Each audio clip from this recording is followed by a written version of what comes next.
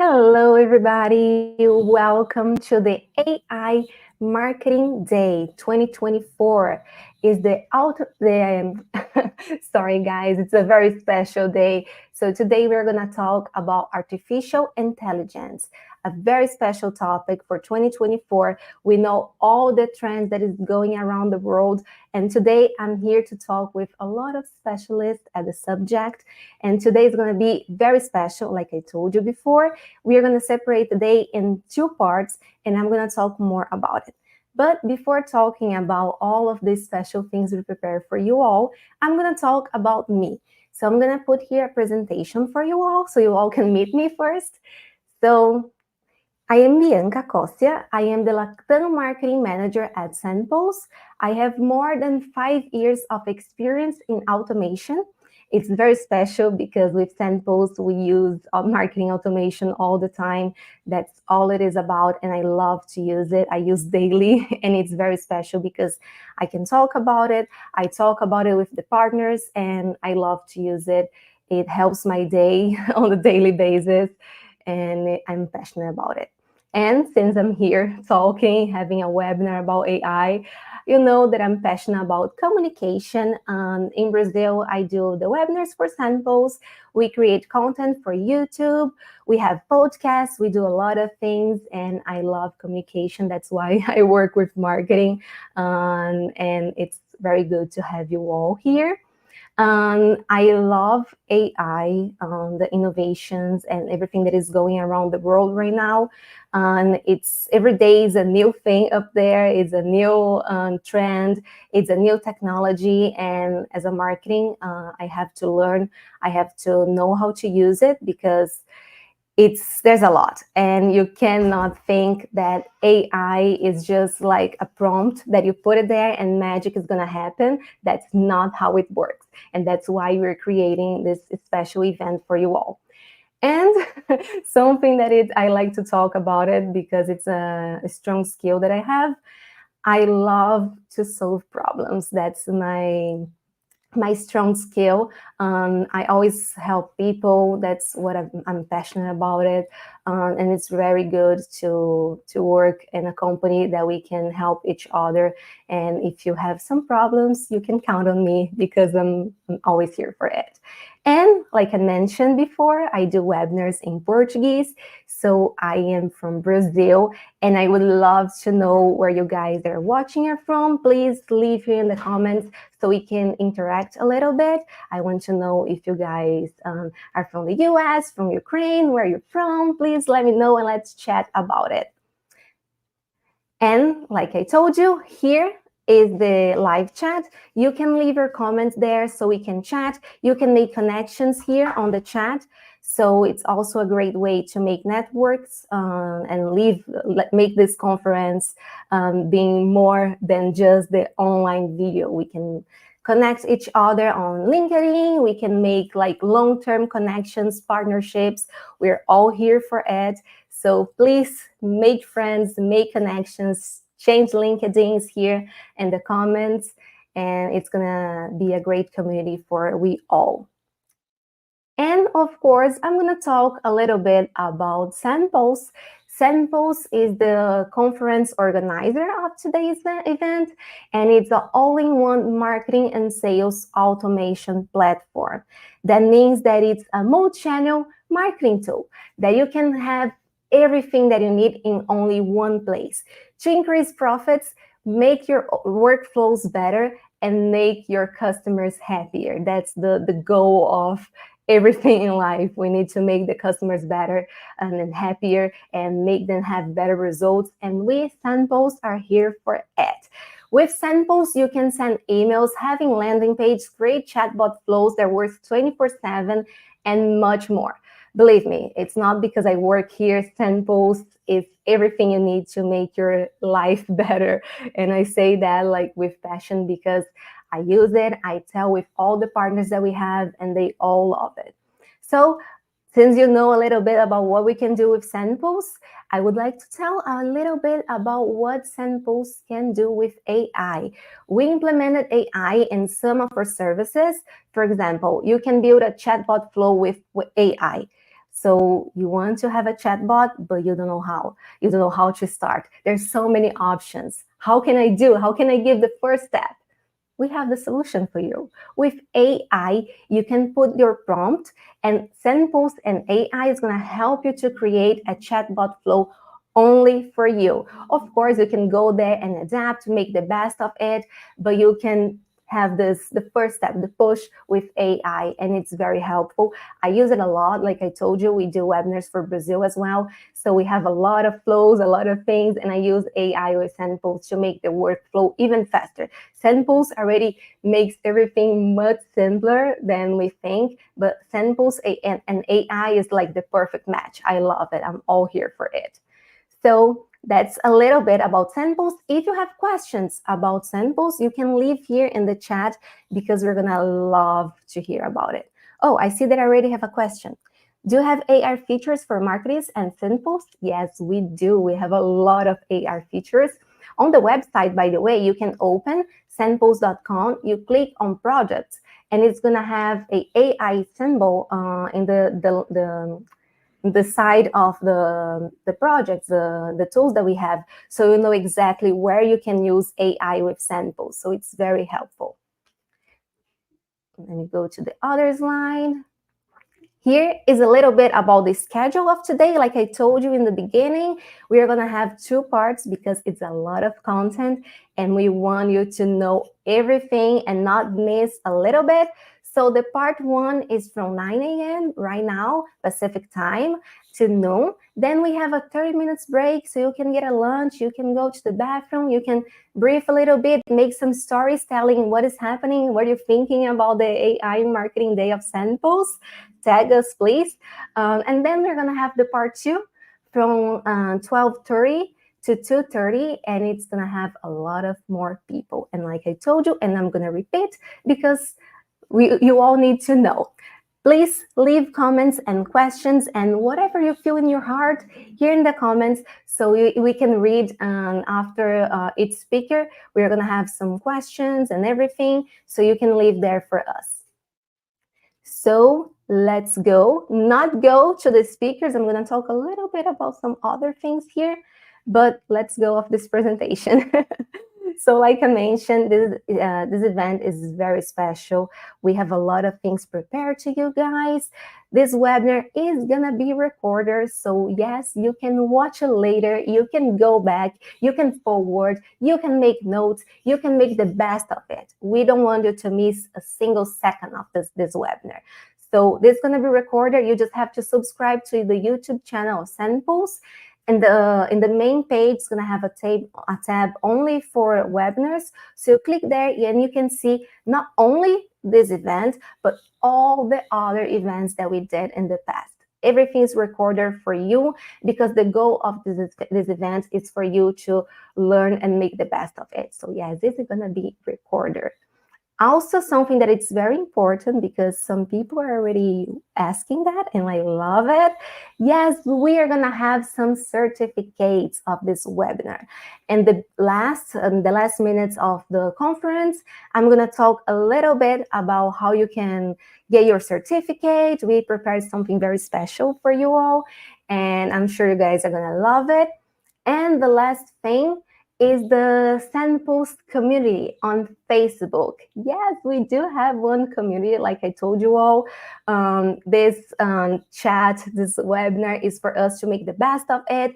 The chat is for you guys to talk, to make connections, but it doesn't have to be only here, you know, we have to put another level. So we built a community on Facebook that you can join right now here. Clicking right here, get your phone, scan this QR code, go to the community on Facebook. And it's not just a great place to make connections, of course it is, but who gets on this QR code and goes to Facebook and joins the community is gonna have a digital marketing guide for trends of 2024. So yes, we have this here, and we also have more things on the community because, like I told you, we want you to make the best all of it, and everything is connected, you guys. And that's it for right now. So we are gonna have the first speaker of the day. Her name is Julia McCoy. She's the president at Content at Scale. She's amazing. She's an entrepreneur and online content strategist who dedicates her career helping marketers and business owners to scale their content and maximum revenue. That's what we all wanted, right? So welcome, Julia, to the webinar, to the AI Marketing Day. How are you doing? Thank you so much, Bianca. I am so thrilled to be here. And I just have to say, you guys are putting on an amazing virtual event. I'm taking notes because we may be running one. I just love how you set the stage and you've got a whole day planned for everyone here. So, I mean, this is just going to be such a great use of your time. So I just want to tell the people that are here, kudos to you for taking the time to invest in yourself with this knowledge. And this is a class act event. So I'm thrilled to be a part of it and to kick off the day. Oh my gosh. Yes, very special, right? Thank you so much for your words, Julia. It really means the world to us. So when you do your event, make sure to send us an invitation because we want to be there online cheering for you and making sure we are on the comments, making the best of you. I love it. Yes. We just did an in-person conference in Austin, Texas, Content Hacker Live in February, or sorry, the end of March. And it was just so much work. So I'm like, the next one we should do in person, but I also like the idea of virtual. So I'll keep you in mind. Make two parts, one online, the other one on offline. We are going to do this in Brazil. This Saturday, we have an offline event here, and we had a whole series of webinars before that. So it's going to be amazing.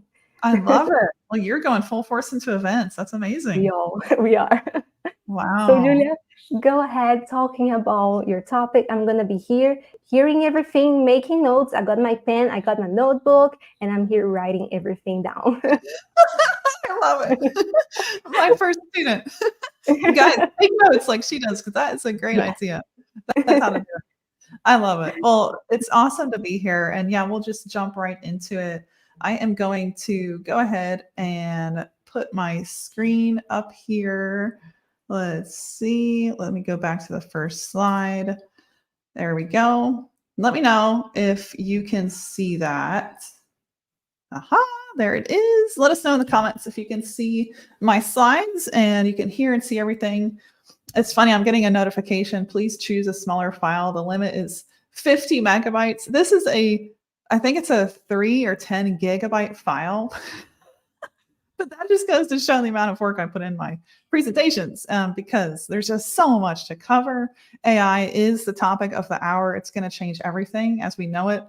I'm reading a lot of books about it by physicists and scientists that are very enlightening. And something I read last night I'm reading 6 books at once.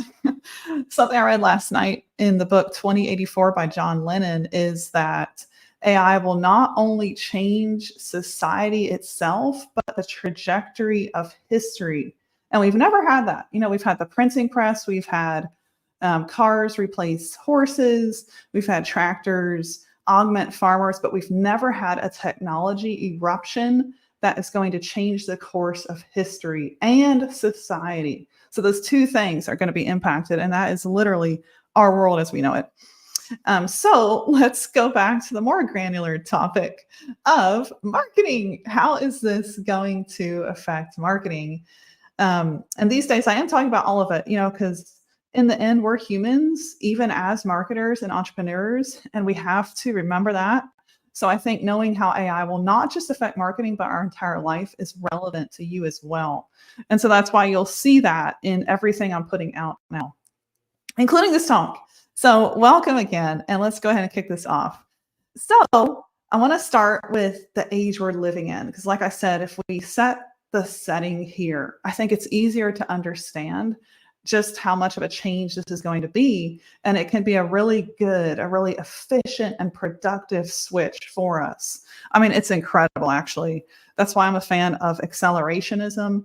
I'm not a fan of deaccelerating, because I think that when we go full force into this with wisdom, and I'll show you what I mean, I got some tips for you on that, with wisdom and integrity, adapting correctly, I think we can open up entire new worlds. You know, there's people that where English isn't their native language, they can use AI and now become a nearly perfect writer, and that barrier is gone. So we have the ability to get productive and efficient in ways that were not possible till now.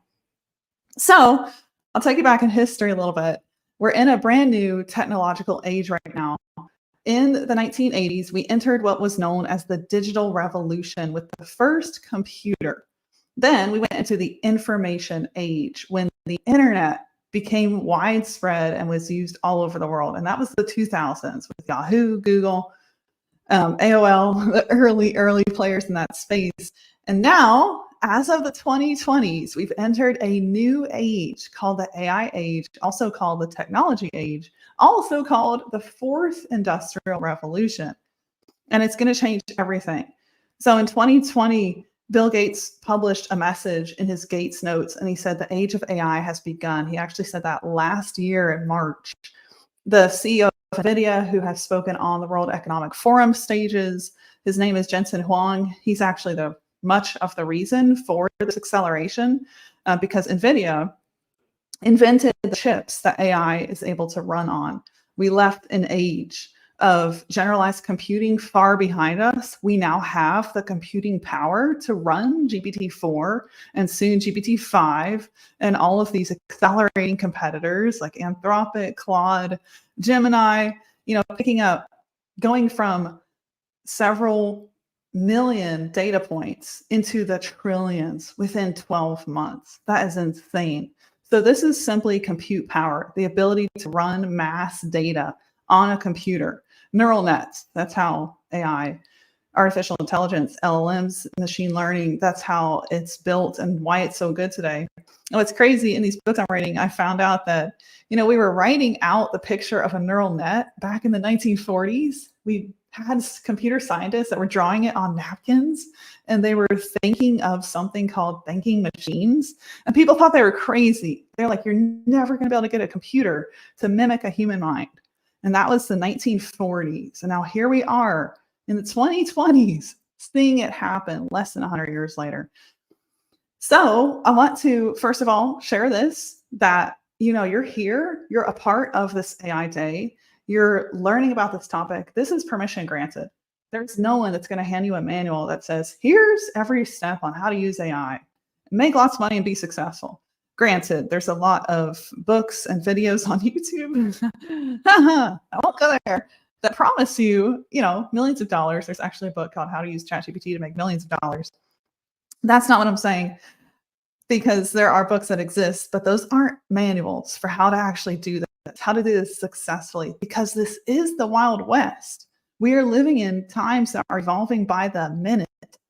And so there's nothing better than for you to get in it and explore it, for you to pick up AI, pick up these softwares, these tools, use the new features that are added to the platforms that you're already using, and really explore it, because that's how you're going to really get into it. So we're in an AI revolution. A year ago, IBM studied 3,000 executives in 28 countries and 21,000 workers, and they found that 40% of the entire workforce will have to reskill in the next 3 years. That's 1.4 billion people. So this is going to affect a major part of the workforce. Now, what exactly is AI? This is a question you might know, but it comes from several things, including machine learning, deep learning. LLMs are kind of in the conjunction of deep learning and NLP, stemming from the science of human language and linguistics. So AI, in short, is the machine's ability to perform cognitive functions that we associate with human minds. So that's reasoning. And of course, there's the hardware and the software side of this. The hardware is human behavior, and the software side is human reasoning. So we have humanoids, right? They can crack an egg now. That's replication of human behavior. And we have AI software that's working in a neural net to replicate the human brain. That's reasoning, thinking like a human. So we've had AI for years. Examples of it would be Siri, Alexa, Google Translate, fraud detection, but we've never had it to a place where we are literally seeing, if we didn't know any better, we're seeing magic unfold. Things that seem utterly impossible, AI is now doing. And that's because we have the computing power, thanks to NVIDIA inventing a new chip for us to run AI on. That's the reason ChatGPT and November of 2022 occurred, and we were able to communicate with AI through a prompt because we have the computing power to run that kind of capability. And we have a decade of the internet for these LLMs to pull from. So this didn't just drop out of the sky, but what's crazy is the acceleration. The co-founder of Anthropic, an amazing company behind the LLM known as Claude, the co-founder, Dario Amodei, said that things that seemed impossible for AI to do are becoming routine. Less than 2 years from the point of impossibility. That's wild. And so you see this in the releases from big tech companies like Tesla. Back in 2022, they introduced their first humanoid known as Optimus. And you can see it, right? It looks like a bunch of wires. I mean, it still looks pretty cool and innovative, but whenever it walked out on stage, it kept falling down. And so people just ripped it apart. They're like, this is worse than the robot I saw from Honda 20 years ago. The pundits were out that year. And then not even 12 months later, here's that same humanoid, the next iteration of it, breaking an egg, lifting weights, and folding laundry. And Elon Musk said we will even have this thing threading a needle successfully, and he's now deployed it to build Tesla cars. He believes the humanoid market is going to be bigger than the electric car market. So this is what acceleration looks like. And if you look at, can AI actually surpass a human, which is a big question, because this means the impact on our workforce and our economy as we know it. Can we drop cost by putting tasks in the realm of robotics? The answer is yes, we can. So in the early 2020s, actually starting back around 2018, AI surpassed humans at many tasks, including language, common sense, grade school math, putting together code, image recognition, speech recognition. So a lot of the things that we call reasoning, which till now in the history of the world were only done by humans. So AI has surpassed humans, and that study proves it. So how good is AI? This is a question I asked for years. I was anti-AI. I'll tell you more about that story because I saw article spinners. I saw garbage. And I was like, there's no way this can ever be at a level where I could sell it to my clients as content. Okay, so here's where we're at now. I want to actually read to you 2 different blog hooks. These are the first paragraph within a blog. This is one of your most important pieces of the blog in the 10 years of publishing over 1,000 blogs, most of which I wrote by hand in the good old days. Blog hooks were something I studied as an art and science. If you put them together correctly, and you don't go too long, but you also don't go too short, you can really increase the results you get from one blog. Okay, so that's what a blog hook is. I'm going to read you 2 different ones. I want you to guess, as you hear me read them, as you see it on the screen, I want you to guess which one was generated by AI and which one was written by a human. Okay, so here's the first sample, blog hook A. I'm going to read it. The phrase content marketing is often used as a catch-all definition for all the ways you promote your content strategy. But the reality is that there are numerous content marketing formats, and each one has its own unique benefits. Knowing the different types of content marketing is important because it gives you more options in your digital marketing toolbox. Moreover, it's crucial to understand how to use each one effectively to create a cohesive overall content marketing strategy. A little bit boring. Okay, sample B, blog hook B. We're going to read this one too. Ever feel like you're screaming into the void with your email marketing, crafting perfect emails, but they just tumble into the inboxes of a handful? You're not alone. Many think that creating killer content will automatically grow their subscriber list, if only it were that simple. Truth is, growing an engaged and responsive subscriber base needs a lot more. It's all about being strategic with how you capture and nurture those precious email addresses. Okay, so which one was 100% human, 100% robot? Blog hook A or blog hook B? Which one do you think the robots wrote? A or B? I'd love for you to type it in the chat. Which one was generated by a robot, A or B? Okay, you ready for the reveal? I hope you're all typing it in the chat, either A or B. Here is the answer. Dun, dun, dun, drum roll. Blog hook B was 100% AI. And this exact style is the style that I've studied for years. It follows a specific copywriting formula where we future paint the answer to the problem after we agitate that problem in the intro. So it's a question, and then we confirm that it's a problem. We agitate that problem. We tell them they're not alone. That is the copywriting formula.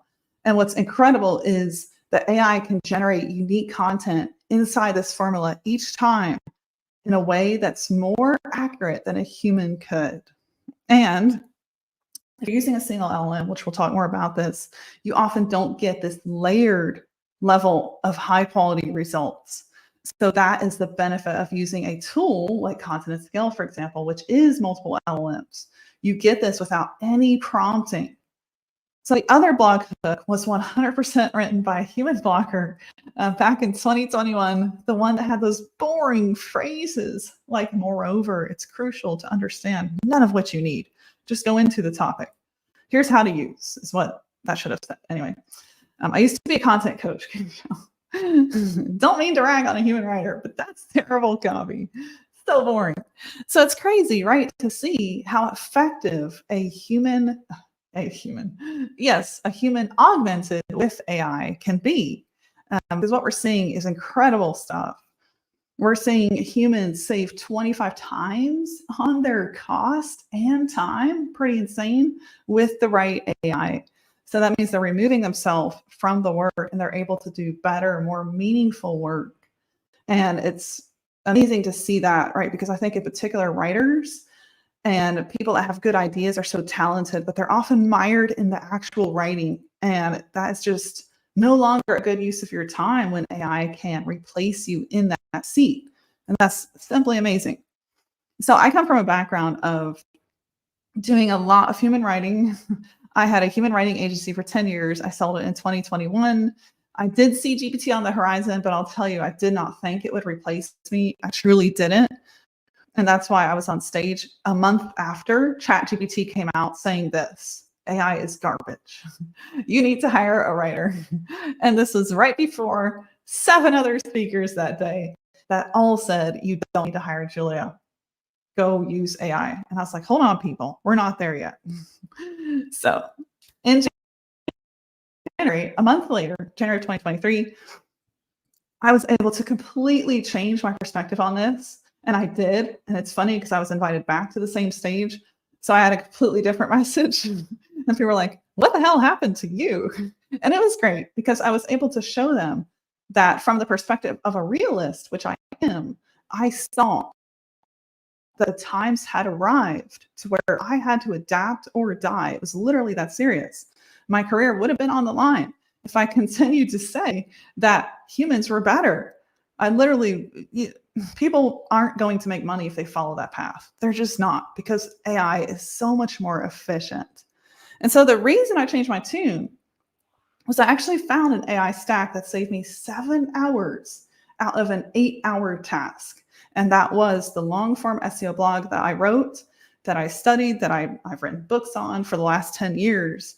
But to humanly write that piece of content that would rank in the top of Google, get you customers, get you results, get you opt-ins, all of the amazing things that happens from a #1 position in Google, well, that took at least 8 hours.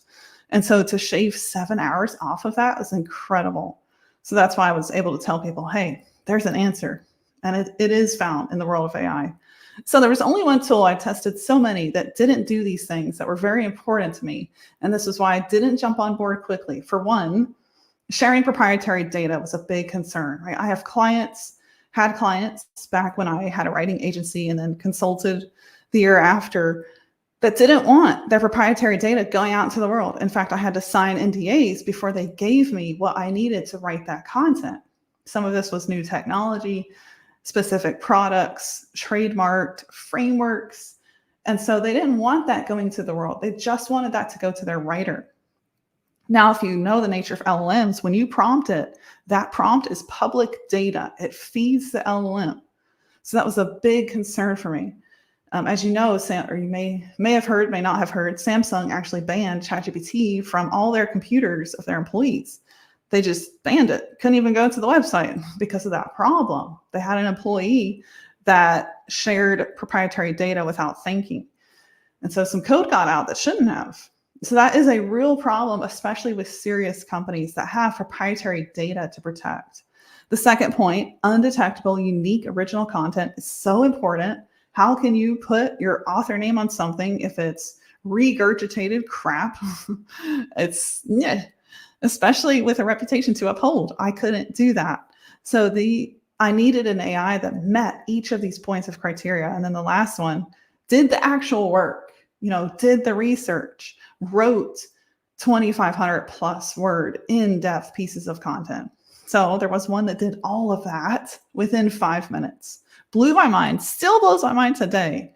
Can't believe this exists, but here we are. And the tool that I recommend, get behind, and now work for, because I pitched the founder, can I come work for you? This thing is so brilliant. And now I'm fully in AI. So that's all thanks to Content at Scale, which really revolutionized the SEO blogging game for me and still is.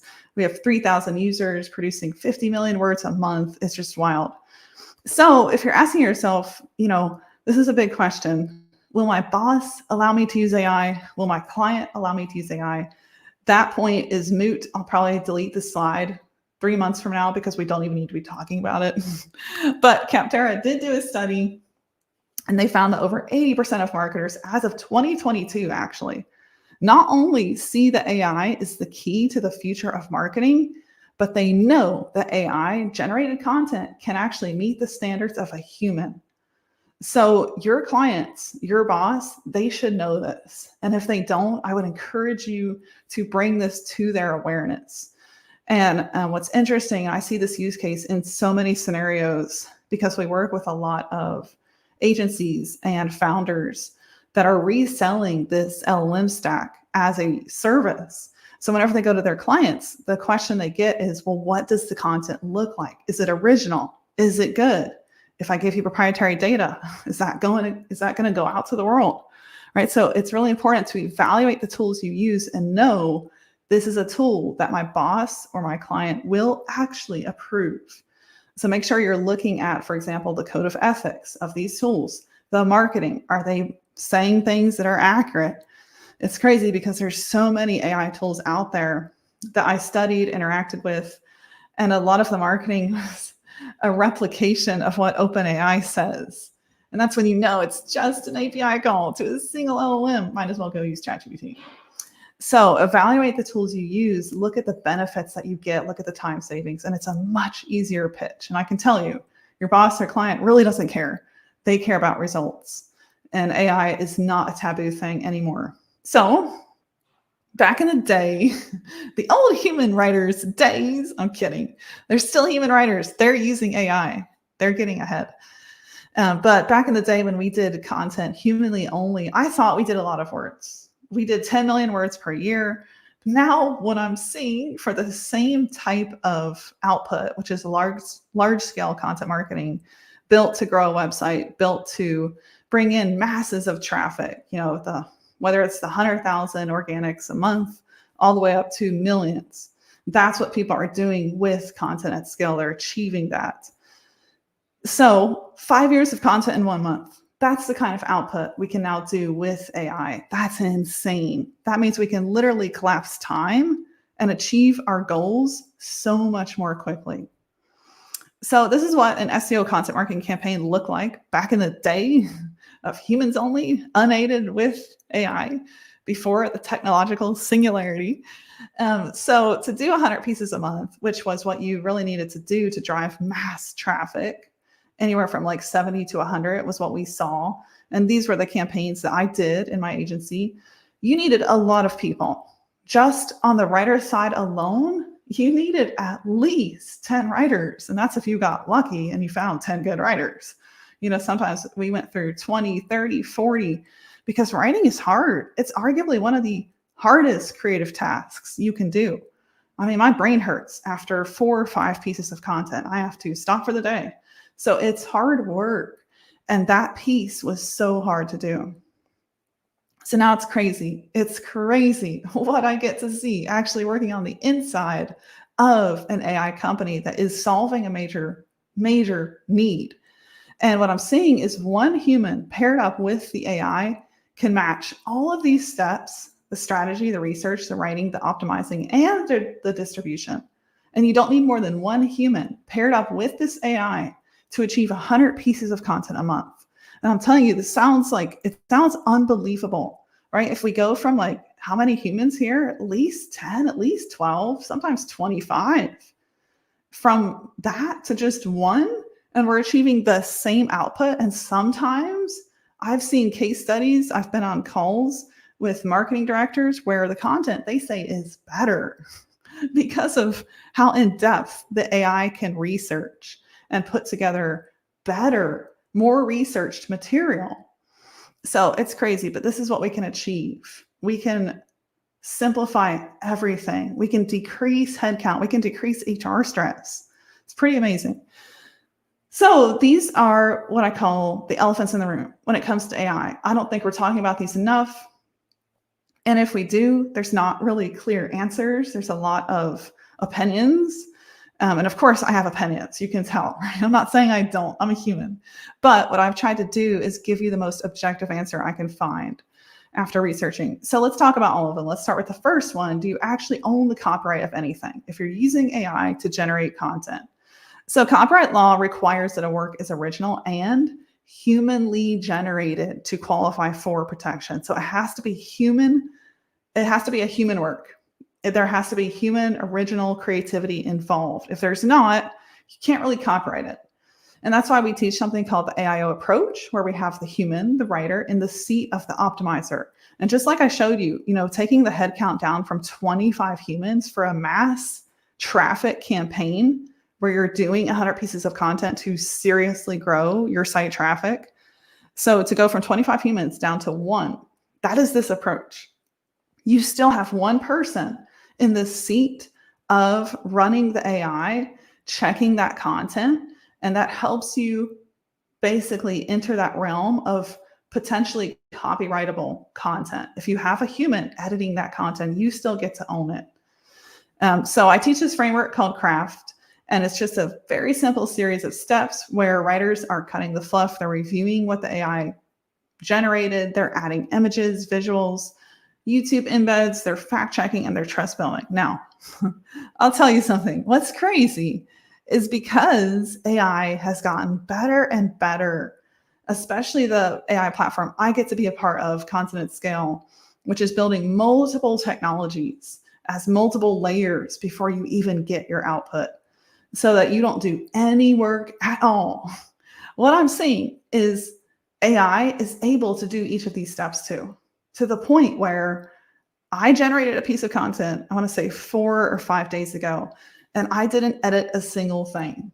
And that felt so friggin' weird because till now, I've kind of prided myself on the hard work I put in content, right? It's like there's old poetry about this. Blood, sweat, and tears. You sit at the typewriter and you bleed. So that's the picture in our minds, but I'm telling you, the picture is old. If you're doing that, that is the Stone Age. You don't have to do that anymore. So it's pretty incredible to see even AI cut the fluff, review the content, optimize it automatically, add images, visuals, takeaways, break up the content, do the actual fact checking, go find the sources, link to them, and then trust build with quotes from experts. And I'm telling you, Content at Scale's AI is doing all of that without any human intervention. It is insane. So here's the next elephant. Should we label AI content as AI content? That's another big question I've seen especially come from major publications, big corporations that have a lot on the line when they publish content. So I actually published an article on this, Meta, on Search Engine Land, AI-generated content, to label it or not to label it. And what I found after doing research is, for one, we need to think about what do the platforms care about that we're publishing content for. So Google owns 80% of the world's online traffic. That is where they start. They start with the Google search. It's kind of embedded into our culture. I don't think even AI is going to shift that. AI will impact how we use Google, but it won't take us away from Google, and that's search. Okay, so all that to say, what does Google care about? They care that your content serves the end user. That's what they care about. So if your content is crafted, even if you're using AI to do all of those steps, why would you label it AI content? Because that could negatively affect how people see it. So labels could actually detract from your written content. If you're double checking it before it goes out, even if that's a 2-minute scan, because AI is generating content so perfectly, like the blog post I generated a few days ago, couldn't believe it. All the steps in craft were even done to perfection. So even if we're there, but we're scanning it before we publish, I still don't think we need to put AI generated as a label on our content.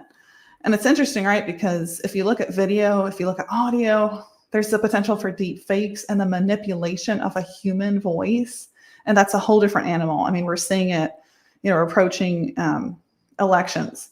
And so we're seeing this in the news, deep fakes. And that's why platforms like TikTok, even YouTube Creator Studio, they've launched AI generated labels that they're making creators add to their content.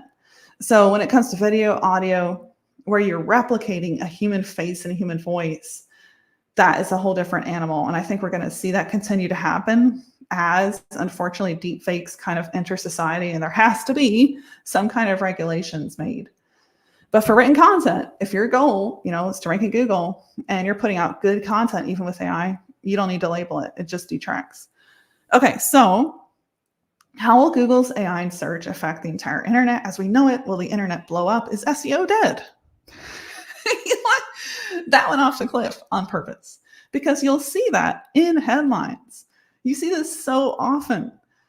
So as I said earlier, Google brings in 80% of the world's online traffic. 8 billion searches a day are occurring in Google, and more people get online every day and search. We're picking up a percentage of the world every single day, and it's going to Google search. So every site I've built or have been a major part of, it heavily depends on Google for traffic. This is just the route I've gone for building income to businesses. And if we take a step back, before that income, traffic, right? You need traffic and then you get revenue. So this is what we're doing. With our AI writer, we are building masses of traffic to our site organically. This was fall of 2023. Our traffic grew by about 6 times that year, from 100,000 visitors a month all the way up to 600,000 and then 700,000 uniques per month. And that was organic SEO traffic from Google. So we achieved that last year with our AI SEO writer. We published content and it ranked. It caused our site to go up. But let's look at Google search and how AI in search is going to affect our website clicks. That's a big question. If we know we can use AI content, right, to grow our websites, well, how is AI content in search going to impact the results of that content? So I'll take you through a really quick timeline of Google launching SGE, Search Generative Experience, which is AI in search. And a lot of people were disappointed by how the experience landed after they announced it. There was a lot of duplicate content, and even worse, there was a lot of swiping from publishers without attribution, which is really annoying, especially if you're the one they swiped from, me. Really annoying to see your entire blog in Google SERPs without any attribution. But as time has gone on, they've been fixing these problems. And Google can't afford just to swipe publisher content without a citation. In 2022, their ad revenue was over $200 billion. 58% of that came from search. So Google knows that people value the input of other people. Google knows that when we search Google, we want the opinion, we want the answer, we want the fact from a real human, even if that real human used AI to help give us that answer. And so that's why Google built SGE to serve as a jumping off point that would help people immerse into more relevant content. And what's interesting, whenever you run searches now and you look at what Google is putting up there in SGE, a lot of niche sites are earning those placements, not traditional high volume publisher sites that are irrelevant and they just hit every topic because they have domain authority. So niche sites that stick to a clear topic are winning more than ever because of this shift in Google. Why is this? In December of 2022, Google launched an extra E in EAT. EAT is the acronym they use for their page quality rating guidelines, and it stands for experience, expertise, authoritativeness, and trust. This is what they look at whenever they're ranking a page in Google. Does it meet the criteria? So Google actually has examples whenever you look at what do they mean by experience as a factor in ranking. So they're looking for content created by people with a wealth of personal experience. If you have this random byline from somebody that has no background experience, won't do much. But if you have an expert actually publishing content, again, even if they used AI to publish that content, but that person actually has a human history of being an expert in that topic, your site will rank better more quickly. What would you trust? Google asks. A product review from somebody who has actually used the product, or a review from somebody who has not. So then that speaks about personal experience versus like the background of personal experience. So if you're talking about a restaurant, did you actually go there? Even if you used AI to generate that article, do you have pictures that you humanly took? Right? So those kinds of things can set you apart in search. And Google has all kinds of examples, including like if you are reading an article about how to skydive, that person should have actual experience skydiving. If you're publishing content on the topic of cooking, don't offer tax forms on that website. Topical authority is key.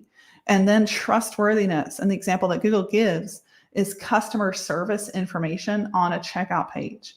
So like, do you have a refund guarantee? Do you have a way to contact the customer service team? Things like that. Those impact rankings. So this also touches not just your website.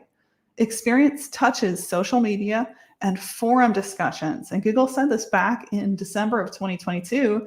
And now we're seeing Reddit play into search, which is interesting, which qualifies as a type of forum. So when people are sharing their experience in social media and forum discussions, Google says that's considered high quality, firsthand experience. So they're even looking at social here. So I do a lot of case studies with our users at Content at Scale. It's my favorite thing to see what's working. And these two people are amazing. They run a website called Hawaii Guide that covers how to travel Hawaii and be informed.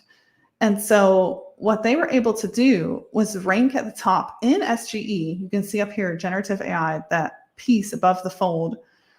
And their blog was actually ranking up in the carousel, and it was the first blue link. So they got more placements because of AI in search. They're actually getting more clicks. Now, whenever I ask them, how did you generate that piece of content? AI helps them achieve that. So they're using Content at Scale in particular and generating these long form pieces of content, doubling their content output and achieving a 30% growth. And we have so many amazing case studies. Another one is Troy Erickson. He just sold copywriting.org actually for a large sum of money, and he grew that domain very quickly. In just 1.5 months, he published 70 articles, and it wasn't him. He didn't even touch it. He had one SEO person running the AI machine and doing everything, right? So when I showed you that graph earlier, we can go from a person needed for strategy, a person needed for distribution, 5 people needed for writing, on, publishing, managing it.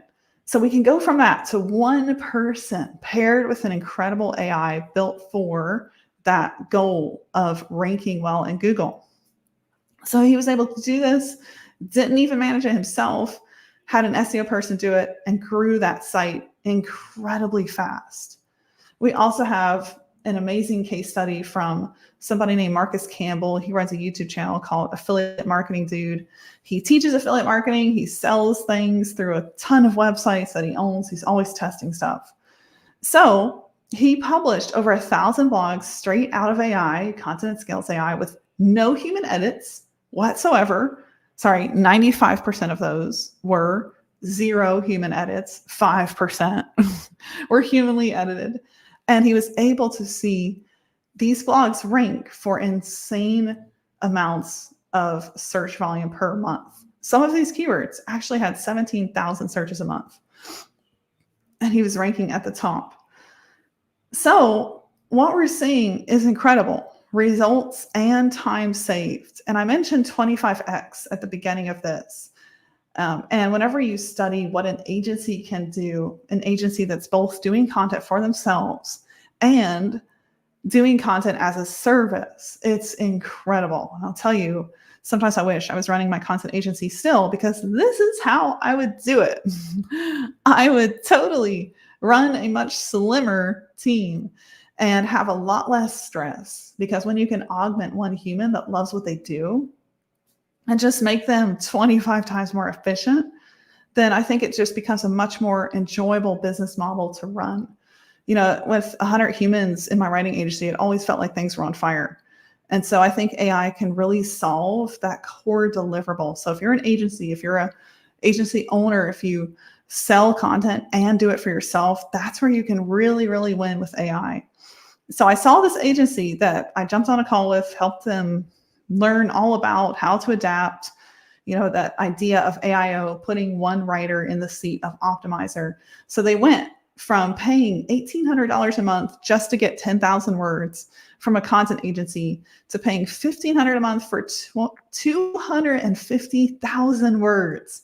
And whenever I say 250,000 words, we're talking about these long form pieces of content that would typically take a writer a lot of steps to complete, right? That 2,500 word blog. So that was a literal 25x reduction on the cost, and they got better content.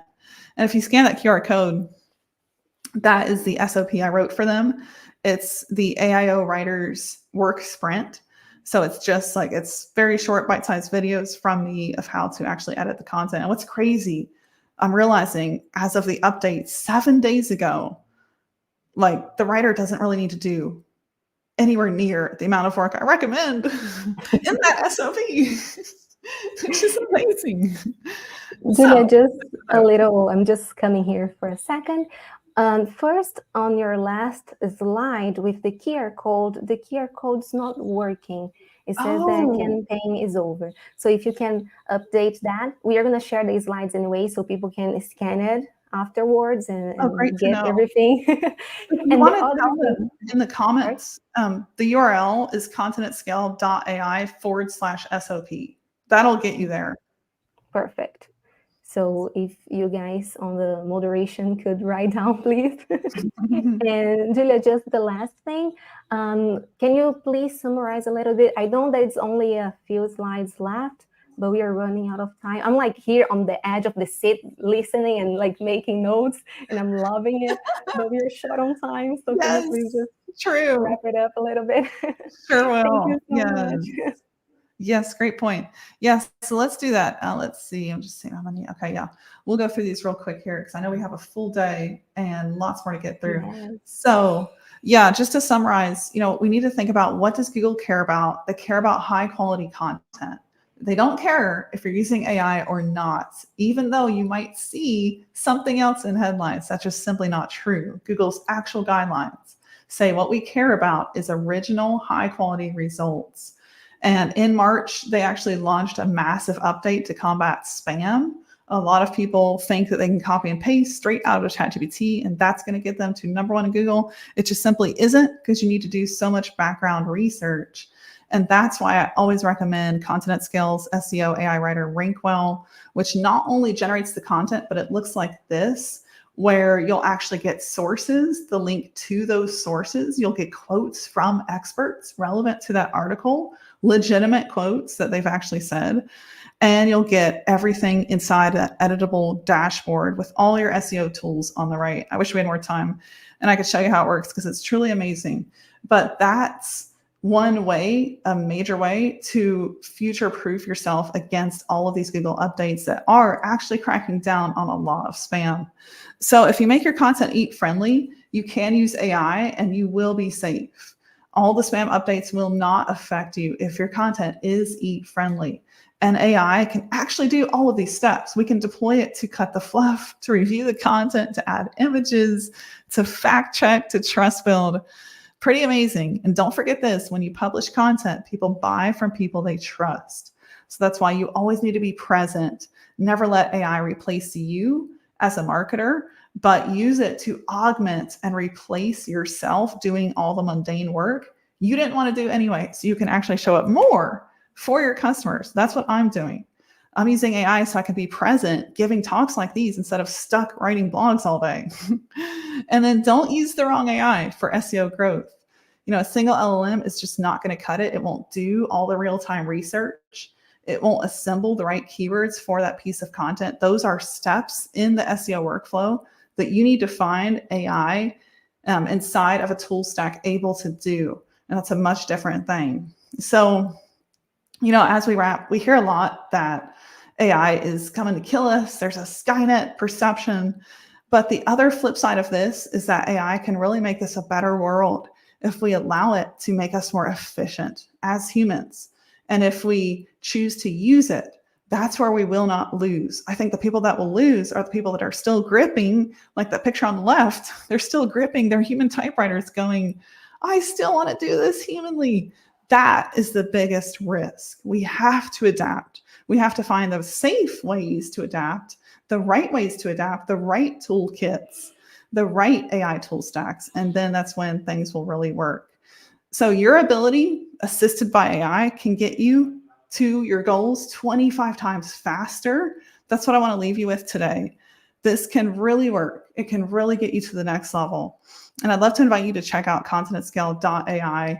We do have a special offer where you can get started for just $15. If you go to continentscale.ai/pricing, you can jump on that $15 trial today. That'll get you a 7-day full access trial to RankWell, which is our AI SEO writer. And it does an amazing job at putting together long-form content to help you rank.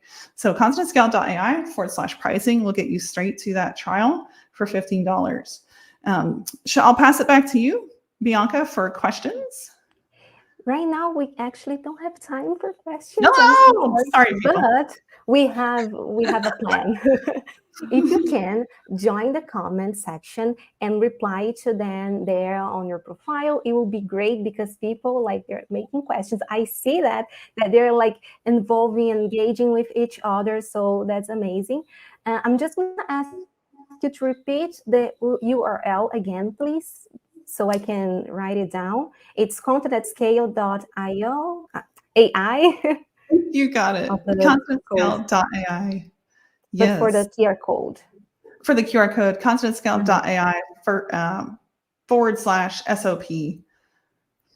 And I can actually add that in the chat as well. Yeah, it would be great because my computer just stopped working.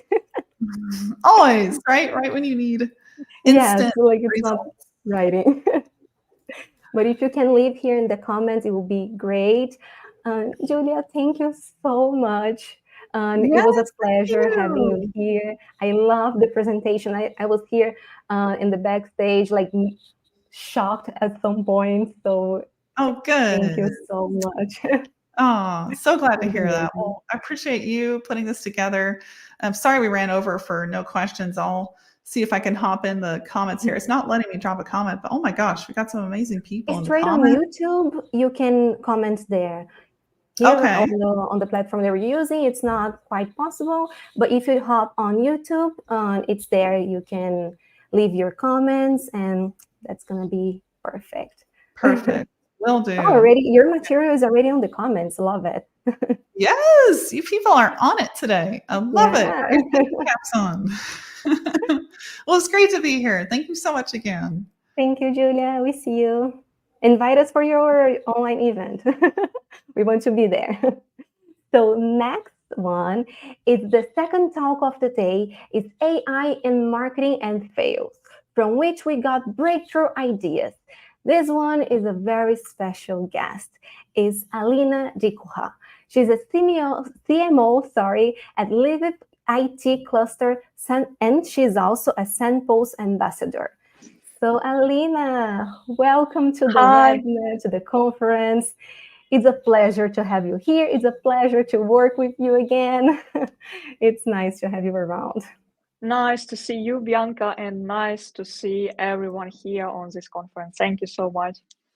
Thank you for everything. Please go ahead, start your talk. I'm here excited to listen to everything because ALINA is amazing. I'm sure she's going to talk a lot of great things for you all.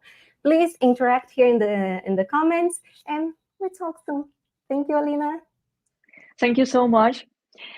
Hi again, and today we continue and we discuss about AI. And my topic for today it's about AI in marketing and fails from which we got breakthrough ideas.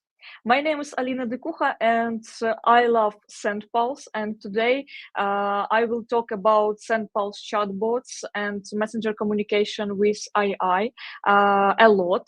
And today we will see how it can be possible to implement our AI features and generate images, generate text, generate ideas inside chatbots. And of course, I will share with you some interesting examples, especially in design and especially in video too, how we can use it and how we can use AI in marketing. As for me, I am a marketer specialist and I am a messenger marketing believer. I am no code lover because I think that if you don't have any coding skills, you will do anything without it. For example, with different no-code service like a SendPulse. And right now, I am in charge of marketing and PR department in Lviv IT cluster. It's a community of 300 tech companies, and we have a big conference in Europe named IT Arena, and today I will share with you some examples how we use AI in our offline conference. And last years I focused on lead generation in SaaS, EdTech, and SMB, small medium businesses. And I would love to share some examples, what we do, how we can implement some models of AI, and especially how it can be possible for you, because it's really simple and everyone without any coding skills, I repeat it, without any coding skills, we can implement AI and have great results. With images, with text, with slogan, with ideas, in video we can do it. And let's see how it can be possible. First of all, I want to share some ideas, and AI will be everywhere. In companies, workflows, services, it's just a matter of time. And right now we stay in the stage where AI to start. And I don't know how it be and how we will see and how it will be, for example, in next 2 years, 3 years, and etc. And right now, for example, in tech area, we discuss that in the future we will have a top profession like prompt engineer, and it will be the top. But month by month, AI demonstrates increasingly beneficial results as new models are unveiled. Now its steady progression is ongoing, and we will see that from model to model, for example, inside SendPulse, you can see some new integrations, for example, in mails, in news, in, for example, some admin panel, and from model to model, we see that progression is really ongoing. And about integration timeline that I had and that I tested, I started to use AI in chatbots and tested it in communication and some chain in December 2022. It was a test where I conducted on integration SendPulse chatbots with GPT-3. It was our first model where we can implement some new experience, and we will start from GPT-3. On this stage, we see that the chatbot was trained to generate responses to inquiries based on instruction provided by our team and to engage to improvisation. However, we still received a lot of fictional information and random content. It was not perfect, but it worked. And after this, we test and test again. In March 2023, we implemented new integration inside SendPulse with a team. It was integration GPT-4, and were added to the chatbot integration, and we tested it too. In August 2023, it was new model. It was GPT-3.5 Turbo 60K model, and right now you can test it too inside SendPulse. And November 2023, it was a new model, GPT-4 Turbo. It's one of my maybe lowest model in this case, and today I will share with you some examples, what's the difference, how it can be possible to generate some text, some video, and some images inside with this integration, and what's the difference between this model. First of all, ChatGPT and GPT. What are the distinctions? ChatGPT, developed by OpenAI, is a chatbot powered by AI built on the GPT. And then paid edition of ChatGPT operates on GPT 3 and 5. It was the first stage when we started to test. And while the description-based version for GPT-4. And for example, right now you can try and log in SendPulse and try to use your first integration with different models. And let's see what the difference we have, for example, and how it can be possible. What are the distinctions? Let's see. ChatGPT is a fully developed chatbot, and for example, you can use API and connect ChatGPT with your chatbots without any coding skills. First of all, what do you need? You need accounts on SendPulse, you need account on OpenAI, for example, and then you can connect OpenAI with bot settings. And of course, you can use it, for example, ChatGPT.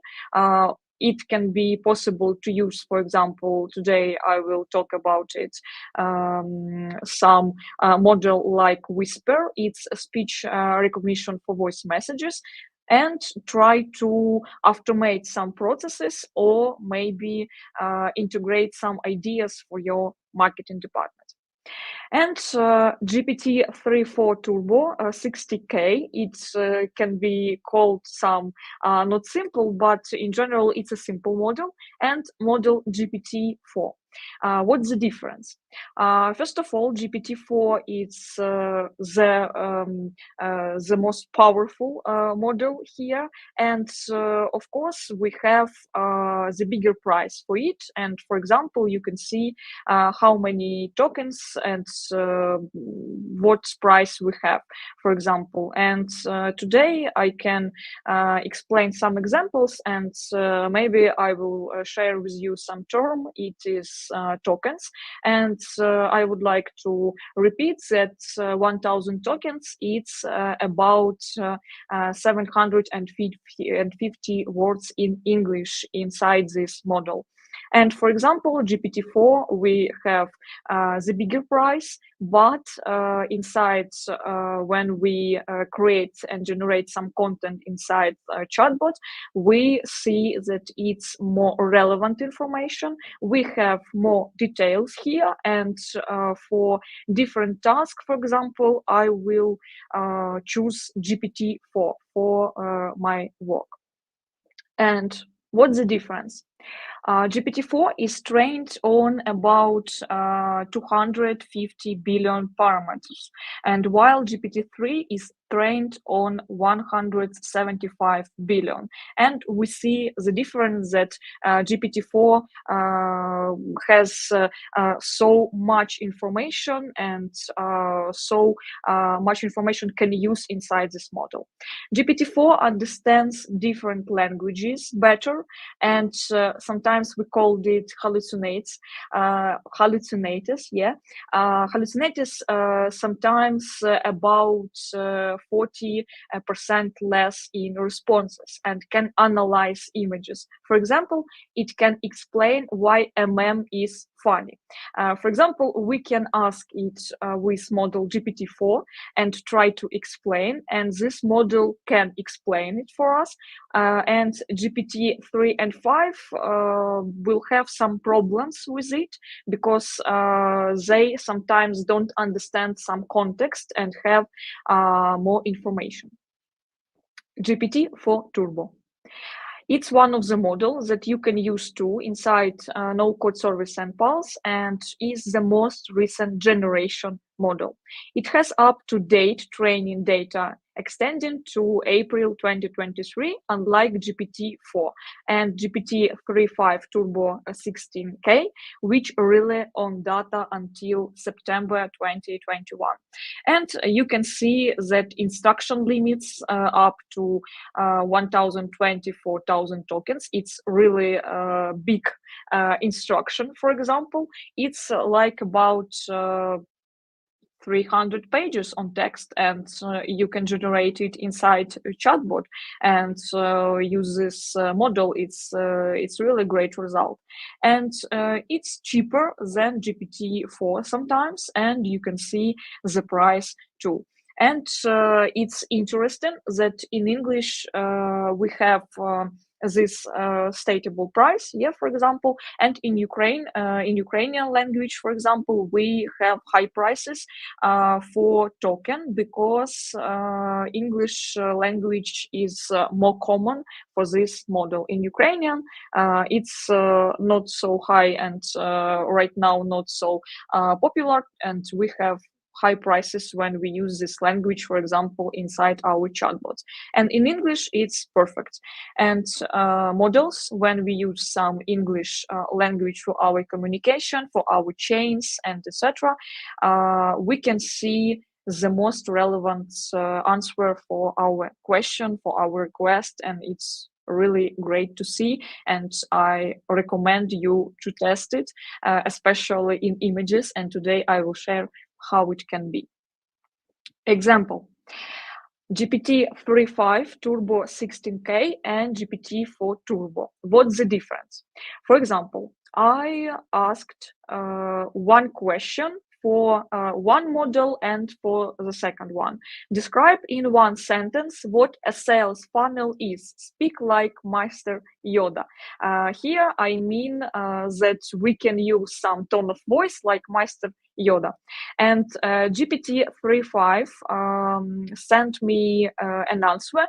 The sales funnel, a path it is from awareness to decision. And we have not close this answer for this question. We have irrelevant information, but it's not the finish, I think.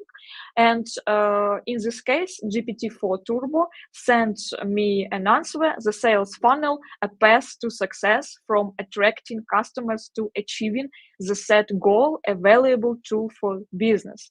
And here you can see that we have more relevant information, more detail. And yeah, here for this task, GPT-4 Turbo close the deal. And for example, for some task like this one, I will choose GPT-4 inside my chatbots. And about generation and generating images in a chatbot. For example, in 2023, I can use some models. For example, it can be like this one, and I can ask, tell me and send me a photo of a white Siamese cat, and I can see this one. It's inside chatbots. I see that AI generated for me this picture. After this, I can ask it in Ukrainian and in English, yeah, and I saw different pictures. And for example, in English, I thought that it was the best picture, for example, and better results are obtained if the prompt is in English. Next example. We ask about tell me and send me a message, send me a picture with a marketer is working on a laptop.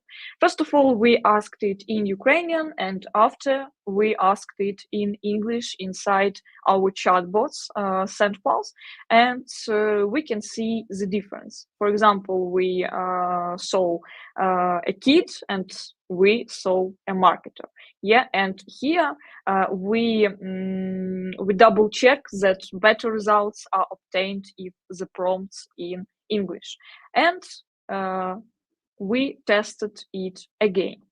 After this, we tried to test different pictures and try to test not only some requests like send me images and etc. For example, it can be possible to make this task more difficult. A watercolor painting, or for example, send me a picture and oil painting inside chatbots, and we can see the results. It was in 2023 with the first model that today I checked and shared with you.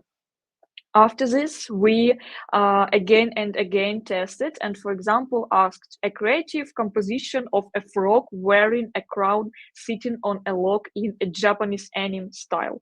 And we saw the result. For example, on the left side of the screen, and graffiti style painting of a city street, and you can see results. It's inside chatbots. It's with AI integration.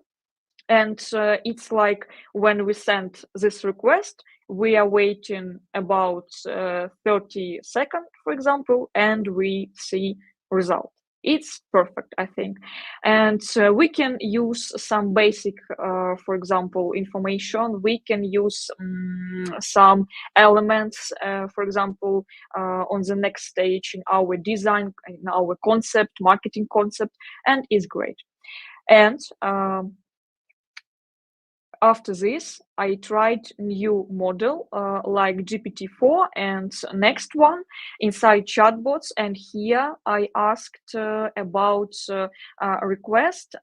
For example, on the left side, I asked about send me a picture with Lviv and conference and people with laptops. Lviv is a city in Ukraine, and here we saw a result.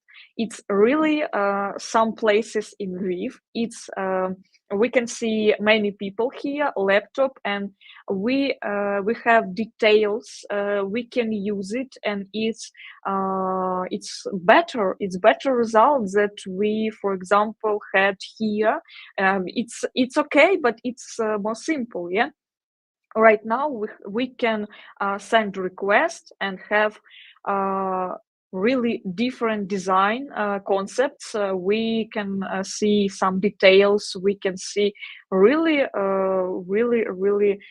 big work, and yeah, it's perfect.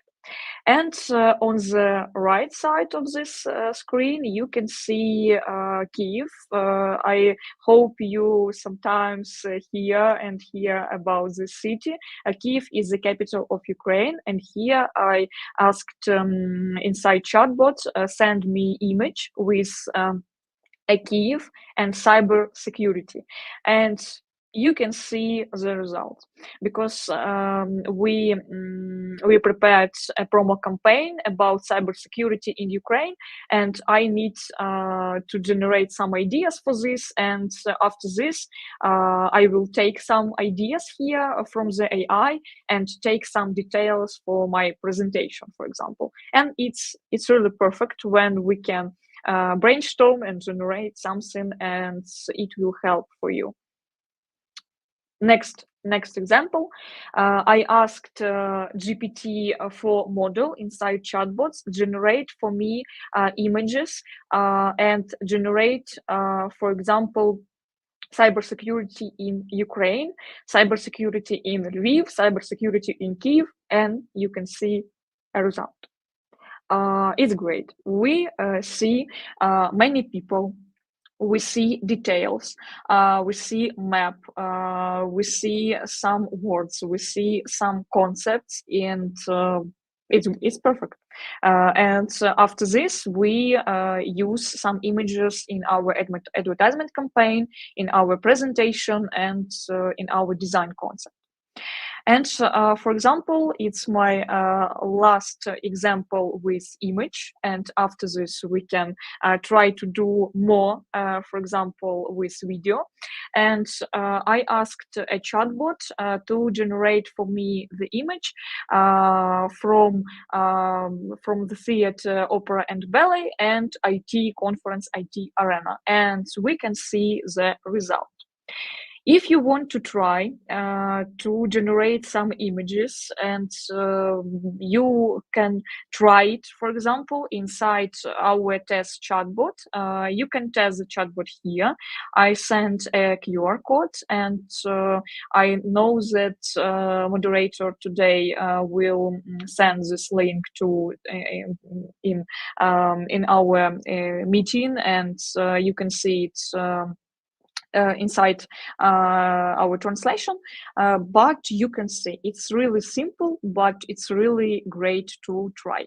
After this, if you like it, you can create your account inside SendPulse, create your account in OpenAI, and after this, connect it, these services, and try to generate for your project everything what you want, and give some concept for your marketing department, for example. How it can be possible? First of all, use a ready-made chain template in the SendPulse account. It's maybe the simple way, and you can, for example, when you have an account, you can choose some templates. And for example, here you can see that we have AI example inside SendPulse, OpenAI assistant, referral counter, and etc. And you can see it.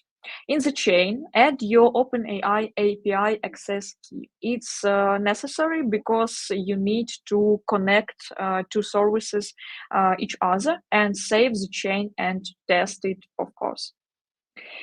What about generation image? It's not one point that I want to share with you today. And today I want to share with you some interesting hack, how you can use AI if you don't use chatbots in your life anytime, and what first step you can do here. For example, SendPulse has a great feature. It's AI generation of chatbot chains. For example, if you don't have any coding skills, if you don't have experience when you build chatbots, when you build some chains inside chatbots, when you build this flow, you can use AI.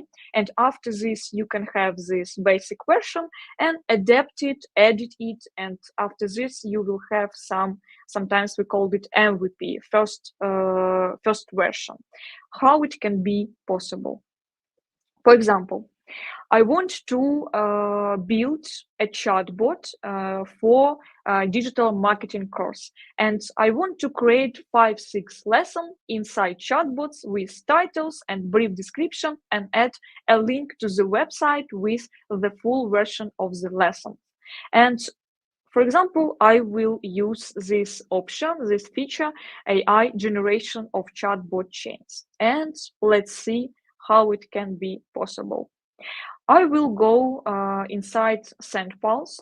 I will try to create new chain inside my chatbots. And for example, I can generate it with AI. First of all, I need to describe what flow I want to get. And for example, I sent a technical task, a course on the basic of digital marketing, create 5-6 lessons, and see what flow we can have after this with AI. It takes around 2-3 minutes, and we can generate our first flow.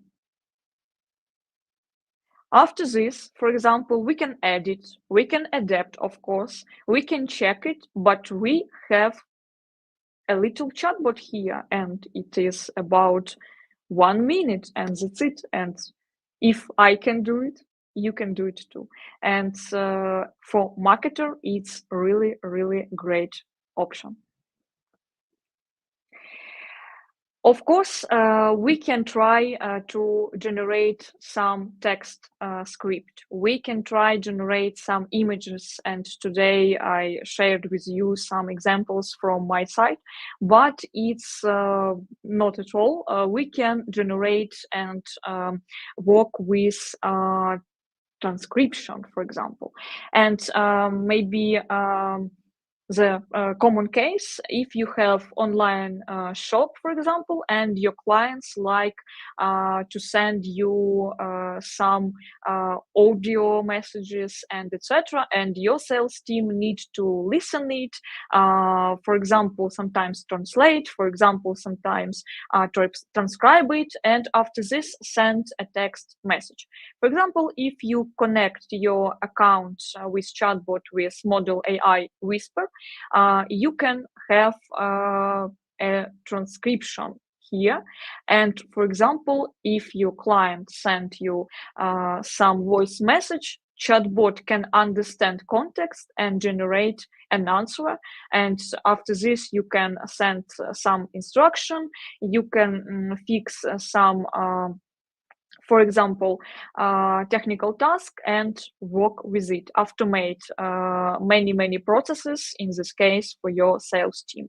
Whisper works with all the most common languages, especially Whisper great understands English, Spanish, French, but for example, I test, of course, Ukrainian too, because I'm from Ukraine right now, I'm in Ukraine. The model understands the Ukrainian language when spoken very clearly and without background noise, but it's working for every language right now, and you can test it too.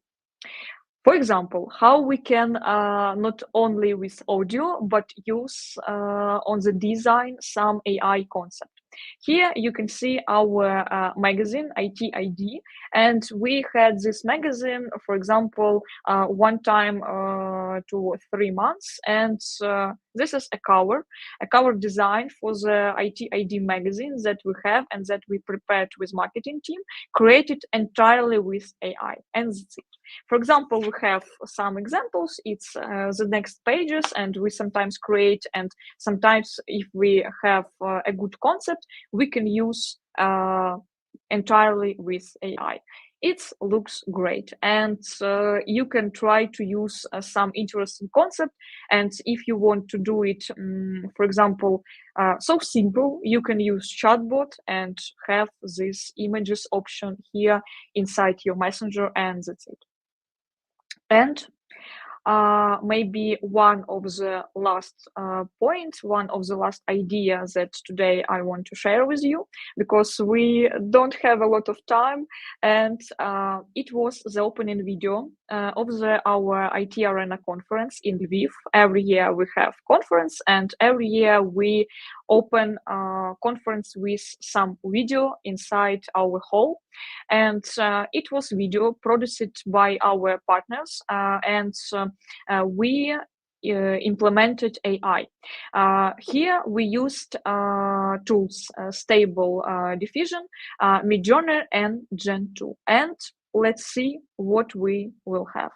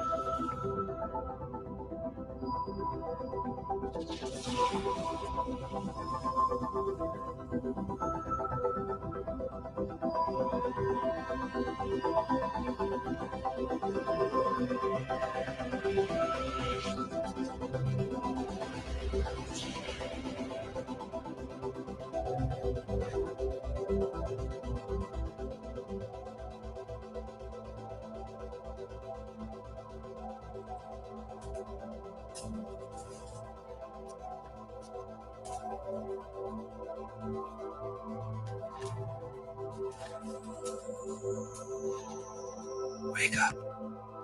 Wake up. It was just a dream. Was it? For decades, people have debated when and how technology will replace them.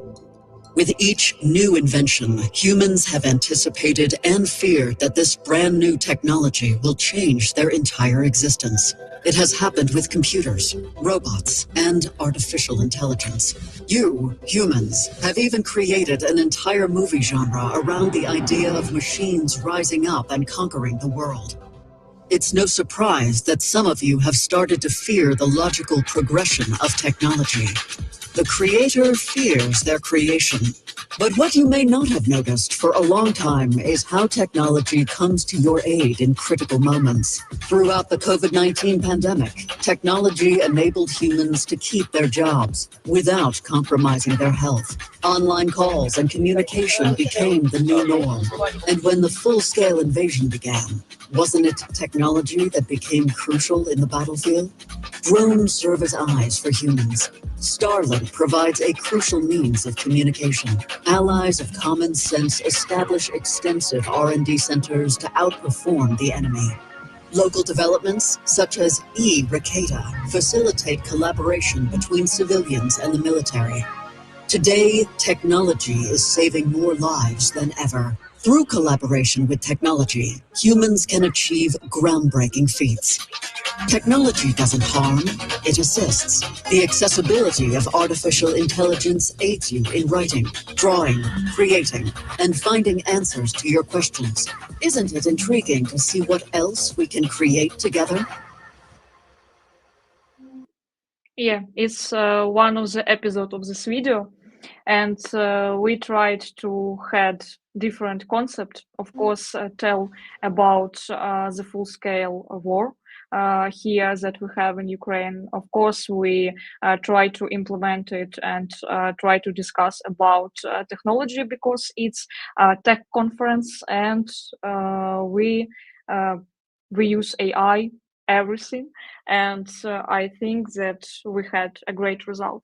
And this year in September we will have a next conference in Ukraine, in Lviv, and we will use AI in video too, and I would like to share it if we will have great results in our next, for example, conference. And I don't know if I have some time for the question. And of course, I thank you for your attention. I wish you a great conference today, because I know that today we will have great speech about AI, and you will have many, many ideas to implement. And if you will have some questions, for example, in the future, you can see me, for example, on social media. It's on Facebook, on LinkedIn, on Instagram. I would like to help with your AI, for example, concept, or with your AI ideas. I love it so much. Thank you for your attention. Thank you so much, Alina. It was a pleasure having this talk with you, listening to you talk about AI with so much passion, and it's amazing. Thank you so much for your time. Thank you. Sadly, we are not going to have time for questions, but like I told to Julia, you can hop on the comments if you like, and you can answer them, and you can join the community on the live chat. People are going to be great to have you there, and they're going to be excited. Okay. Thank you so much, Alina. See you soon. See you. So, Before I introduce the next person, I'm just gonna address some things that are being said here in the comments. Yes, the webinar is gonna be, the conference is gonna be recorded. You can go on the YouTube main page and click on the tab live. The conference is gonna be there. So you all are good. You can go do your classes. It's fine. You don't have to worry about it.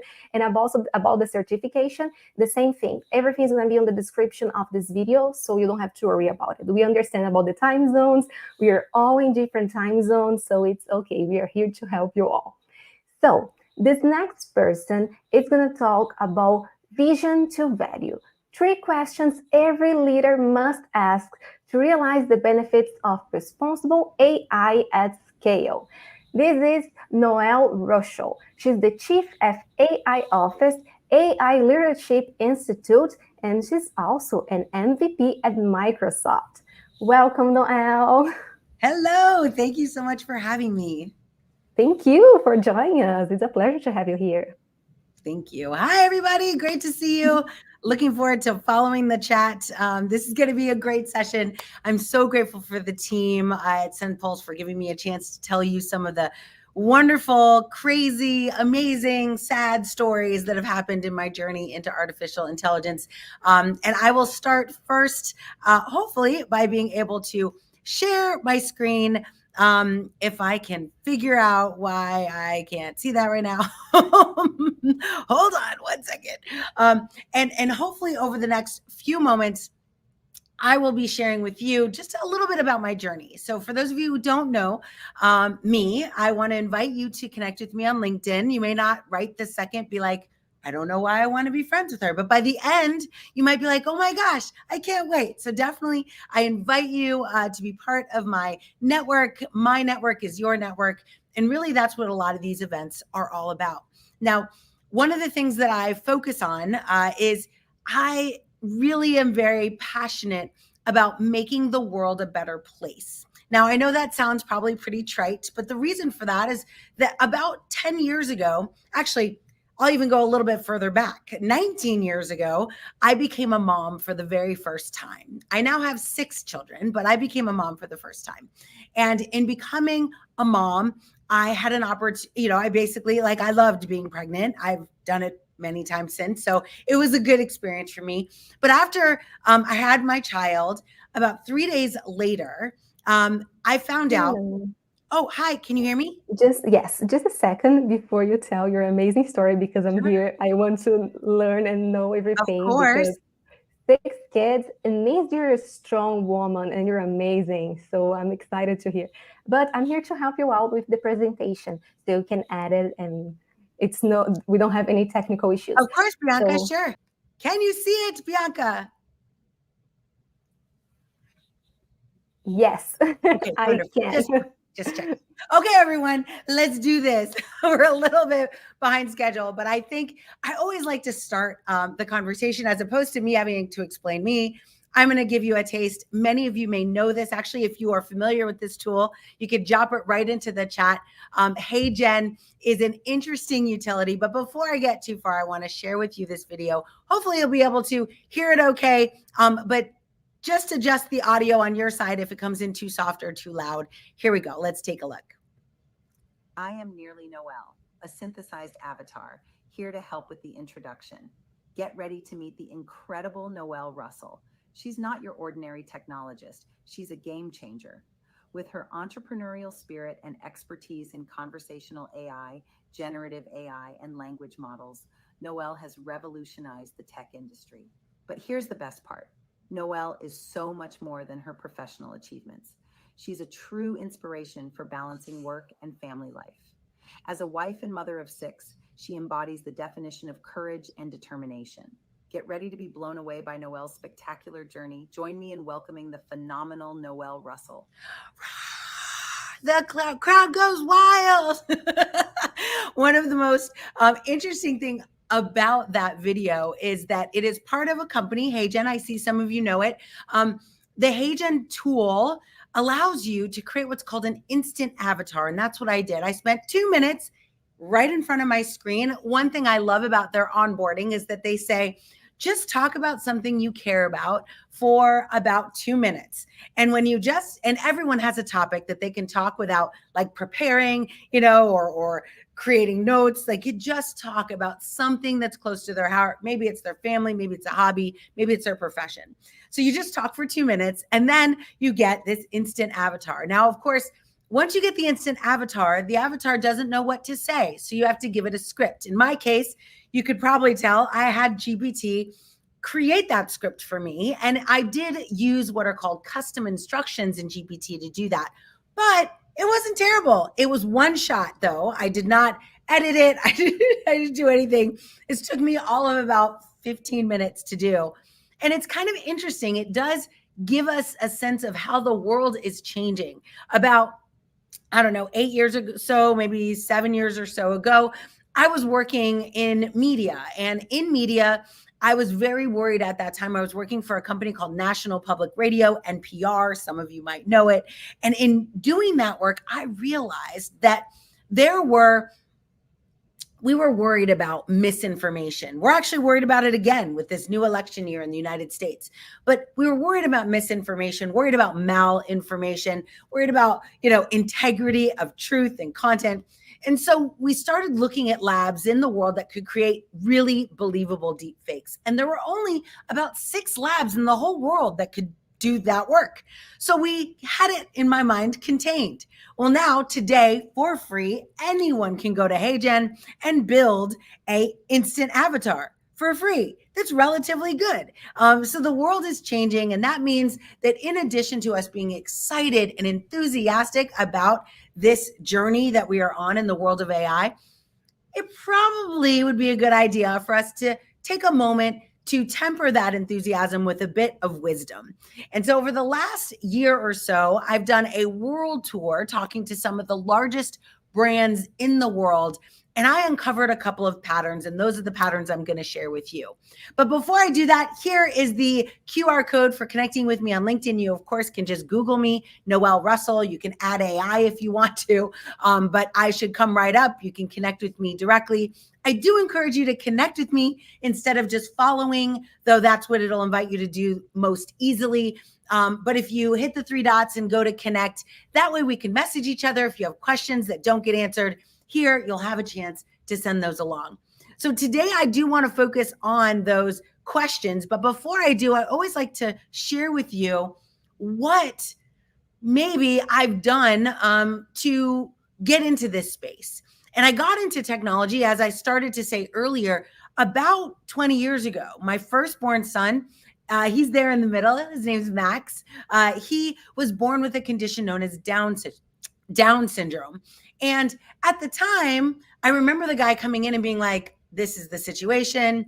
And I guess he must have noticed the look on my face, because he was like, don't worry, because I was, you're in shock when you get this kind of news.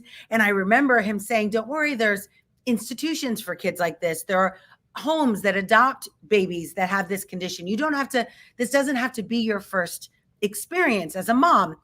And I remember 2 things went through my head. Number one, I'm a Latina and I don't really give up on things. I don't walk away from things, certainly not my family.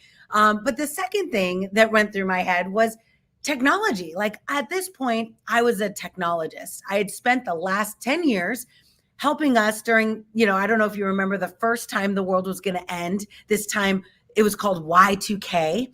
And so I became a technologist during the world of Y2K, where we were working very similar to what we do now, working long hours, trying to fix and repair and connect systems that had previously never been connected. It was an extremely exciting time. It's actually very similar to the way I feel about the world today with data and AI. But back then, so now I'm like, I'm 10 years into my career. I'm a technologist, feeling pretty good. I have a son who has special needs. And I'm like, well, I want to build a world that's better for him. So if you go to my LinkedIn, you'll see I handcrafted my career to work for companies that cared about the same thing. And I think that's probably the number one thing I encourage companies and leaders to think about is, what do you care about? What are your core values? Because when you're working in AI is ultimately an experiment. Sometimes it goes well. Most of the time it fails. Long, hopefully, before you've productized it or pushed it into production.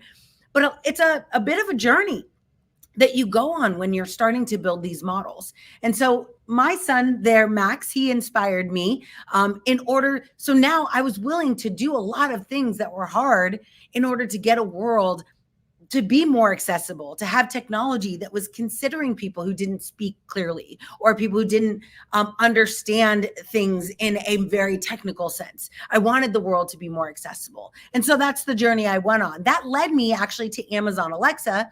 And I ended up being at Amazon as a principal cloud architect. And I remember the day I got an email from Jeff Bezos, right, into my inbox. Some of us have had this experience where we get an email from our CEO and then we know, like, okay, it wasn't to me, right? It wasn't like, hey, Jeff said to Noelle, right? It was more like he sent a letter to the whole company. But when I read it, I literally was like, this is my moment. And he was inviting us to join a new team called the Amazon Alexa team. And I was employee 10 on the skills team to help build services and skills for Amazon Alexa. And I jumped all in because I just knew, based on my core values, that this was something that would unlock accessibility for at least the people that I cared about. So I do have 6 kids, as it was mentioned. I always like to show them here as well. I also host a couple of podcasts. So if you're interested in podcasts or like to listen, I have Good Morning AI, where I talk all about AI. I actually do it with my husband, and he often will come. He's not an AI person, so he brings me down from some of the very deep technical talks that I have into the real world of how do we use this? And that is where the world of sales, marketing, lead capture, sales closing, like all of these things that I do every single day. How do I use AI to do more of that better with more efficiency, amplifying what I want to give to the world to much greater degrees than I could do by myself, or I could even do with a team that I can hire. So that is kind of where I started. Now, of course, it's been a good ride. I've gotten lots of awards. Thank you, Bianca, for mentioning I am an MVP for Microsoft in the world of AI. And what that means is that my contributions, and really those contributions have often been me raising my hand and being like, have we thought about things differently? And some of you might resonate with that. You might be that one who has that thought like, are we sure we should do this? Or have we thought about people? Like in my case, I was always the one in the room that would say, have we thought about kids with special needs? Have we thought about my dad ended up getting hit by a car and suffering a traumatic brain injury after I joined Alexa. And so he no longer could remember. He had no short-term memory. So I leveraged Alexa intensely. And I would always say in the rooms that I was in, have we thought about people who have memory issues? Have we thought about nursing homes? Have we thought about hospitals and doctors? Fun fact, when we started building Amazon Alexa, we weren't thinking about those things at all. We were thinking about affluent people who wanted to buy a device that they could talk to in their kitchen. Another fun fact, we didn't even imagine anyone would ever buy more than one.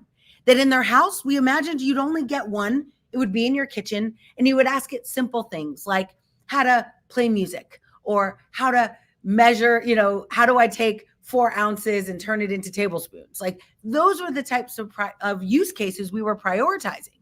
Little did we know that within years we would be in 100 million households. Little did we know that kids would use it in speech pathology inside classrooms, that kids would use it to build, to answer questions, to do their homework, very similar to what we hear education struggling with in the world of ChatGPT. So my world has, I've been doing this now for about 10 years specifically. That project launched a while back. And I left Amazon after 4 years and 4 language models. I left Amazon to start a new thing. And it was all about making AI accessible to everyone. And that accessibility means that in every go-to-market strategy you build, in every marketing effort you have, it's really a little bit of a mind shift because you're not building for a single persona, right? We were at first, but in building for that single persona, we shrunk the funnel instead of growing it. We reduced our capabilities instead of expanding them. And so we ultimately, if you know a little bit about Alexa, they eventually did create a category for older people. They did create a category for schools and education. They ended up creating that, but they missed out on those early days because we didn't prioritize that. I did. All my skills ended up being for those communities, but I was an anomaly. And this is what I think is exciting about the world we are in right now. The ideas that you have that you might consider, if you're in a room, you might consider it to be an anomaly. It might be different than how everyone is speaking. It might be different than what other people are saying and thinking. Those ideas are what will enrich your AI experiences, your AI solutions. And we need those people. We need people who have these diverse ideas now more than ever, because when we launch an AI service, we're never sure who's going to use it. As a matter of fact, my role at Microsoft, when I launched that, I was part of a team called Azure Cognitive Services. It's now called Azure AI Services. It, of course, eventually now includes OpenAI. I was an early member of the beta team testing out GitHub Copilot, which was the predecessor to ChatGPT. And in doing those tests, I remember thinking to myself, what are we amplifying here? Like, are we taking a bunch of data and work that people did 20 years ago and using that to train a model? Because I don't want to think like 20 years ago. I want to think now. I want to amplify my ideas today. And so I was part of the voice that helped change the way that that product came to market. And you are likely exactly that type of person. If you're watching this, you are drawn to like, how do I help innovate? How do I help innovate on behalf of my customers, of my partners, of my company? Now, this is a video I want to share with you that actually came out the day I started at Microsoft. And the reason it came out that day was because I was launching a new campaign. And as part of that campaign, it was about how do we make AI accessible for everyone. So I want to share this video with you, and then I'll tell you why it's so important to me. Today, right now, you have more power at your fingertips than entire generations that came before you. Think about that. That's what technology really is. It's possibility, it's adaptability, it's capability. But in the end, it's only a tool. What's a hammer without a person who swings it? It's not about what technology can do, it's about what you can do with it. You're the voice, and it's the microphone. When you're the artist, it's the paintbrush. We are living in the future we always dreamed of. We have mixed reality that changes how we see the world, and AI empowering us to change the world we see. You have more power at your fingertips than entire generations that came before you. So here's the question: what will you do with it? Every time I see that video, I'm always like, oh my gosh, this is so exciting. Let's go build something. What you'll notice about that video is it was a little bit about the tech, but it was way more about the domain expertise, the vertical expertise, your expertise in the processes in a business, sales, marketing, IT, DevOps, like whatever your role is in the company. How do we use AI to do more, better, faster, amplify you as an individual and therefore you as a company? Jeff Bezos taught me, as when I worked there, he would often teach about these leadership principles that we had at Amazon. And he would say, what we want to do is give everyone a chance. We want to make it a great equalizer, right? Use technology to equalize everyone so everyone gets better. Not just those who are really great at sales get to continue to be great at sales, but how do we make people that maybe are less good at sales get great? Because here's what happens when people start winning, they get motivated, they get excited, and AI can help you augment existing workflows to make them more enjoyable, to make them higher human value. And I think that's really what we're starting to see across organizations.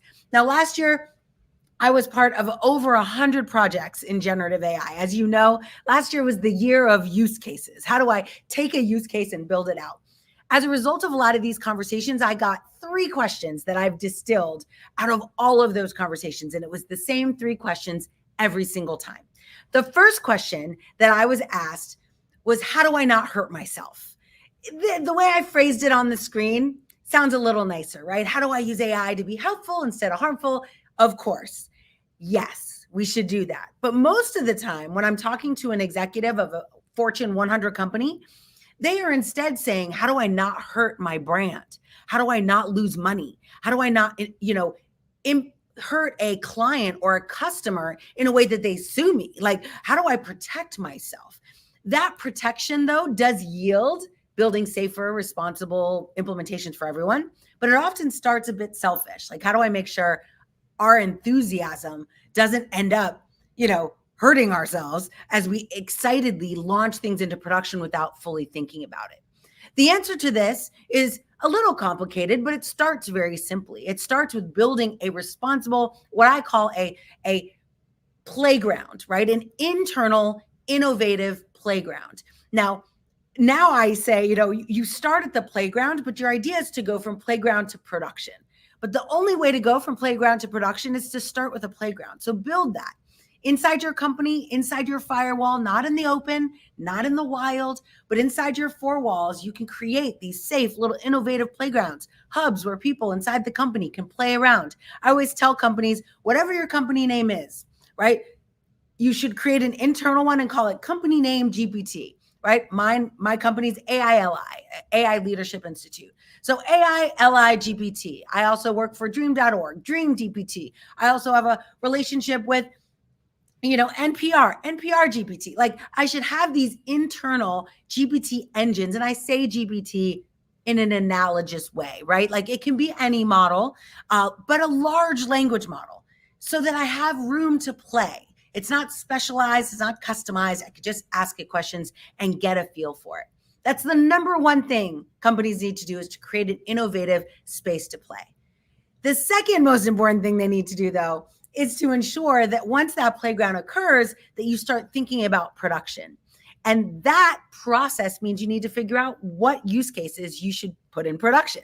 That's the next question. Which use cases do you use to get started? I'm going to quickly give you a rubric, 3 things to consider whenever you're evaluating these. And my time is almost out, so I'll be quick about it. But again, we're friends now, so you can connect with me.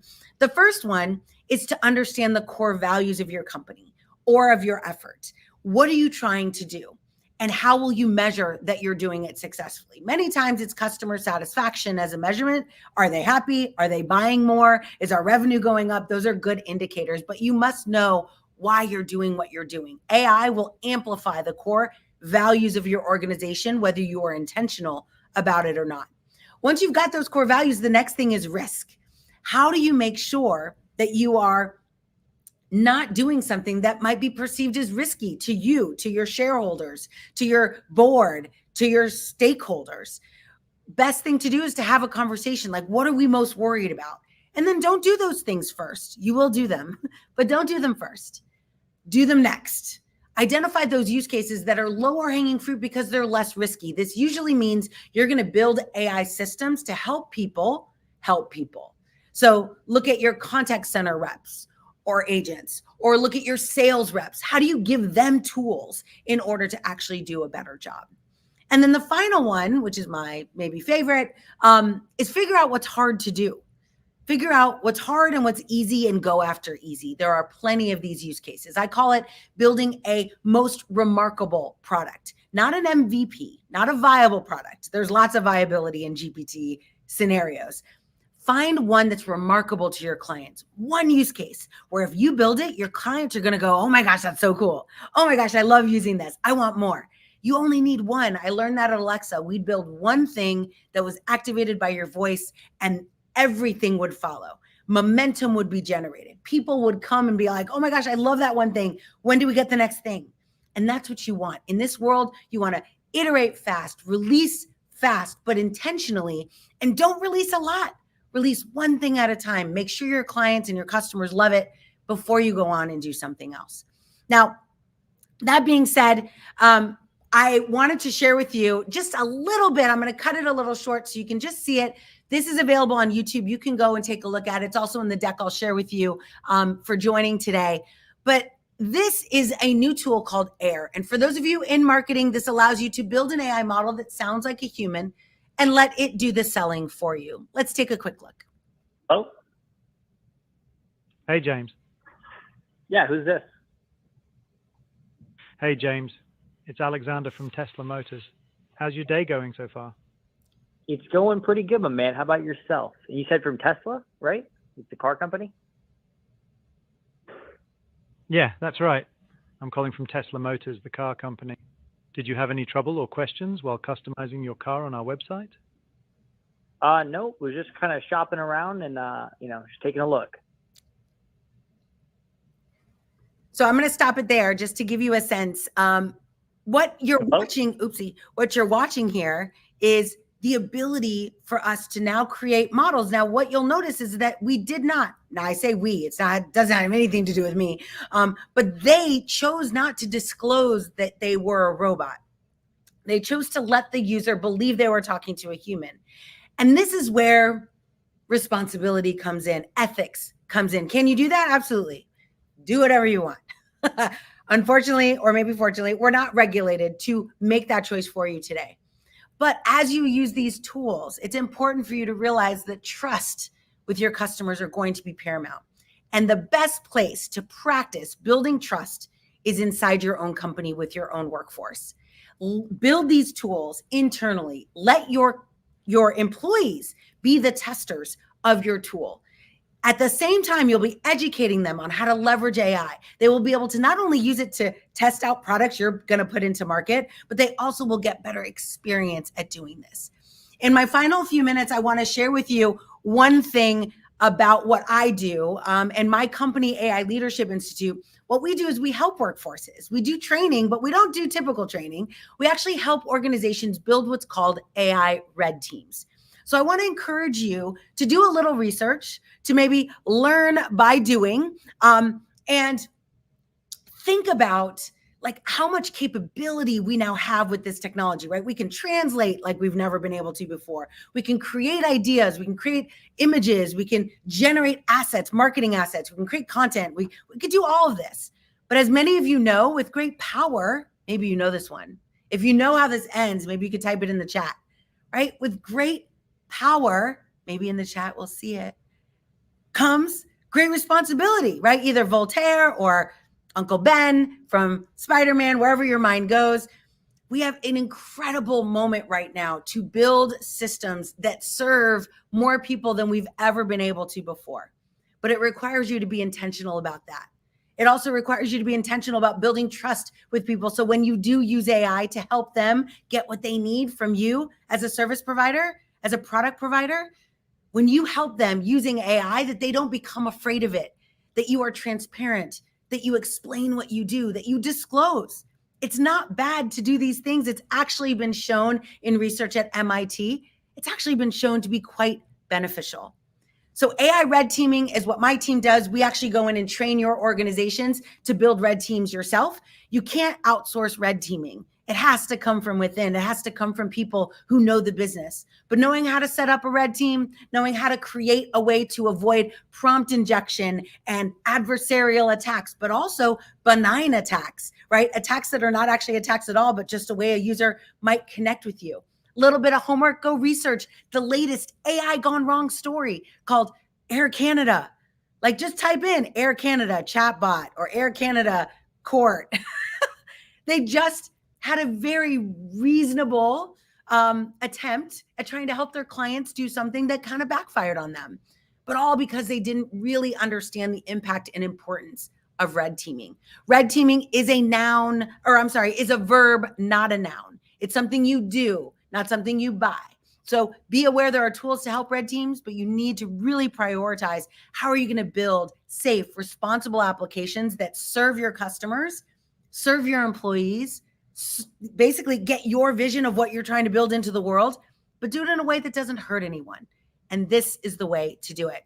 So I'm a big believer in learning by doing. I created, whoopsie, I'll send you the decks. You can watch my cool videos. But this QR code will take you to a hand-curated list of courses. Some of them I'm in, so okay. But most of them I'm not. They're all free, and they allow you to just learn enough about this to start building.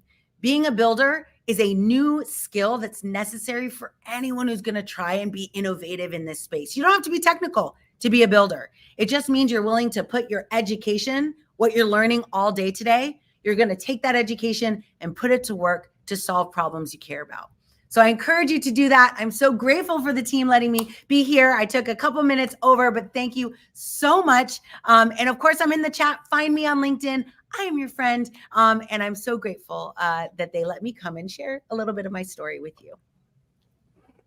Thank you so much, Noelle. It was amazing. I'm here, like, I don't know if you can see me, but I'm like cheering up, like super excited about Yes, it. I love the And it was chat. You guys amazing. are awesome. Thanks for blowing it up for me. I really appreciate the support. It helps me stay excited. People always ask me, why are you so excited? I'm like, because people in the audience and people who are chatting, like, you're like, oh my gosh, yes, great responsibility. Yes. So I love it. I was just screaming, Spider-Man. So y'all are awesome. I'm so glad to be friends with you all. Thank you, SendPulse, for publishing my LinkedIn. Please connect. What are we doing in this world if not creating real friendships, real relationships, and doing this together? So thanks for having me. Thank you, Noelle. See you soon. Bye-bye. So right now, we have the fourth talk that is the multiplication effect. AI cloning and its boundless potential. Yeah, guys, there's a lot of things that we can do with AI, and we're gonna learn even more with the guest of today's talk, that is Alicia Little. She's the CEO and co-founder of Monetize Marketing. Welcome. Thank you so much, Bianca. How are you doing? I'm great, and you? I'm great. I've enjoyed today so far. It's been amazing. Yay. Thank you guys so much for putting this together. I appreciate it. I'm excited Thank to you be for here. accepting. And now it's your time to shine and to show all your abilities. And we're super excited to hear more about it. Thank you. Thank you. Thank you. Hi, everybody. I'm excited to be here today. And yes, I'm going to be talking about the multiplication effect with AI. And I've learned a lot today, and I know you have learned a lot today. So I'm going to show you some tools and some strategies that you can use to really take AI and say, all right, I'm going to use you. Let's use that. I'm going to use you, AI tool, to create my content for me, to create my social media for me, just to do so much for me. So, hey, ALINA. So let me go ahead and share my screen. I'm going to present my screen and share my slides, and then we'll share the slides with you later as well. So hang on, let me choose my tab. Here we go. AI Marketing Day, the multiplication effect. So you guys ready to learn some AI cloning? Yes, type yes in the comments so I know that you're here. And I see a lot of you are joining from YouTube. That's where I was watching as well. So welcome, welcome. Here we go. Hey, Stacy, what's going on? So here we're talking about, and I know you've learned a lot of tools today and a lot of different strategies. So for the next 24 minutes, I'm going to be really diving into use cases. So after this session, you can expect that you'll know, different prompts to ask AI to get great results, different tools to use, and how I'm using it. I'm going to show you use cases as well. So again, I'm Alicia Little. I run the International Association of Artificial Intelligence Consultants, and I have an AI consultant certification program where I certify people in different industries as well as entrepreneurs to be an AI consultant and go out there and teach other companies, speak on stages, and consult in the field of artificial intelligence. I speak and train all over the world, which is fantastic and fun, but now I'm ready to give you some AI training. You ready? So we've been going all in on ChatGPT and other AI tools. It gives me a lot of this time. Do you guys remember this time right here? Yes? Anybody? This is the time when dial-up first started and you had to tell your mom to get off the internet so that you could get off the phone so that you could get on the internet. And now I'm just doing an age test. If you have no idea what I'm talking about, then completely ignore what I just said. But if you do, that's the age test right there. Give me a me in the chat if you know what I'm talking about. So you already know about ChatGPT. People have talked about it already today. If you don't have it, chat.openai.com. And I recommend that you get the app on your phone as well. It's so cool. It can do translations, talk back to you. I love it. So make sure that you get it. And as you know from today, a prompt really is the instructions that you're giving ChatGPT or other AI tools on what you want it to do. How many of you out there really want to know more about prompting, writing the right prompt so that you get the output that you want? Type prompt in the chat, because prompting just is really about knowing how to talk to AI, to get the results that you want. All right. And so here we go. I'm going to show you some great prompts. But the most important thing to know is garbage in, garbage out. You know how they say GIGO, garbage in, garbage out. So I went to ChatGPT, and I do have my ChatGPT account open right here. So, right here on my ChatGPT account. Oh, I didn't share that screen. Sorry. But anyway, on my ChatGPT account, I went into ChatGPT and I asked ChatGPT to write an article for me on living my best life. So now it comes back. So you can see right there, I put it into ChatGPT, write an article on living your best life. And here's the article. Tell me, Julia did a great presentation, right? Confidence scale. I'm going to pull that in a minute. But just listen to this content and tell me how you feel that it sounds. Like, how do you feel that this content sounds? Give me some words to describe it in the chat. Here we go. Living your best life, a guide to fulfillment and happiness. In the hustle and bustle of our modern world, the pursuit of living your best life has become a prevalent mantra for individuals seeking fulfillment, happiness, and meaning.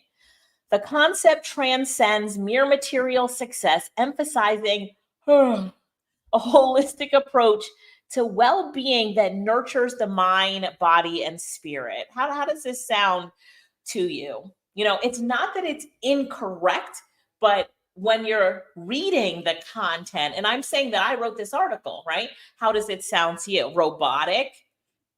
If it sounds robotic, it sounds AI generated, but it doesn't have that personalization to it. So I'm going to show you how to overcome this. For some of you, it probably made you fall asleep.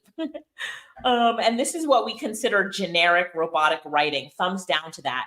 And you might have heard of this tool, right? Did you hear about this tool today? Content at Scale. It is my favorite tool for AI detection as well. So I went to Content at Scale and put this piece of content into their AI detector, and it came back that it read like AI. So generic robotic writing, and you already know, so I don't have to introduce Content at Scale to you. You already know about it. But here's what I want to tell you. Stop it. I do not want you to write content like this ever again. Like, never again. You're never going to write content like this with ChatGPT ever again. Somebody say in the comments, stop it. So we know everybody will stop it. Stop it. Don't do this ever again. So I'm going to give you a prompt that's going to help you turn ChatGPT itself into your ghostwriter. All right. So here's the prompt.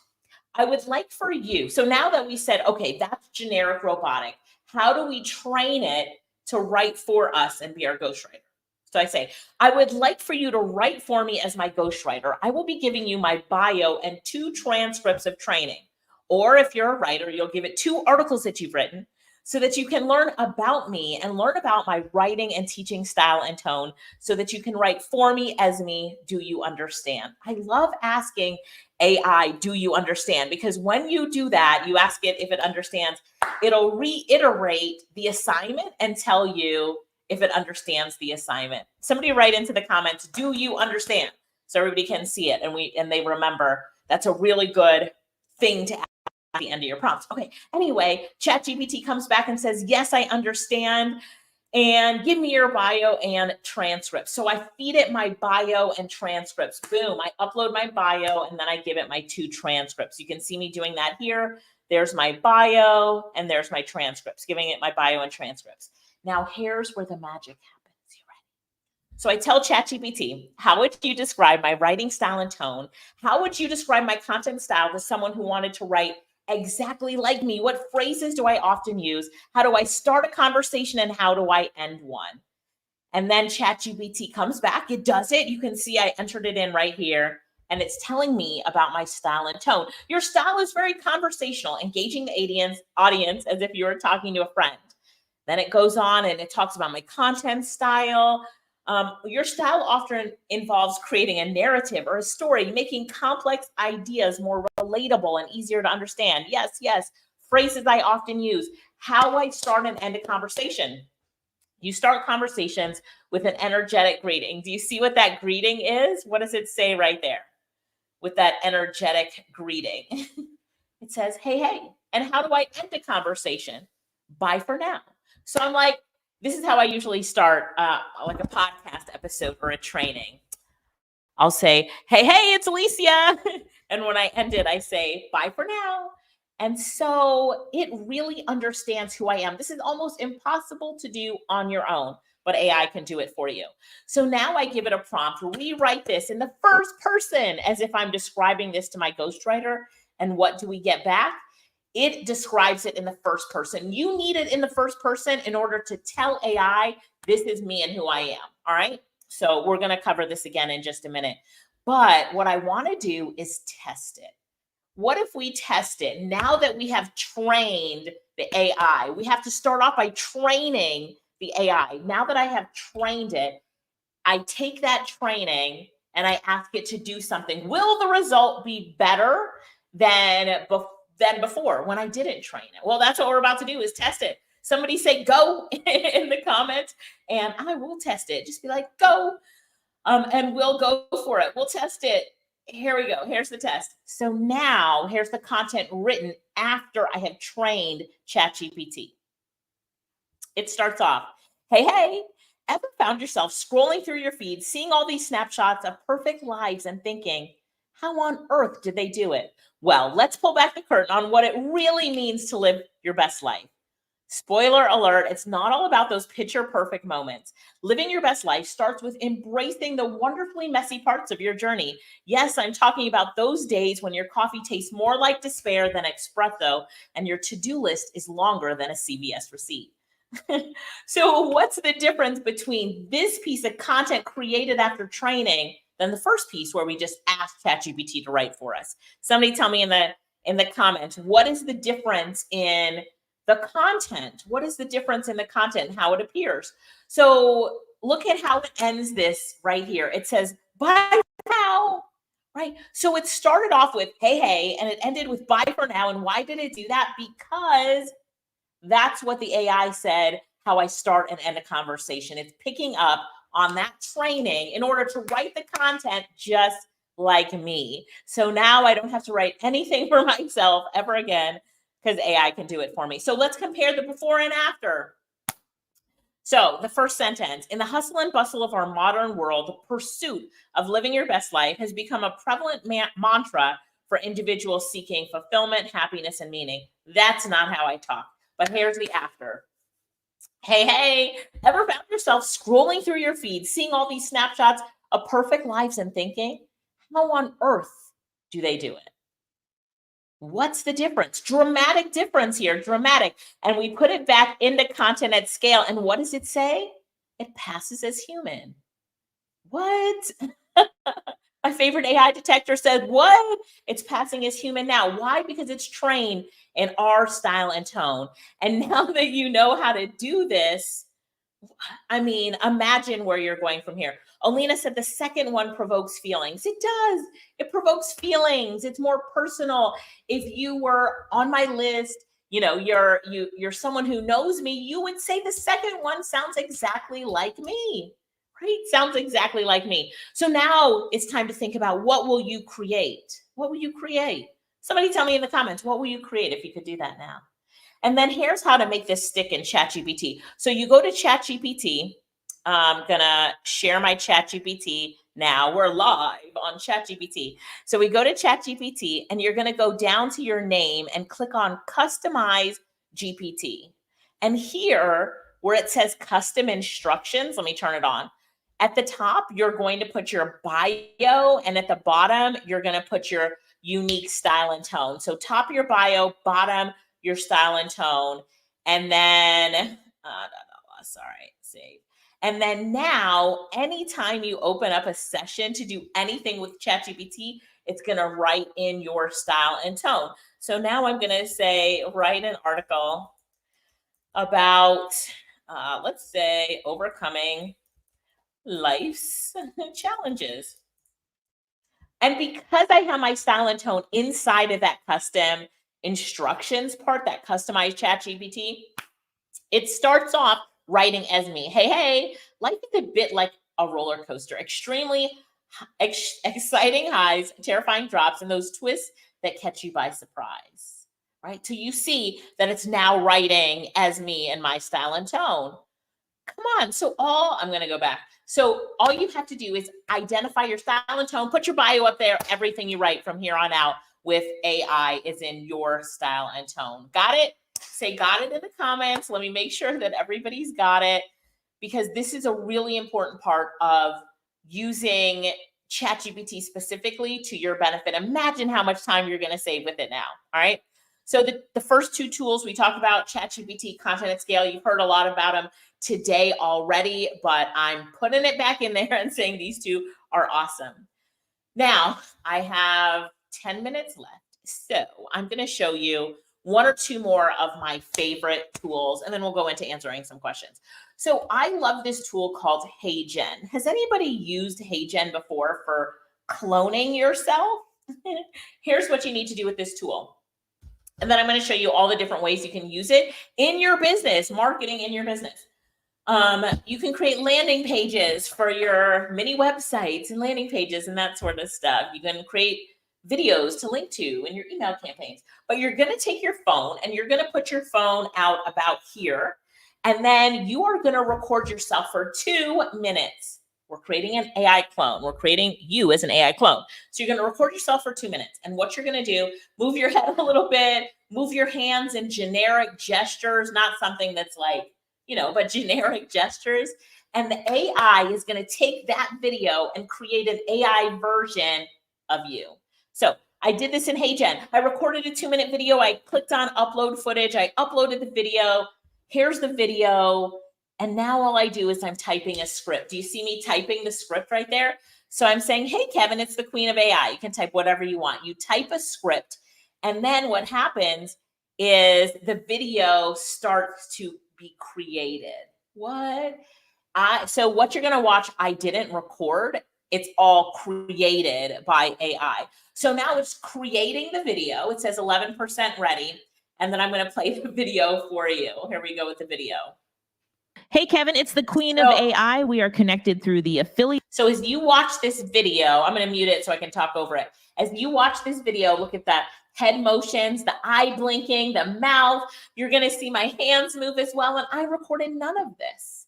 This is where AI is going. Absolutely amazing. So we're using this in marketing campaigns. This is a LinkedIn outreach message right there. So now you're thinking, what are all of the possibilities and things that I could do with AI? So Alina, you haven't used HeyGen yet, but now think about how you can use it for training material, onboarding, giving a little bit of personalization, yet at the same time, you're not having to get on video.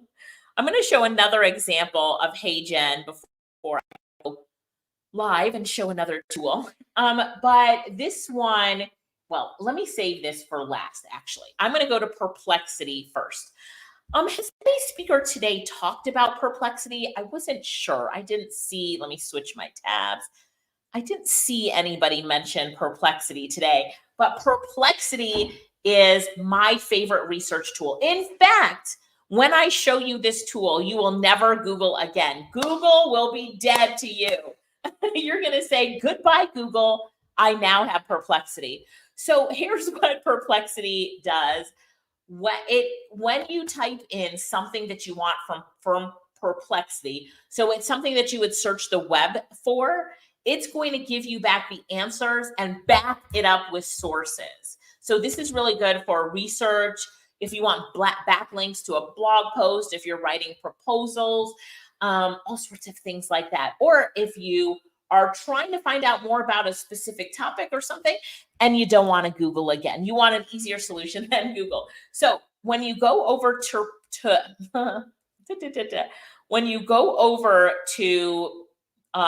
Perplexity, think of something that you want an article written about. So I'm going to put AI in the workforce and implementation into teams, right? And then we're going to press go for pro. So it says, what specific aspects of AI in the workforce are you interested in? Impact on job roles, team collaboration, AI tools and platforms, and then you're going to click send. And boom, all of this comes up. So now we're seeing the impact of artificial intelligence on the job market. These are all of the sources. You are looking at this saying, I will never Google again, because it is searching Google for you, pulling back all of the sources, saving you countless hours of time. But watch this. Where it says pro search right here, it just searched the web at the same time for 3 different phrases, brought you back the sources, and then gave you the answer. So here's the answer, and then it's breaking it up: impact on job roles, enhancing team collaboration. But watch this. Look at this part of the content. I'm zooming in.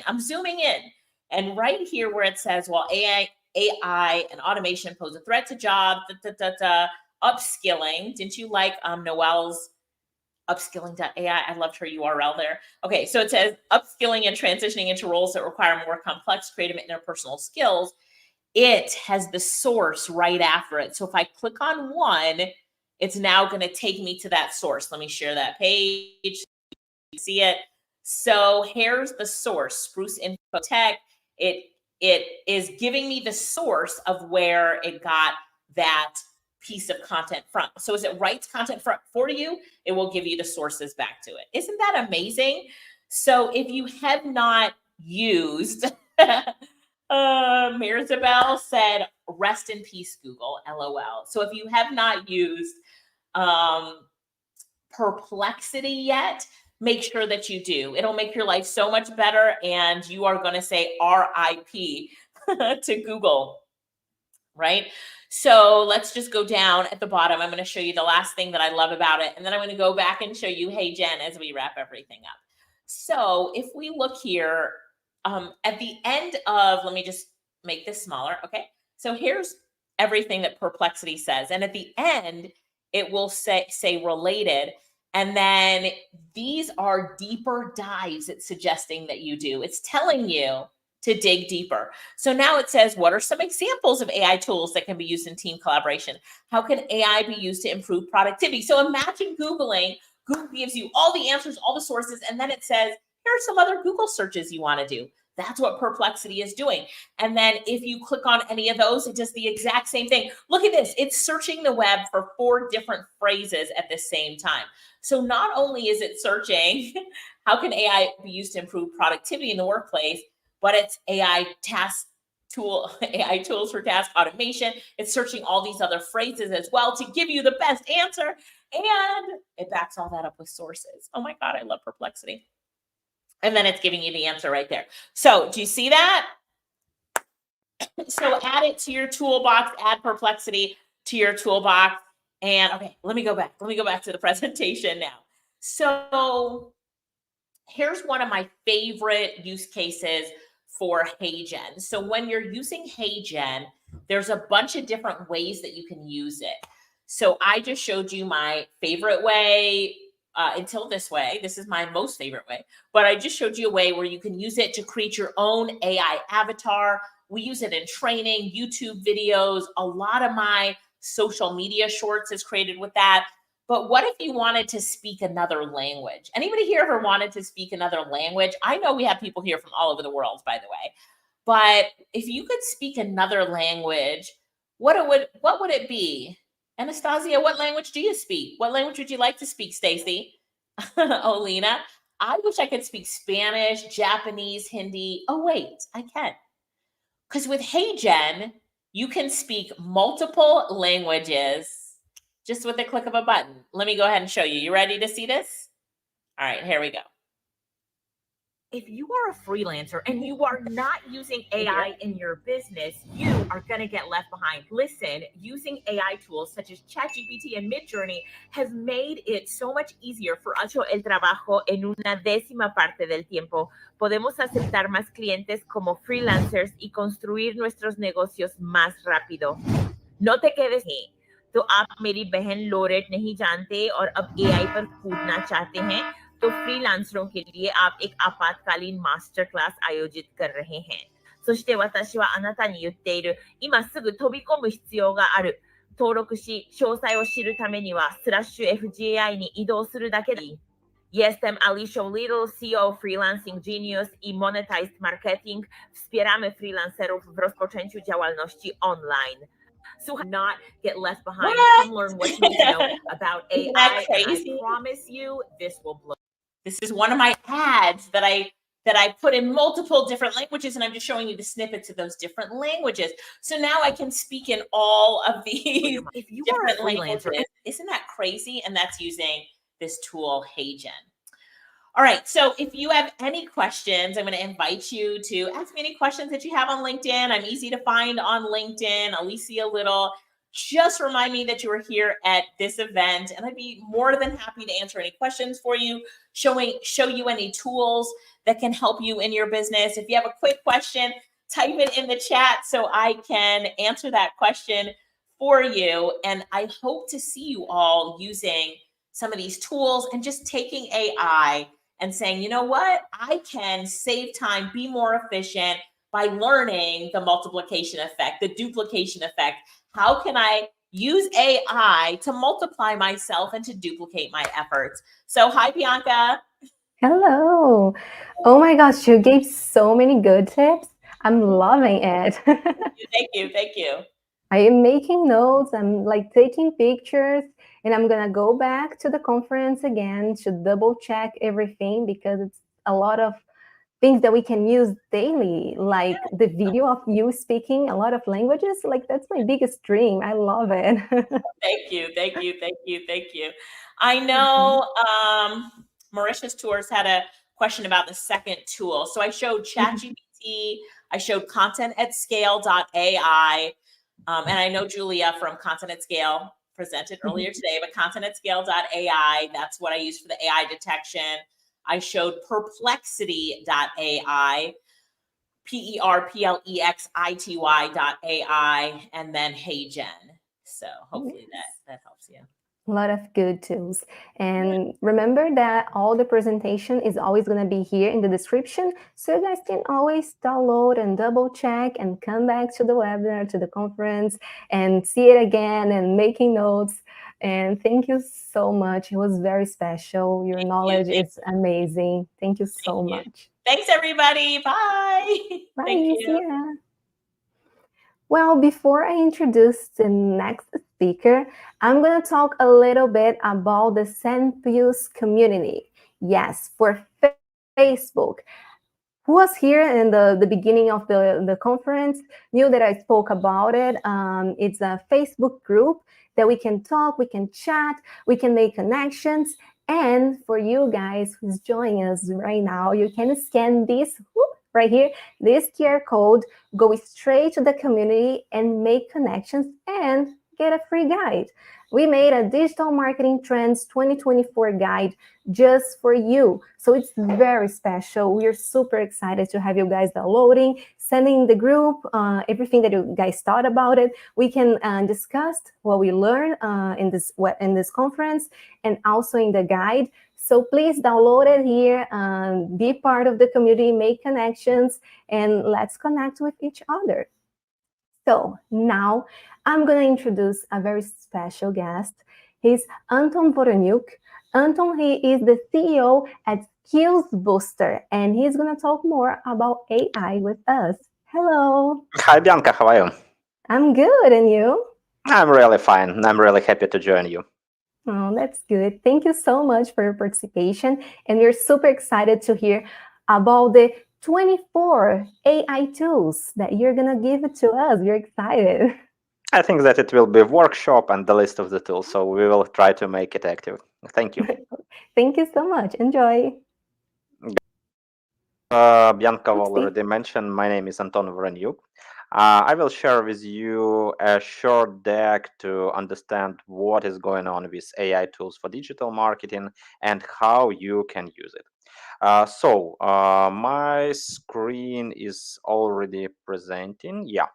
And just a few words about me. I'm in digital marketing for 15 years and enjoying the life of AI for the last 2 years. I will be happy to share with you some key insights that we have in our AI career as a digital marketing agency, as educators. But I will start from my usual gifts. Everyone who already is familiar with me know that I love to give gifts for the listeners. So everyone who will join my LinkedIn will get a special gift in the end of this presentation. It's our fresh Google Gemini course on Udemy. So if you want to learn more about Google Gemini, why this AI is special, why it can crack ChatGPT, why this AI can help you with your YouTube watching, with your email, with your Google Drive files, just add me on LinkedIn, connect, and I will tell you how to get the gift in the end of this presentation. Just a few words about me. As I mentioned, I have agency background with partners. We own WebProm agency, which is Meta partner, TikTok partner, Google partner, over 150 employees, big brands in portfolio. This is the agency side. If we talk about the educational background, we are the biggest digital marketing academy in Ukraine, but the last 2 years we are teaching global, and right now we have over 500,000 audience on Udemy, which is the biggest digital marketing, and not just digital marketing, but IT, career growth, etc. marketplace. So it's just few words about me, and before I will jump in the list of the tools which can be really useful and helpful, I can show how using just 3 tools you can take and cover maybe 80% of the marketing task which digital marketing usually have to solve.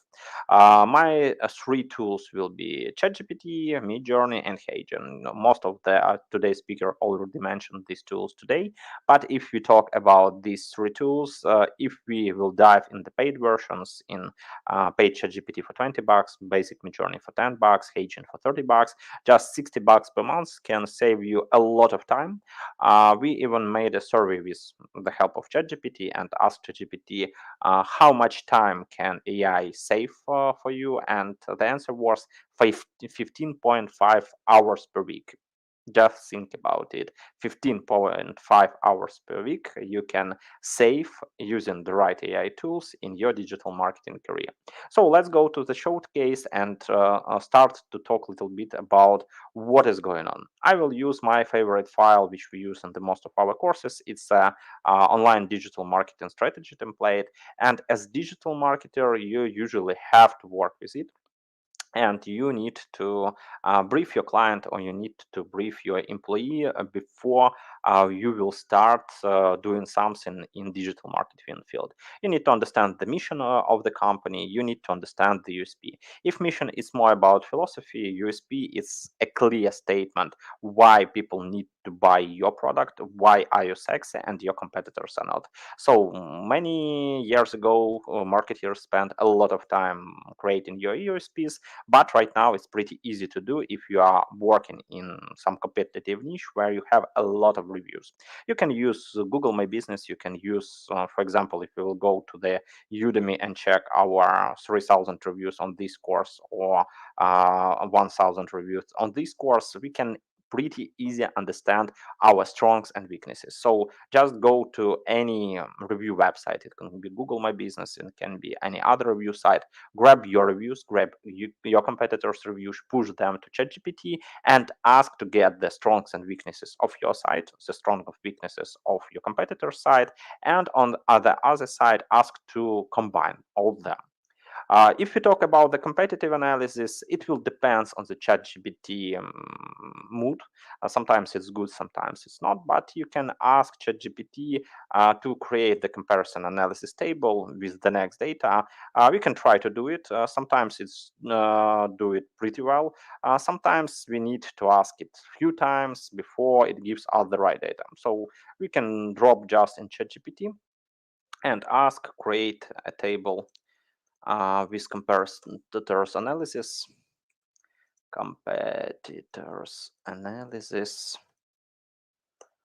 for the biggest US marketplaces.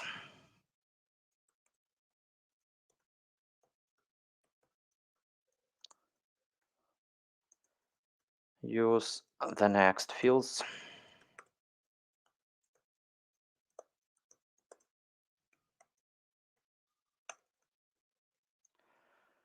We also can go to our prompt and start it with our favorite prompt, act is. You can ask AI to act as somebody. Act is marketer expert.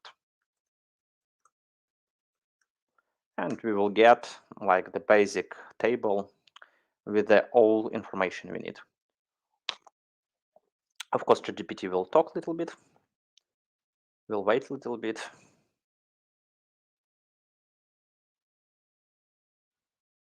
And we will get the table. So we have the traffic of Amazon, its average visit duration, pages per visit, bounce rate, eBay, Walmart, etc. So my students spend usually like half an hour, 40 minutes for getting all the data for this table earlier. Right now, you can do it for just a few clicks with the right prompts to get the data. We've checked the very popular prompt act is. Most of people use it. Act as marketer, as social media manager, act as psychologist, etc. But it's another very important prompt. Is it true? Because you need to double check this data. Is it really actual data? Is it based on real information? So don't forget to double check the digits that you will get from ChatGPT or another AI. Of course, you can ask ChatGPT to create KPIs, smart goals, etc. for your business to help you set up analytics, etc. But my favorite game began when we talk about target persona creation. So we need to learn more about our audience. It's not about surveys, about focus groups, interviews, but right now we can discuss with ChatGPT who is our target audience. So let's go and try to check how it will work for us. So we can ask ChatGPT to create our target audience persona table with 3 target audience personas for my business. Use the next fields.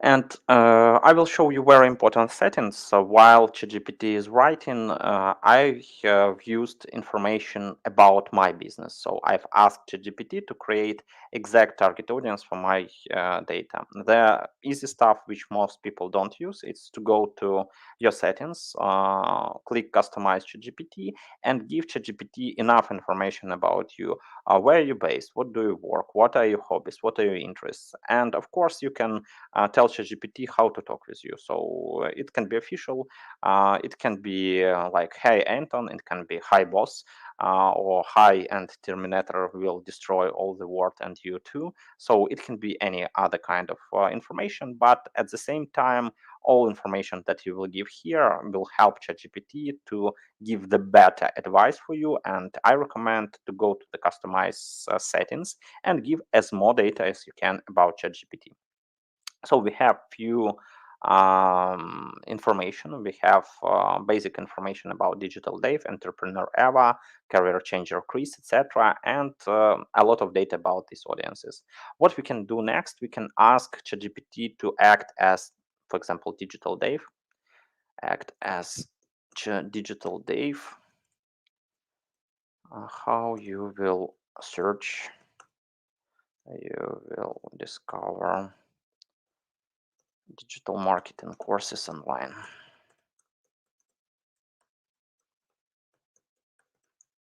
So this is another big trick. We can not just create user personas with ChatGPT. We can create right now consumer journey.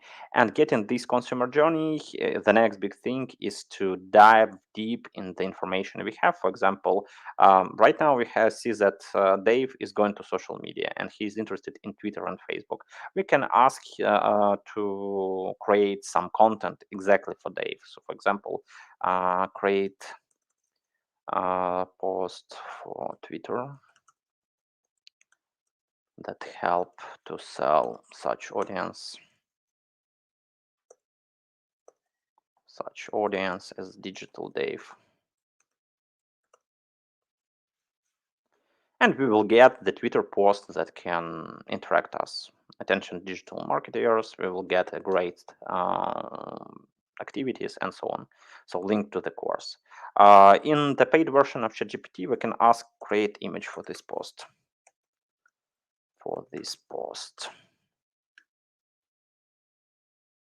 ChatGPT will decide to think a little bit. I will ask it to regenerate.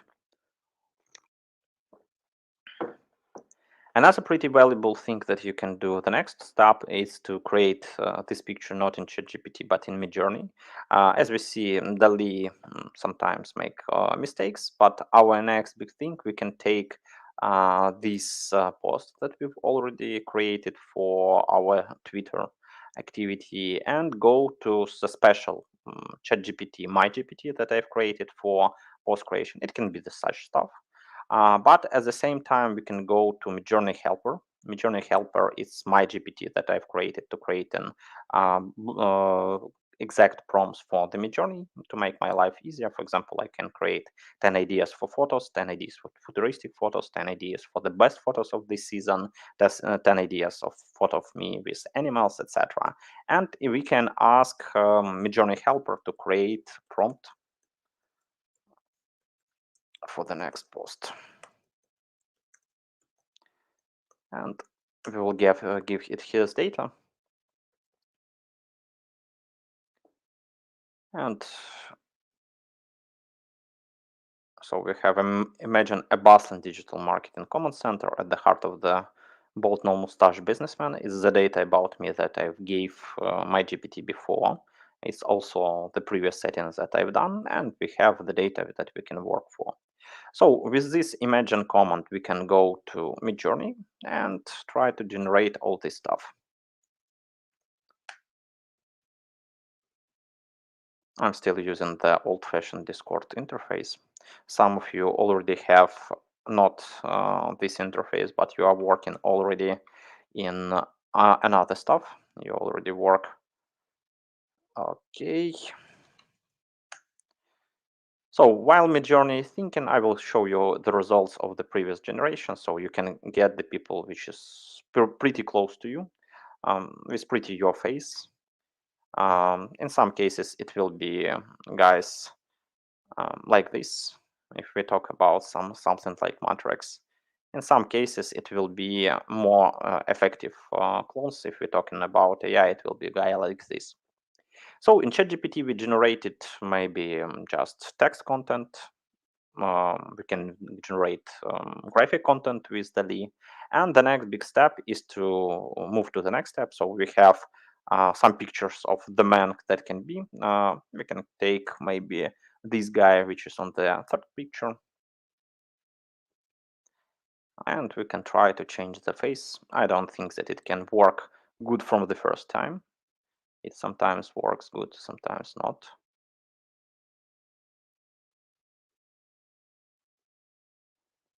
And it will help us to give the face. We have some bug.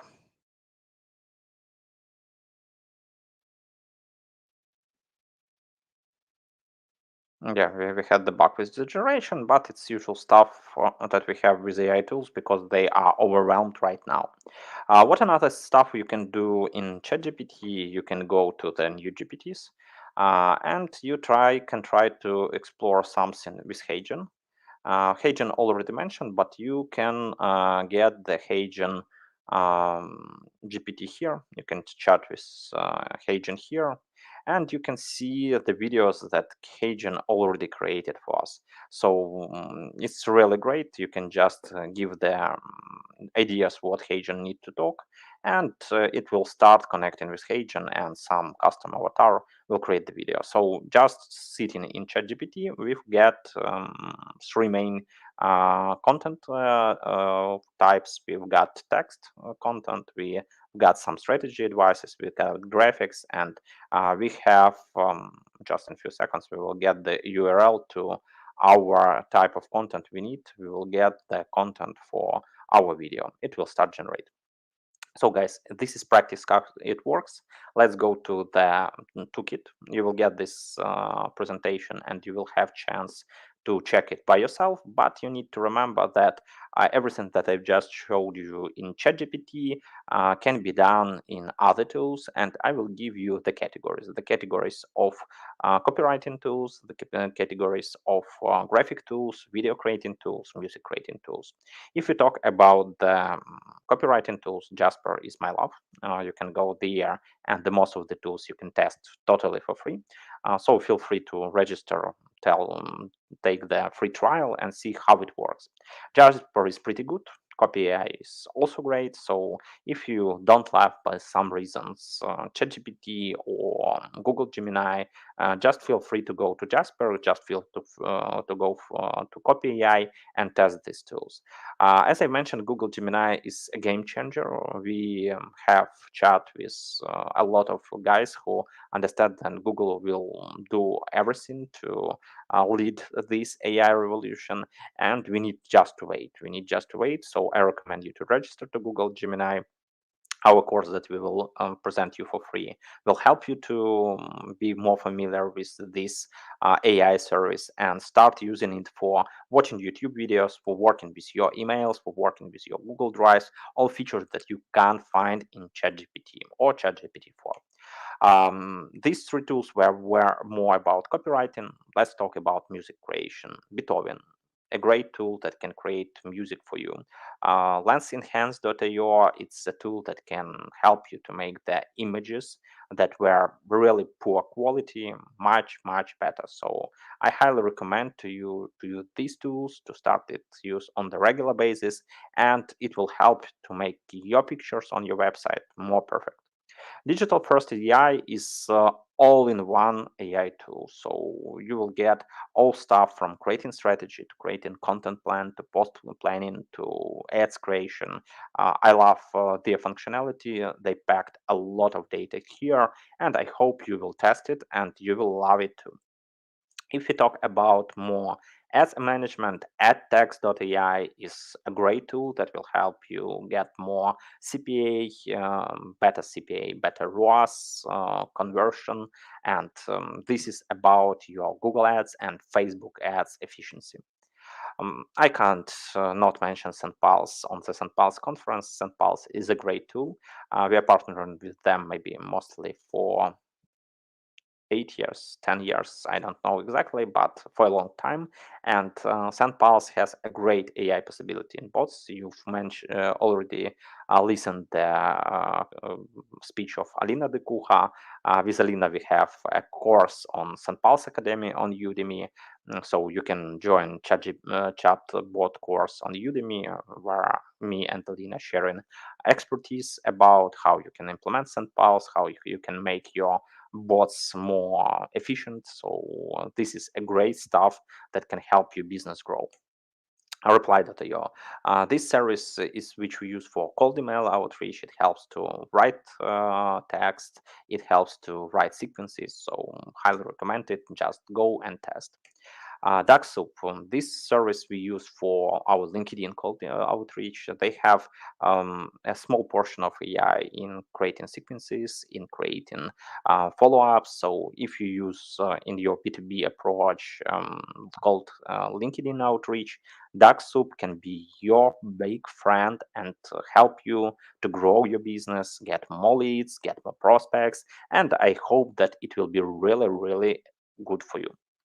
The next tools are more specialized in SEO topics. So if you want to create really great SEO text, Neuron Writer and Surfer SEO, SEO AI are tools that can help you to do this. Honestly, our first tool that we started using in an AI field was not ChatGPT, it was Surfer SEO, and it was not in 2022, it was in 2020. So it was 2 years before the big AI boom and revolution, which started with ChatGPT. Surfer SEO helps to write really good SEO text. You can go there, you can test it, and I really highly recommend you this SEO tool with AI-based engine that will help you to create really efficient SEO content. Hootsuite Insights. You need to know when people talk about you online, and Hootsuite creates a really good understanding and opportunity to listen media, to analyze media, and to understand their tone. All this is with technology AI, so feel free to check it. Let's talk a little bit about video. A lot of speakers talked today about Hagen. I'm a big fan of Hagen. I love it. I use it. When somebody asked me, Anton, can you record a small video with invitation for conference like this, for webinar, etc., I always say, oh, I need to turn on the lamps. I need to put my new suit, etc. And it's going on like 30-40 minutes just preparing to record 30-40 seconds video. So when the Hagen rised, when Synthesia rised, I really loved them. And Synthesia was the first service which you can use to create video with video avatars. Hagen is a great game changer. I'm still waiting what things will show DID. DID is another tool that you will see on the next slide. But these couple of services, Synthesia, Hagen, and DID, they are changing all video production, all you do in your content post, in YouTube videos, in courses, etc. I really love it. I use it. I use it in AI translation. I use it for video creative generations, for courses. So feel free to test them because they can change a lot. I love all my Hagen avatars. I will show you my avatars, and they help me to talk with you, to talk with my clients, with my customers, with my students. Let's see, where is my video avatars? They're here. Just a second and we will bring to the video avatar. So the guy in suit, the guy in some sweater, the guy in hoodie, any type of content that we want to create can be created in seconds. I really love Hagen for this, and it's a complicated thing. Don't use it, and I recommend to start creating content with AI because it will put your content creation to the next level. It's still robotic, it's still metallic, it still have small issues with coordinations, but it's pretty good right now, and you need to start it right now before your competitors will try to do it. So the next tool that was also created a long time before AI era is Descript. Descript helps to edit and create posts. You can create some audio from texts. You can do it with your voice. You can change it. You can edit. You can do it fastly. So also highly recommended to test. Flicky, any kind of animation video, fast creation video with AI, a great tool that helps to do it. Webloom. Webloom is a great tool that helps to create websites. The websites powered with AI engine. This landing page builder make your life much easier. Landing page creation with less pain. We use it for ourselves, and I highly recommend it for your digital marketing toolkit. Midjourney, we already love it. We already work it. I hope that after refreshing the page, maybe I will see my last generation that we've missed with you today, but maybe we want to see it. We need just to wait. I'm still wait when Midjourney will open for me the data and possibility to generate pictures from not Discord, but directly from midjourney.com, but it will be in just in few seconds. So let's move forward. The next is DALL-E. DALL-E is not bad, but you understand that the pictures that you will create from Midjourney will be on the level higher than DALL-E. But if we talk about what to wait from ChatGPT, what everyone wants from ChatGPT is to get the image generation the same level as Midjourney. And of course, everyone is waiting this guy. Everyone is waiting Sora. It's OpenAI text video editor when you can create the videos, when you create videos like this beautiful lady walking in the Tokyo, or my favorite pictures with running mammoths. So all this stuff will be a really big game changer in OpenAI fight with other tools. So let's wait and see how it works. We have just a few tools. ChatGPT. I can't put ChatGPT in this presentation. On the other hand, if I will put it on the first slide, you will say, blame to you, and you will stop watching this video conference. The next one is GPT-4. As I mentioned, the $20 you're paying for it, they are really important because it helps ChatGPT go and search for information in Bing.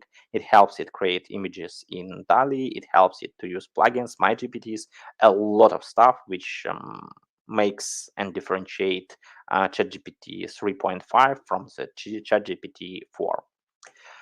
The last but not the least, if you want to get more tools, I highly recommend to go such directory as Futurepedia. You will get there a lot of great tools that will help you find any kind of AI tools about marketing, productivity, design, video, research. All categories of these AI tools can help you to be more efficient, faster, and easier.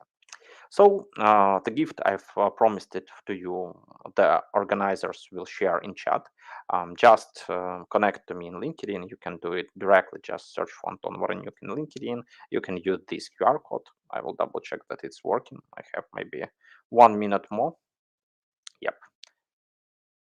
Yeah, this is working. So just connect in LinkedIn and you will get the link to ChatGPT Google Gemini course that will help you learn more about this great AI that will be a game changer, that will rock the AI market because Google will heavily invest it and try to catch the ChatGPT. This is my free gift for you. And if you want to learn more about all my tips and tricks that I use to work with ChatGPT as experienced digital marketer, all my 15 years about digital marketing were packed in a really extensive ChatGPT and Midjourney course. You can get it today just with 80% off on the Udemy, the main platform. It will be active just today. Udemy has just 1 day sale, so go scan this coupon. I will also check that it works. You can also try to find it in chat. And yep, it works. So feel free to join this course. You will find a lot of great ready-to-made prompts that will help you be a more effective marketer, to save 15.5 hours a week in your digital marketing routine and grow your career in digital marketing field. Not lose the job, but find a new AI job in new AI world and AI era. So guys, this was all about me. Bianca, if you have any questions, I will be happy to answer them. And guys, the last question to you, it's about, I'll stop the screen sharing. Just mark my speech from 0 to 10, how useful it was. 10 if it was really good, 9, 8, 7 if it can be a little bit better. I will really appreciate your feedback. Thank you and have a great conference today. Bianca? Thank you, Anton. It was amazing. My note for you is definitely 10. It's always good to learn, and like so many tools, I'm having so many ideas here. I already sent you a request on LinkedIn because of course I want to connect with great people like you. It's a pleasure to have you here. We have one question here that you already replied, but it's good to address it for the person who asked it. That was Carlos Garcia. He asked why use Midjourney instead of DALL-E 3. We already said that Midjourney is more high-end, right? Yeah, Midjourney gives the better quality. Its first point, if you create personal videos and pictures for Instagram, so you can create video, firstly picture with your face on Midjourney using Instapaper and change into your face. And after that, using such technologies as Runway or DID, it's also AI tools, you can make it live. You can make your making hugs with Panda or Lion, or you can travel to the Mars with Elon Musk.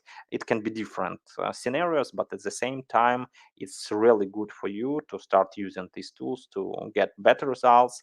And Midjourney gives the higher quality and the possibility to easy change the face of some generation to your face. Maybe it's the main advantages compared with the list 3. And for AI, that's all we wanted. For pictures, videos, and everything, it's very important to the quality. So it's always good to have options. We have one more question here, that it's if you can show back the QR code. Sorry? if you can show the QR code again, because people Yeah, want yeah, to sure, scan and sure, they sure. lost it. It's the easiest question I've got Yes. in the presentation, so I can go it back. And I think that the guys were asking firstly about adding to LinkedIn. This is maybe the first QR code. I will freeze for 30 seconds. And the second big one, it's about getting 80% discount for ChatGPT and Midjourney course. Perfect. And all the presentations are going to be here on the description. So you guys can always double check there to make sure you scanned all the QR codes, because we had a lot today. So that's awesome. So thank you again, Anton, for all your knowledge that you gave to us. It's a pleasure to have you here. It's a pleasure to be here with you, Bianca. Have a great day and have a great conference. Bye-bye. You too. Bye-bye. So right now it's the time for the little break, but before you all go grab your coffee, I have some things to say because it's very important. Since SendPulse is the great organizer of this conference, of course, we have some things special for you all. The first one is the coupon code that it's right here. Yes, we have discounts, so you can get a scan, buy your plan at SendPulse, and start today to analyze and make the best of this conference, because everything we learn here can be and should be implemented with SendPulse. So it's very important that you scan right here, create an account. It's only for new users, so just scan, create. If you have questions about it, please contact us. We are always here to help you out. And of course, we want you to have the best. Like I said, we want you to have the best of this conference. And let's start with a discount, because of course, things are better if we have discounts. The second thing that I want to talk to you guys is the certification, because I know that you guys are asking about the certification. How is it going to be? How should I do? I want the certification. I want to prove all the knowledge that I got in this conference. So I'm going to say all the details, all the small details at the end of the conference, but it's always also going to be here in the description. We are going to have a form that you can fill it up, and you're going to get to SendPulse Academy, and you're going to complete all the lessons, everything that you saw here, everything. It's going to be there. You finish and you get your certification. It's going to be this special type of thing, and it's better for us, it's better for you guys, because you have everything in two places, so you can always come back and check. But at the end of the conference, I give you more details, so stay tuned, and it's going to be very good. And also, guys, when you have the certification, please post on LinkedIn and tag us. The LinkedIn is right here under my name, so please tag us and tell us what you think about this conference, because it's been very special for me, so I want to know how it's for you all. So the last thing about our before a coffee break is the SendPulse community. Of course, again, I'm keep saying that because it's very important. All the connections they are making here today doesn't have to stay here. We can make the best of it. We can make further things. We can grow together. And that's the whole point of this conference, being the whole day long, and it's going to be amazing. So if you want to make more out of it, please scan this QR code right here. You're going to be sent to the SendPulse community on Facebook. There you can make connections, you can share your thoughts, you can ask questions, you can share insights, you can make partners, you can make whatever. It's there for people to engage and make the best of it. And for people who join the community, they're going to get a guide, the Digital Marketing Trends 2024. So everything you learn here, we also have a guide, so you can have the best of it. 2024 just started, so it's always good to see a guide and implement everything that you learn. So that's all the things I have to say for now. We're going to have a short break. We're going to go back at noon 30 Pacific time. So put that on Google, ask, or any AI, artificial intelligence tools, ask what is the time zone for you guys, but it's noon 30 Pacific time, okay? So we're going to see you guys soon with more amazing to talk about AI. See you soon. Welcome back to the AI Marketing Day 2024. We just finished the coffee break. You can see that I put some different lighting right now because it's already afternoon here, so the light is changing. So I did a setup here for you guys. So welcome back. We have 3 more speakers today. But before talking about the speakers, I'm going to talk about the organizer, that is SendPulse. SendPulse is a multi-channel marketing automation platform. That means that you can work with a lot of things in one place, which is great, and I love it. It allows you to send emails, SMS, Viber, and WhatsApp campaigns. You can also work with clients, use chatbots for Facebook Messenger, WhatsApp, and Instagram. And you can also create landing pages in just 15 minutes. Yes, for real, 15 minutes. I do landing pages all the time, and I make sure it's 15 minutes because our time is crazy.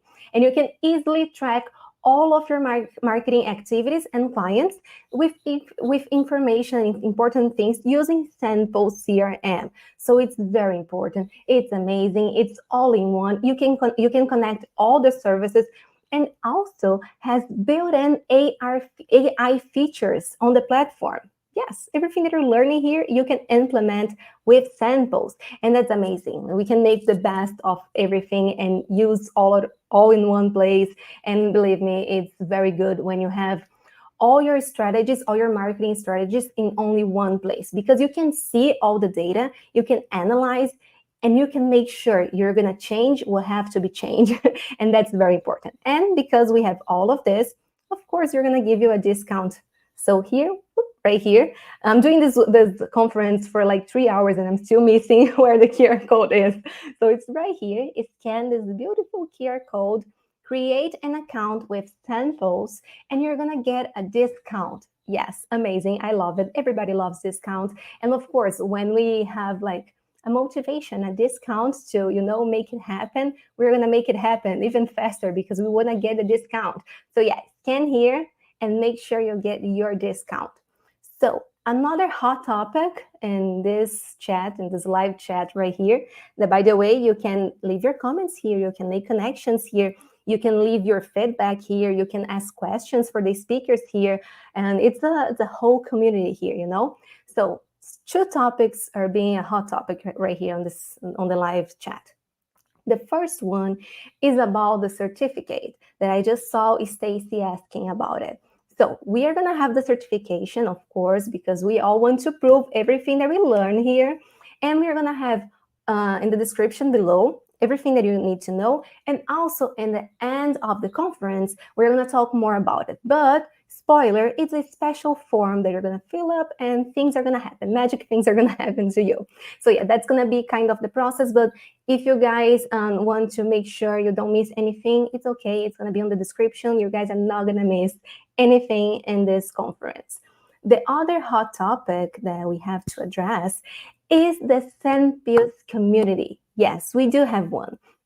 I keep talking about the chat, live chat here being the place to connect and all of this, but we have another community that you guys can like interact like 24/7. There's no time limit and it's fine. That is the Facebook for the SendPulse community on Facebook. You can scan this QR code right here, join the community right now. Like, don't miss it because you don't know what is going to happen in 5 seconds. What next QR code is going to happen? What QR code is going to pop up? It's going to be a crazy discount. So get your phone, scan the QR code here right now, go to Facebook, join the community, and the best part, get a guide, a digital marketing trends and 2024 guide. Yes, amazing. We're going to connect this conference with the guide and you can make the best out of it. It's going to be fantastic. We can't wait for you guys to see it, to give feedbacks for us, of course, because it's very important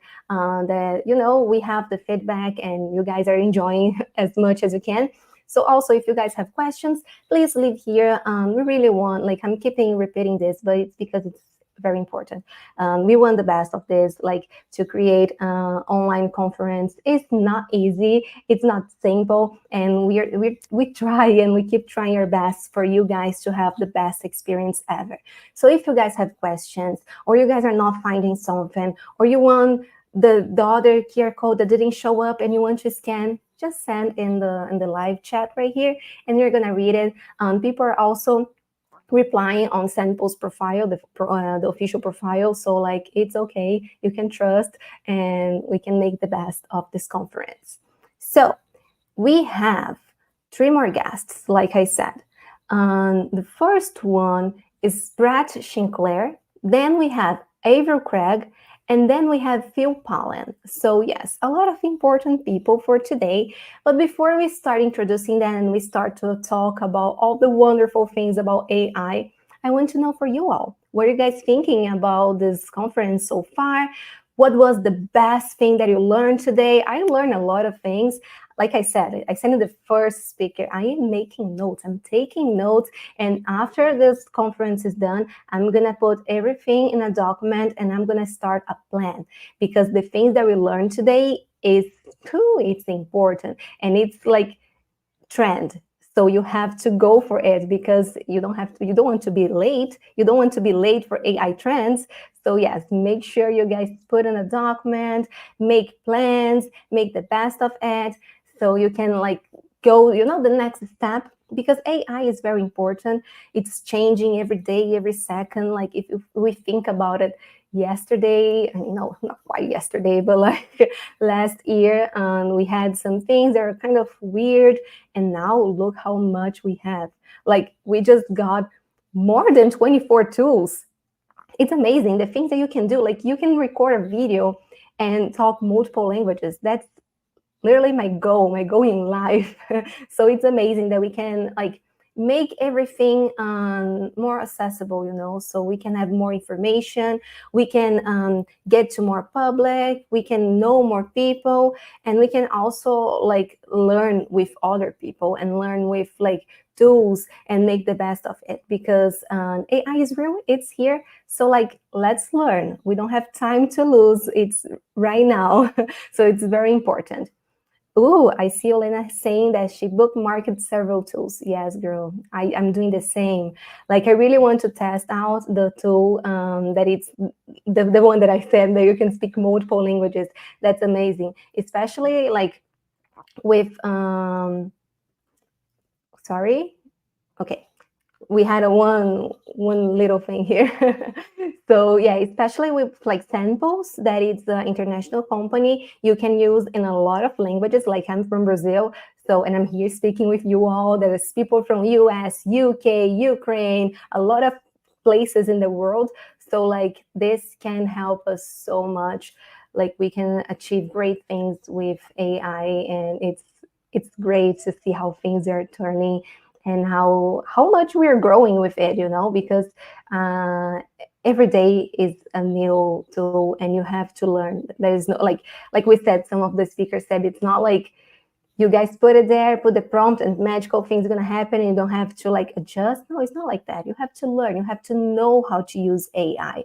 It's not simple and basic like some people make it seem. But yeah, we are almost starting with the next speaker. I want to know, how's your mood? What are you guys feeling? Did you guys grab your coffee, your tea, your water? I have my water here. It's, by the way, a SendPulse bottle. Look how pretty it is. I love it. So I have it here with me because, guys, it's just so much that we can learn today. Like it gives me chills, I'm super excited because also all the presentations that you saw and that you're going to see, it's going to be here on the description below. So make sure, even though like you don't have time to make notes because I know it's a lot of knowledge, go here on the description after it's over and download all the materials. Make sure to study, because it's important to study for real and not just, oh, I'm here, let's study, let's make the best out of it. Let's connect on LinkedIn, All the LinkedIns are here on the chat. My LinkedIn is my name. Let's connect. Let's make questions. Let's make partnerships. Let's make the best out of it, okay? And that's not only for us, the speakers, the hosts, the people who are here. It's also for you guys in the comments. You guys can make connections. You guys can connect. And you never know, maybe someone is there and has like a tool and works for a company that needs this tool. So you guys can, make business connections out of this. I see that you guys are drinking a lot of tea. Love it. Coffee as well. Oh, and people are ready. So if you're ready, I'm going to introduce the next speaker. The next speaker is Brad Sinclair. He's the CEO at Grow Powerful, AI First Leadership Consultant. Hello, special. Welcome, Brad. Thank you. Appreciate it. Glad to be here. How's everybody doing today? Good? Awesome. Excited to have you here. Good. Absolutely glad to be here. And I'm assuming that everybody can hear me fine and I'm coming through okay? Yes. Excellent. Yeah, I'm glad to be here. My name is Brett Sklar. There's some slides if you want to pop them up. Whenever you want to pop them up, that's fine by me. But here's what I'm doing today. I am telling you exactly what I tell your CEOs about AI. And so let me step back a little bit. My name is Brett Sklar. I run a company called Grow Powerful. We are a team of fractional chief marketing officers with a focus on B2B technology. In the last year, my conversations with CEOs has become central around AI. And I keep hearing the same things over and over and over and over again, which is that there's chaos to AI. CEOs don't know where to start. They don't know who the right person is to lead initiatives. They don't know what the initiative should look like.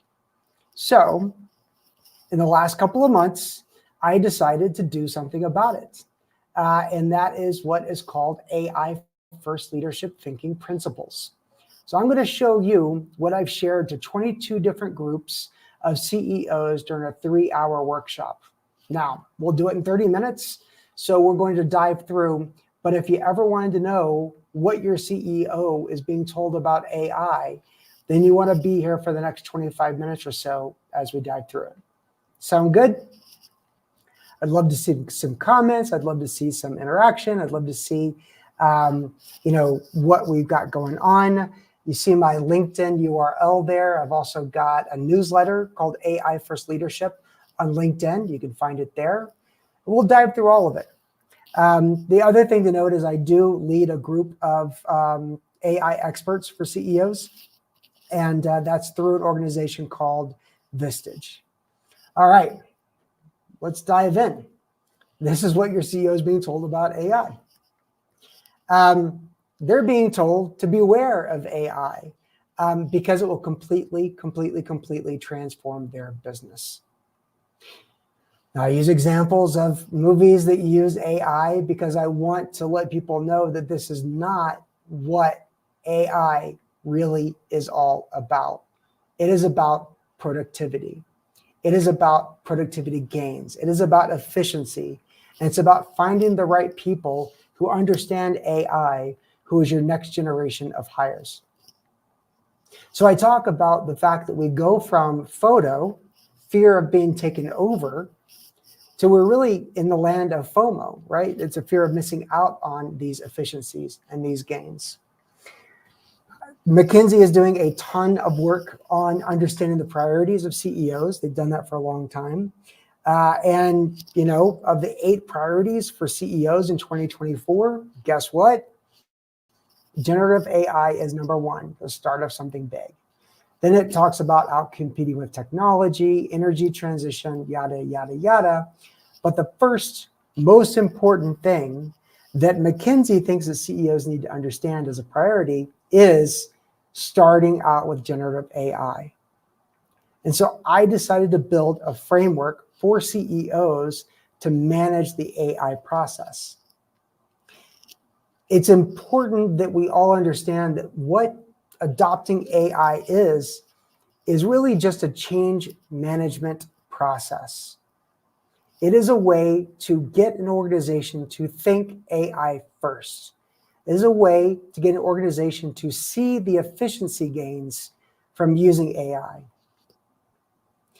And based on my studies, on what McKinsey has presented, on what Google has shown us with their Gemini initiatives, this is what we see as far as which organizations get the most AI and where they're getting the return on AI, or ROAI. And you're going to hear that term a lot. What is a company's return on AI?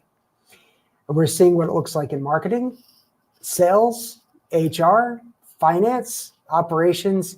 And interestingly enough, the CEOs and owners are getting a lot more gains when they decide to use AI.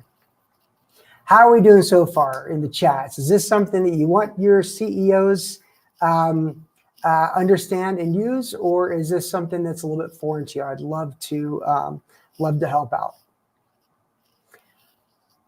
So I also talk about the fact that the behaviors are changing. I gave a presentation in Temecula, California the other day, and I showed that when I was looking for things to do when I visited that city, on the left-hand side, you see what Google shows you, which is a ton of ads. It is an advertising platform trying to serve up ads to you. But on the right is what ChatGPT said I should do, or gave me some ideas of things to do when visiting Temecula, California.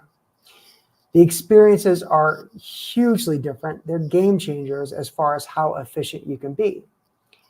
But that also means that you have to learn how to master the art and the science of, oh, somebody says they love Temecula. Yeah, we had a great time there. Actually, I brought my wife with me and we had a really good time. But this shows how the user experience or the customer experience is very different.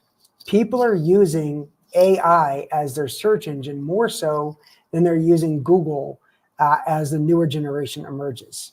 They're also using Instagram as a search engine, and they're using ChatGPT and other generative AI tools as a search engine. But the changing behaviors is going to go next level.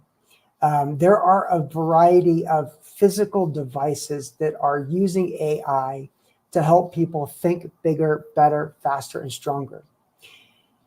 During the last CES in January, there was a company called Rabbit that came out with the Rabbit R1. And this is a picture of it. There's, it's almost like a little bit of a different feel to an iPhone. But the difference here is it's designed to not need a keyboard. On the right side, there's a little button there next to that scroll wheel. And that's designed for you to talk to, AI and to ask it for things. So imagine this. Imagine you're looking for how to get somewhere using your iPhone. And it's great, right? You go to your iPhone, you unlock it with a thumb or a face or a code. And so you have to go through the process of unlocking. Then you have to find the app that you're using that you want to use. Then you have to type in the information. Or sometimes you're using Siri or you're using Ask Google, to find this stuff for you. Well, this phone, this device, is designed to be AI first. So you program a couple of things in the back end.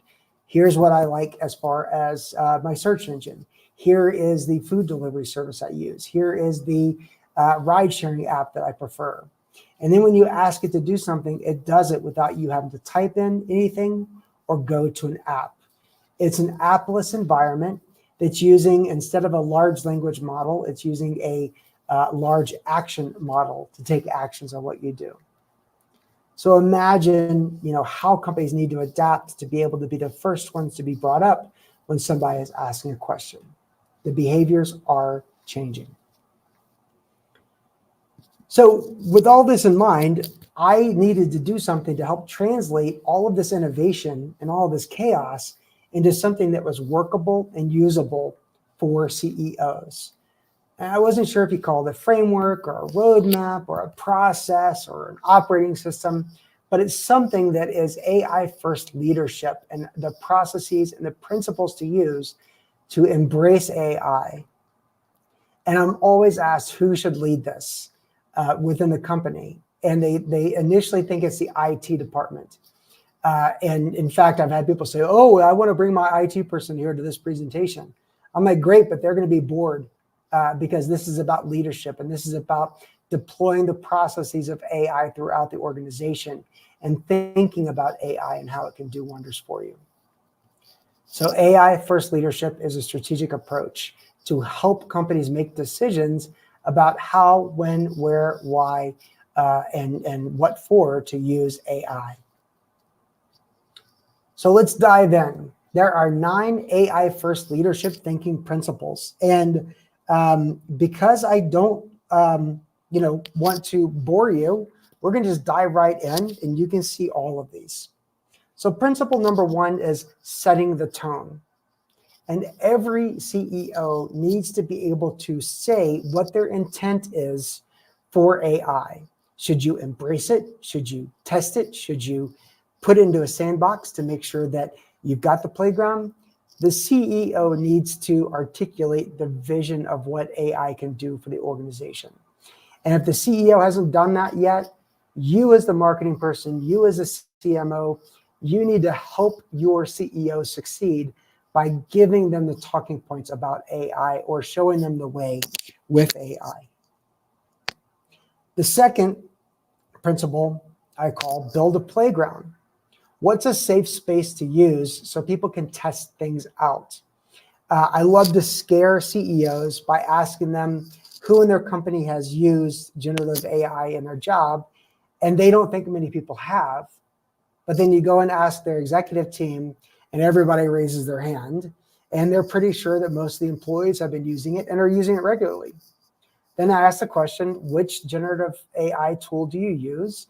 And most people say, well, we had them trying out the free version of ChatGPT. And I said, okay, do you know that your stuff becomes their stuff when you use the free version of ChatGPT?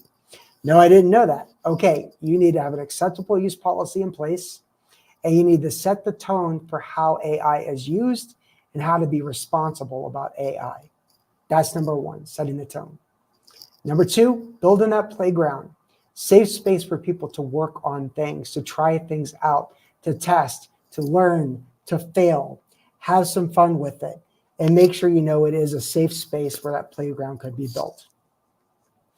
The third thing, embrace agility. This is where you get to have a lot of fun. There are things that are changing and things that are adapting very quickly. So how do you as an organization make yourself into a learning organization led by the marketing team to try new things? So this is where I recommend that the company does incentive programs using prompt-a-thons, where people are sharing and showing the prompts that they use and how that is impacting the business. And I'll give you a couple of great examples of where this has been used. When you're able to help others see and learn the prompts, you can figure out what works and what doesn't for your organization. You can share the prompt you used and what you were looking to do and what the output was, and share that within a group. And I got this idea because I was having dinner with a friend of mine who was a school teacher. And when I talked about the fact that I like sharing ideas about AI, she got really angry. And she was like, well, I hate the fact that generative AI is making all of my students into stupid people. And I said, you couldn't be any more wrong, because your students are going to be using AI throughout the rest of their lives. Set them up for success. But if we really want to know if they're actually learning and understanding the content, don't stop them from using AI. Ask them to show you the prompts that they use. And the prompts are where the questions get asked, and you can understand how people are thinking about solving problems by looking at their prompts. So actually, I'm getting a t-shirt made that says #ShowMeYourPrompts, because I think that prompt sharing is the #1 way that organizations can really embrace this agility and this adaptability and iterate and become a learning organization by doing this. Create the games, have some fun with it, turn it into your own playground. The fourth thing I tell CEOs is AI can allow you to leverage the speed of innovation without having to actually invest in AI itself. Here's what I mean by that. Every company uses a multitude of software and SaaS platforms and tools that are out there. And it's up to the organizations to push those software vendors, those SaaS vendors, to utilize and leverage AI and do all the heavy lifting so that you don't have to as an organization. And let me say that again, because this is where the CEOs start to scratch their head and start to take notes and start to jot down ideas. You should be pushing on your vendors to leverage AI and not the other way around. Don't wait, but leverage them. And there's a couple of different ways to do it. One is push the software vendors to utilize AI or find a competitor that does it for that software, or that application you're using. The second way is if you're using third-party companies or vendors to write content, to do some, content-driven or customer-driven work, they should be leveraging AI, not 100%, right? It's the partnership between AI and people that make the difference. But having those vendors leverage AI, get those cost savings, and renegotiate with those vendors who are leveraging AI for their cost efficiencies and gains, as well as others. So then we go to the next one. Understand ethical AI responsibility. When I talk to CEOs about ethics and AI, they kind of are like, okay, I guess you have to talk about ethics and AI. I said, well, yeah, but let me give you an example. Deep fakes. People are imitating people's voices. People are sending things out on behalf of others when it's not really them, but it's AI written content. People that are using AI to find information or find hacks into people's information because it can do it 10 times or 100 times faster than humans can do it. Those types of things, AI can be used for bad just as much, if not more, than it can be used for good. So we spend quite a lot of time, and this is where we get into a lot of philosophical discussions and disagreements. The next one is teaching people how to power their data with the power of AI. And so what's really important here is that everybody can be a data analyst. Everybody can be a data scientist. People who are afraid of numbers can actually embrace numbers because AI will translate those numbers into action items. But also in operationally sound or operationally efficient organizations, AI can be used responsibly to really help analyze data and understand how to turn things around very quickly for a company. So powering your data is one of the greatest ways that operations teams can utilize the data to ask better questions. The seventh thing is leveraging customer-centric AI applications to help the customer experience be better. Don't replace customer service reps with AI. Help the customer service reps be faster with the answers, leveraging AI and your data or your knowledge base as the large language model that goes behind it. But also, sometimes people want to interact less with humans and they want to actually interact with the chat, bar down at the bottom right of most websites. And so make that very easy and friendly and humanistic to be able to interact with. So build those customer-centric AI applications. Make it easier for your customers to get the answers or get what they need. The eighth and just about most important step here is trust but verify everything. I tell the story here about a lawyer who used AI to write their case for the court. And when lawyers write cases for a court, they cite other case law. And in this example, a lawyer asked ChatGPT to come up with with their statement and with their case, and said to use case law that's been used before. Well, ChatGPT doesn't necessarily understand law, or it didn't then, and so it made up the cases it cited as examples. This person still turned it in. So they lost the case, they got fired, and this law firm had a big black eye from this experience. So don't trust anything that comes out of AI, verify it. Use the caution. Don't be a cautionary tale. The last thing in my 9 steps for AI leadership thinking is that it's important that we understand where AI is being used in our organization. Have a list of every tool that uses AI, every person that uses AI, and how they use AI. We know we've had a couple of scares over the last, 6 to 9 months with AI doing some weird stuff and humans doing some weird stuff with AI organizations. We all remember and probably have talked about in other sessions about how OpenAI was in quite the cluster, a few months back. So let's make sure we have a disaster plan, know when and where things are so we know when and where we can pull the plug when things go wrong.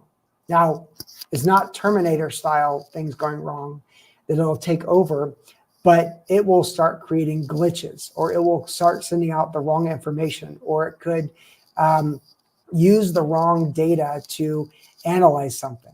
So be prepared and have that disaster plan. That's what I tell your CEOs about.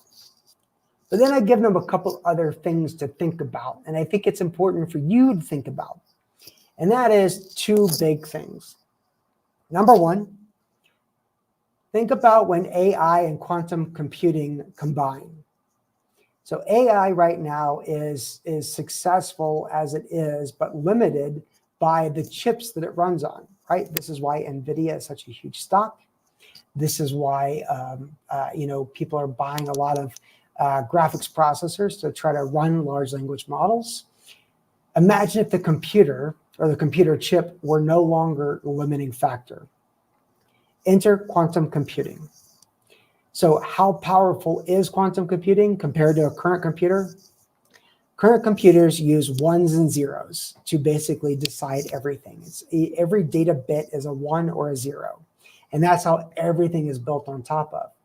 So imagine instead of it just being a light switch that goes from a 1 to a 0, to being a light switch that goes from a 1 to a 0, to the left, to the right, to the upper corner, lower corner, other corner.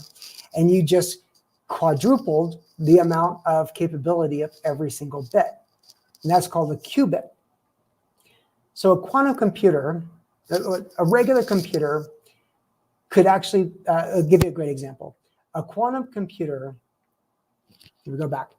A regular computer hacking a passcode, a very sophisticated 128-bit encryption passcode, it would take a normal computer about 2 years to crack that code for a really well done password and passcode combined. If you ask the quantum computer to do the same thing, it could get it to you within minutes. Minutes. So 2 years with a regular computer, minutes with a quantum computer. Imagine if AI gets put on top of a quantum computer and how fast it can innovate, how fast it can move, how fast AI can program AI. This is going to be a game changer in all the different ways. So this is the next big thing to look out for, AI and quantum computing combining. I was lucky enough to be interviewed during a Netflix documentary that's coming out pretty soon. And the reason why I was invited to it was because I have a feeling that our next generation is going to be Generation AI. This is a generation that will be born with GPTs built into their DNA. They will be born with being able to use generative AI from a very early age. They will know better than anybody how to ask better questions to generative AI to get the answers. This next generation will be Generation AI.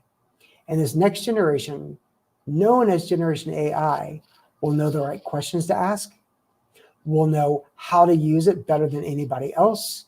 They will be programming it to the next level. They will be programming AI within quantum computing, which will just destroy any speed that we've got now with how fast AI is being adopted and utilized. So that's my focus to help out CEOs, is to think about how do you prepare for Generation AI. And I'll tell you a little bit. So I started out talking about the fact that my business is a fractional CMO business. And one of the things we do to find leads is we take all the open job descriptions for CMOs or VPs of marketing, and we apply for them as a fractional CMO. So I get to see a lot of resumes that are out there. Unfortunately, we still don't see resumes, especially in marketing, that say anything about generative AI, ChatGPT, Copilot, Gemini, or anything, Perplexity or anything. We are so far behind in looking for people that know how to utilize AI. We need to catch up. So I challenge every CEO that when you're writing the job description and when you're looking for your next hire, how much AI experience do they have? Give them an AI exercise. Have them show you their prompts and see how it can be successful to utilize. So that's what I talk with CEOs about. If you like what I said, I love you. If you don't like what I said, I still love you and I want to hear from you. A couple of URLs here and a QR code if you'd like. If you go to aifirstleadership.com, it will take you to a couple of things. One is I have a newsletter that I have on LinkedIn that we've got several thousand followers on, and I try to post to that weekly or every other week. There's also a link that if you wanted to book time with me and talk about some of this stuff, or you need ideas on how to position this with your CEO, you can find a way to connect with me there. If you want to get these 9 AI first leadership thinking principles, you can download them and get access to them that way. But that's a way to get a hold of me and to get a hold of the AI first leadership thinking process. So that's really it for right now. I know we've got about 2 minutes left here, but I see a couple of things coming on. So yeah, there's that AI first leadership thinking that's been broadcasted there. My LinkedIn link is up earlier. You can see that information. And I look forward to hearing what you have to say and what you have to know. I will say that it's interesting. When I talk to CEOs or business owners, there is a curiosity that they have. And I've gone from, just in the last 6 months, people who are curious but resistant, to people that are curious and leaning in. And it really has been a big change. What I will also tell you is I have seen that when I present to leadership teams and not just the CEO, so companies bring me in to present AI strategies, when they bring me in, I still have that caution that is shown to me by the leadership team. The CEOs are moving forward faster. The leadership team is still scared of AI. And what I tell people is, and I remind them, AI is not going to replace your job. It's the people who understand how to use AI that will replace your role. So I say that over and over again, and I really try to make sure that that is crystal clear. AI is not coming for your job. People who know how to use AI will actually take your job before you can say AI. And with that, just want to say thank you and feel free to reach out. And I hope that this was helpful and informative. It was, believe me, it was amazing. I love what you said in the end, because that's it, it's not like crazy robots that is gonna take the world. No, come on, relax. It's not like that. You have to know how to use it so you can make the best of it and the best of your career as well, because that's literally the future. There's like, it is there. And then it's not there like, oh my gosh, it's gonna happen in 5 years. No, it's happening right now. So we should run. Very much so. we prepared one question for you because we want to know, like, it's very interesting. We could like have a TED talk just talking about this all day long, but we have more people. So we have one question. What are the future trends in AI that CEOs are being briefed on, and how should CMOs be prepared for this? So good question. And I think there's a lot to that question, but I'll just shortly say CEOs are looking for two things: competitive advantage and the return on the investment of things that they do. So the most strategic thing is, how do I do more than my competitors using AI? And how do I track the return on AI? Those are the big things that are being asked. And with the process that I have, I can answer that and I can show that. But that's what's on the minds. So as a marketer, your job, your mission, should you choose to accept it, is to talk about the return on AI, that ROAI. And if you do that and you show the multiples of gains, and you can show the competitive differentiation and how you can leverage AI to outflank competitors, now you're going to get the ear of the CEOs, and they are going to anoint you all holy AI specialists of the organization. And then you get more budget, you get more authority, and you have more fun because you're finding ways to use AI across the entire company, not just in marketing. That's perfect. I love it. Thank you so much for all the knowledge, all the tips.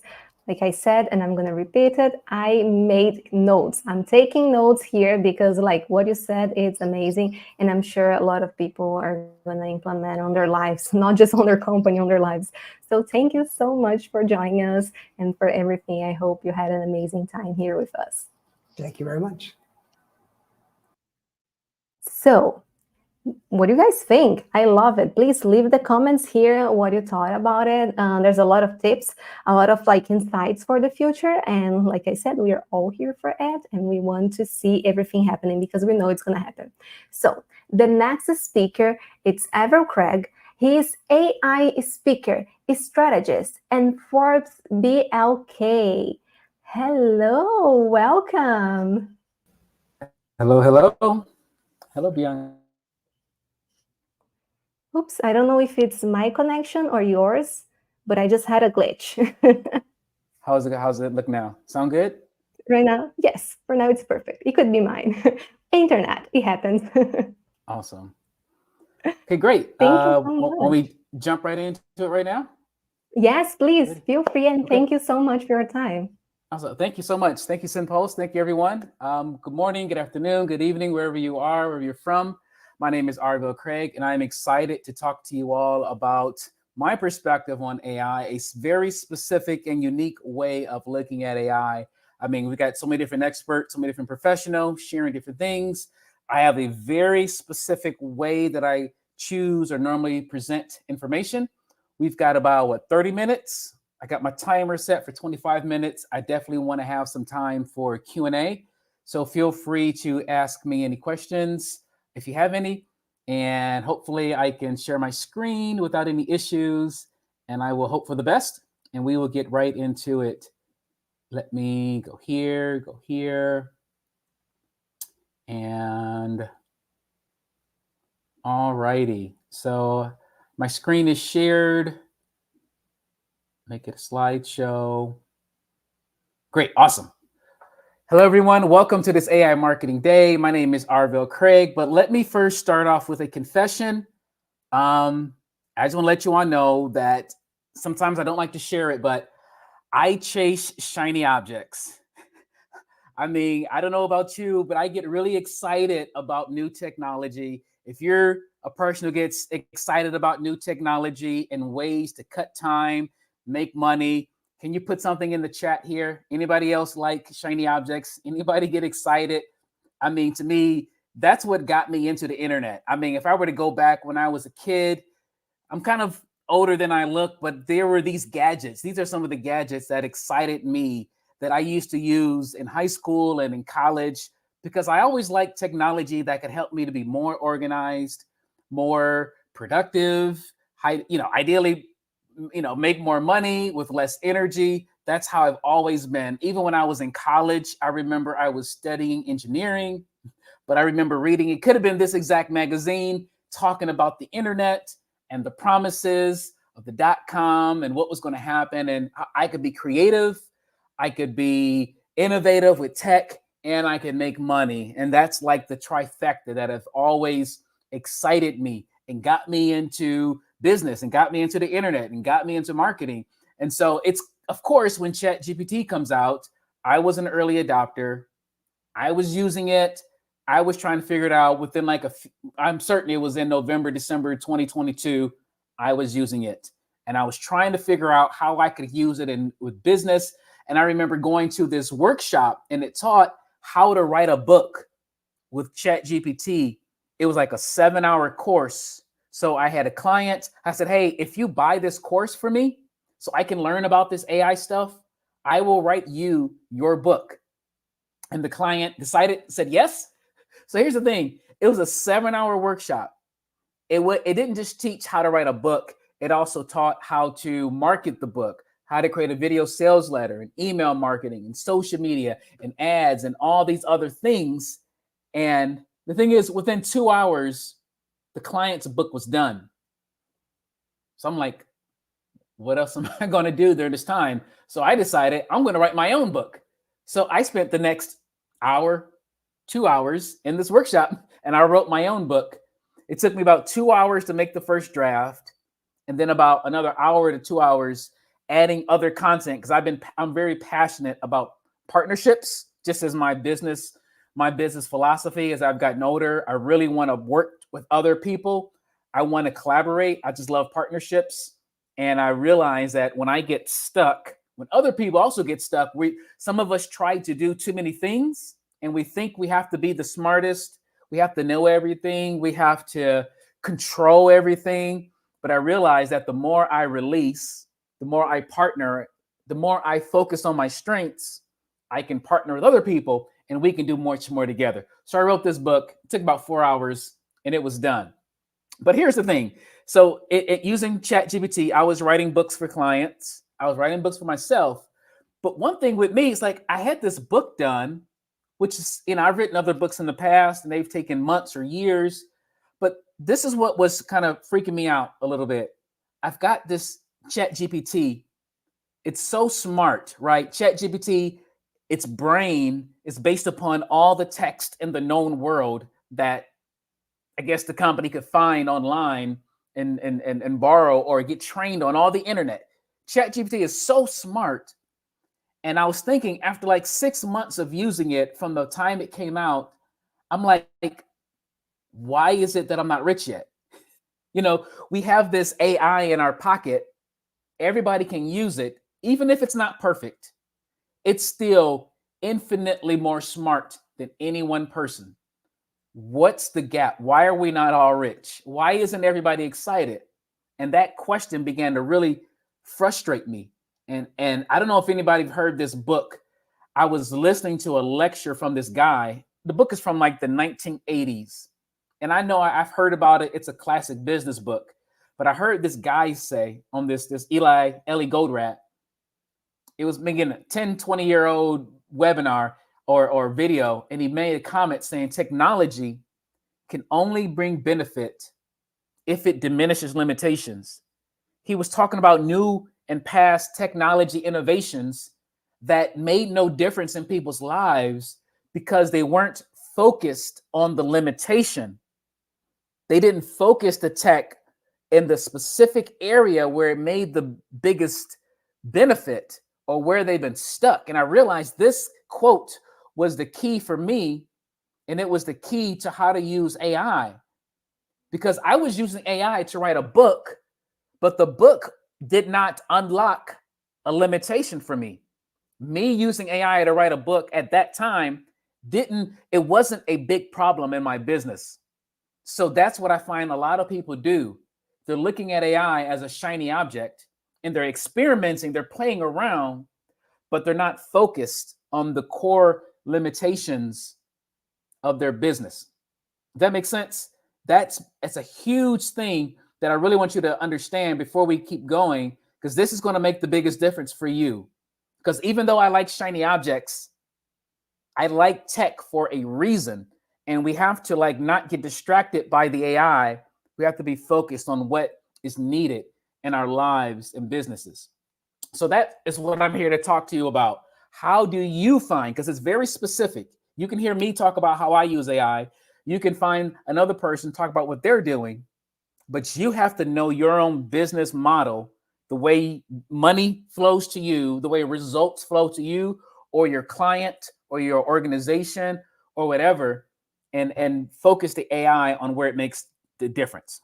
So that's what we want to get into in our time. So again, my bio, my background, in short, I've got over 20 years in digital marketing. I focused specifically, I started focusing on conversational, it wasn't even AI, it was really just chatbots and conversational marketing around 2017. And you can see here in this picture, the three things that govern my life is one, there's a conversational AI software, V-Agents and Call Comply for contact centers, call centers, larger companies. That's my day job, my focus. But I'm also focused on speaking, which is a passion of mine. I'm here because it's my passion to teach and educate and help people get breakthroughs. And then I also love partnerships. So if any of you here have an AI related business and AI related or marketing service and you want to partner and collaborate on AI, I just love to work together, because I realize if we work together, there's so much more that can happen than one person trying to be the smartest in one area. So reach out to me if that's an interest of yours. So let's get into the content. There's three main things I want you to understand. Three things I want you to walk away with. Okay. Number one, it's going to be understanding the constraints in your life, your business model, or your clients. If you're using marketing to help clients, yes, they want money, they want sales. But if you're going to use AI to fix their marketing, you have to know what the need is. You got to know this constraint.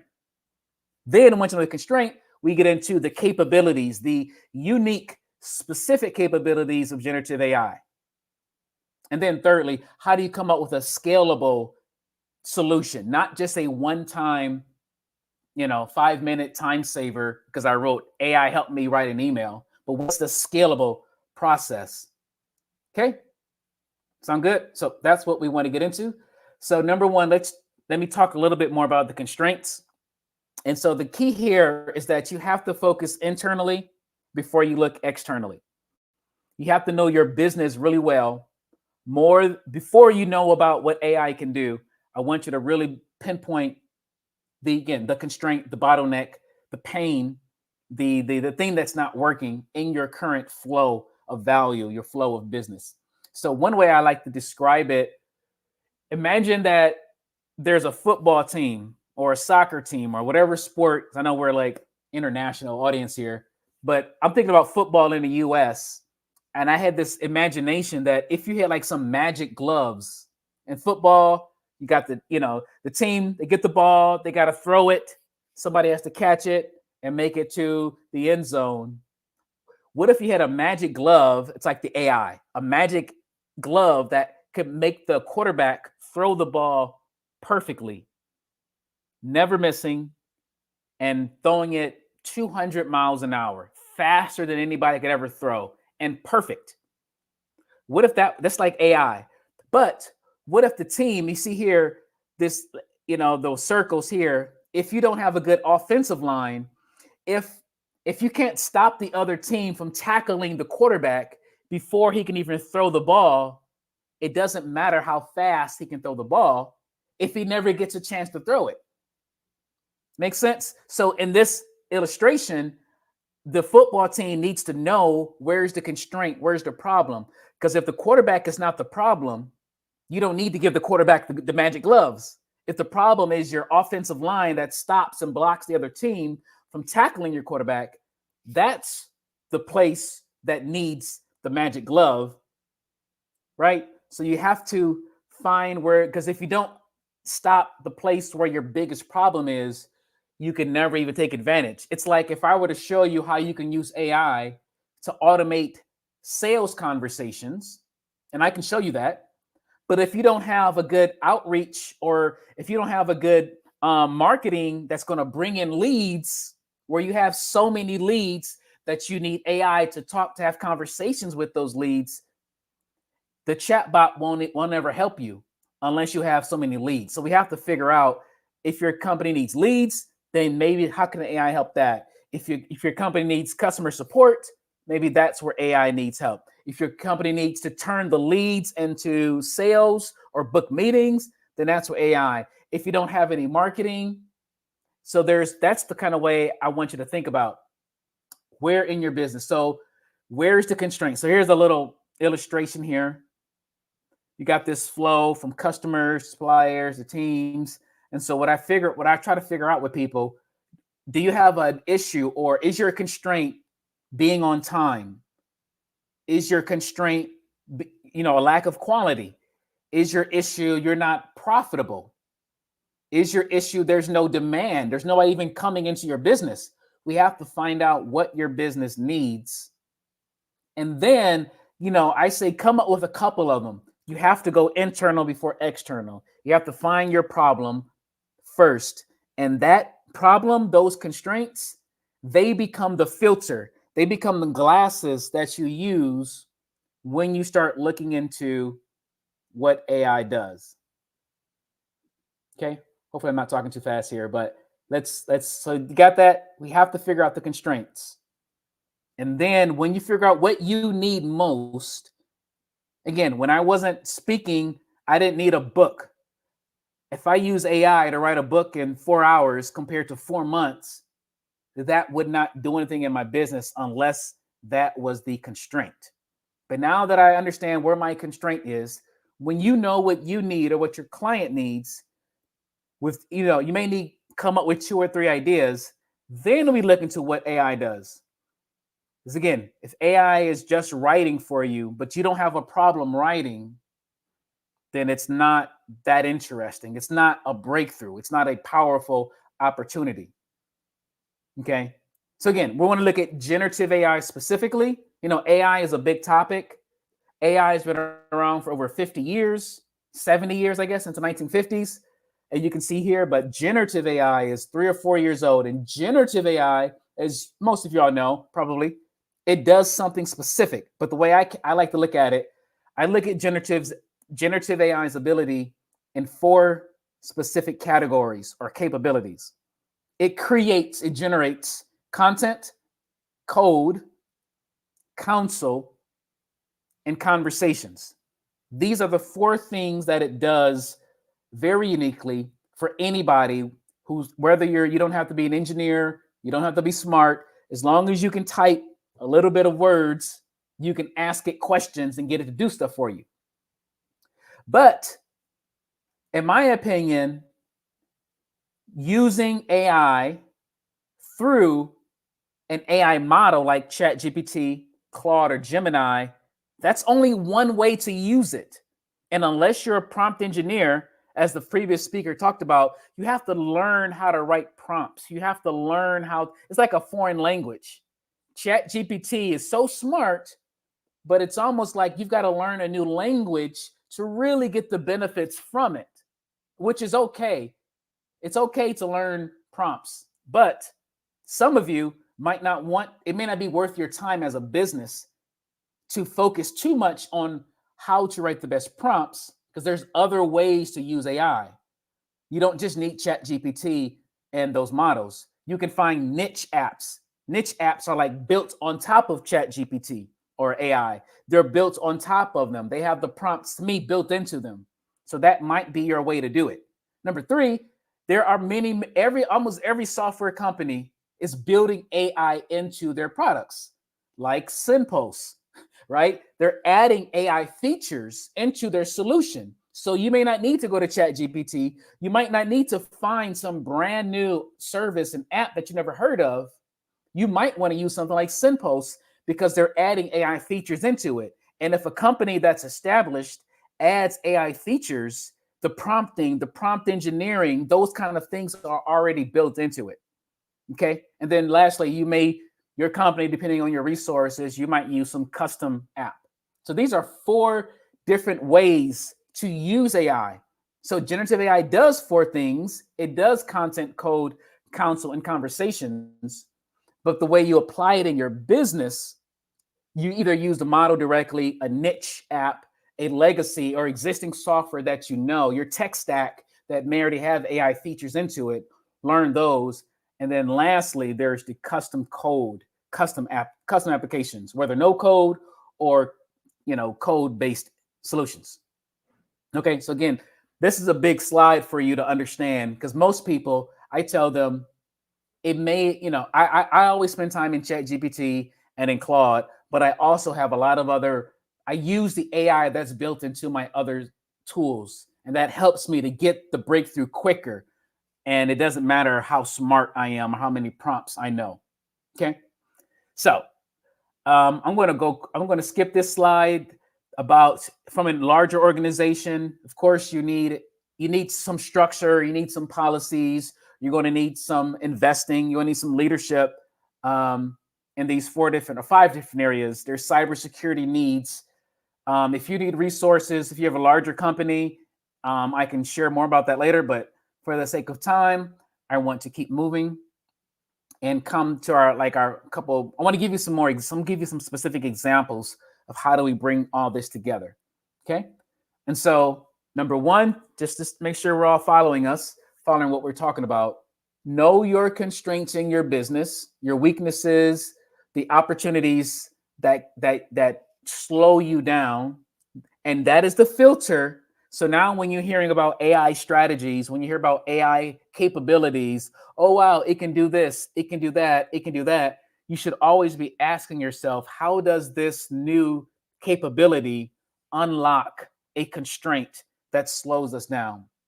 And then number 3 is where you look for some type of scalable opportunity, where it's not just a one-time solution. It's something that you add into your processes that give you a competitive advantage, against your competitor. Again, like the last speaker talked about, you want to get an ROI.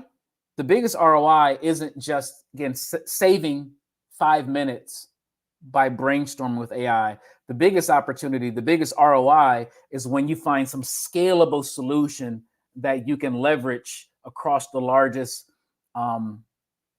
possible area. So let me kind of tell you what I mean. So when I think about scalability and AI, I'm thinking about what is it that you do in your business that's consistent, that's repeatable, that happens in a massive batch process. Is there something that you're doing often? Because the more you do it, the more opportunity there is to bring AI. And I want AI to unblock or unlock a constraint. So typically when I'm helping out a company, I'm looking for where in your business that you have one person doing something where how can we get one person to do 10 times more or act as if they were 10 people? Is there a place in your business where that would happen? Or if we did give 10 times more, like for me, for writing a book with AI, if I was in the book publishing business, that ability to write a book in 4 hours versus 4 months is a game changer because of that business model in the books or publishing. If that was my business model, right? The other thing I'm looking at is, again, if something takes 10 hours or 10 days, how can AI do things so much faster? Can I get can I go from 10 to 1? That's what I'm looking for when I'm curious about what can unlock a constraint. Okay, so again, let's talk marketing. So in marketing, you've got different types of marketing, different stages of a customer journey.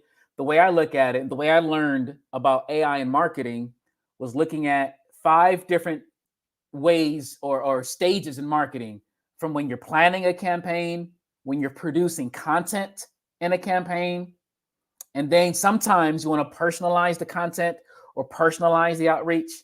That changes the conversion rate a little bit.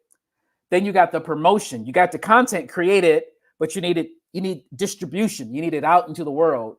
And there's that stage. And then lastly, there's the performance. How do we optimize? How do we look at what we're doing, analyze the results, and get better? So all these 5 categories are opportunities to add AI. But remember our number one point, before we add AI, we have to know that the category, the problem is it's a constraint, it's a problem. You might not have a problem with planning.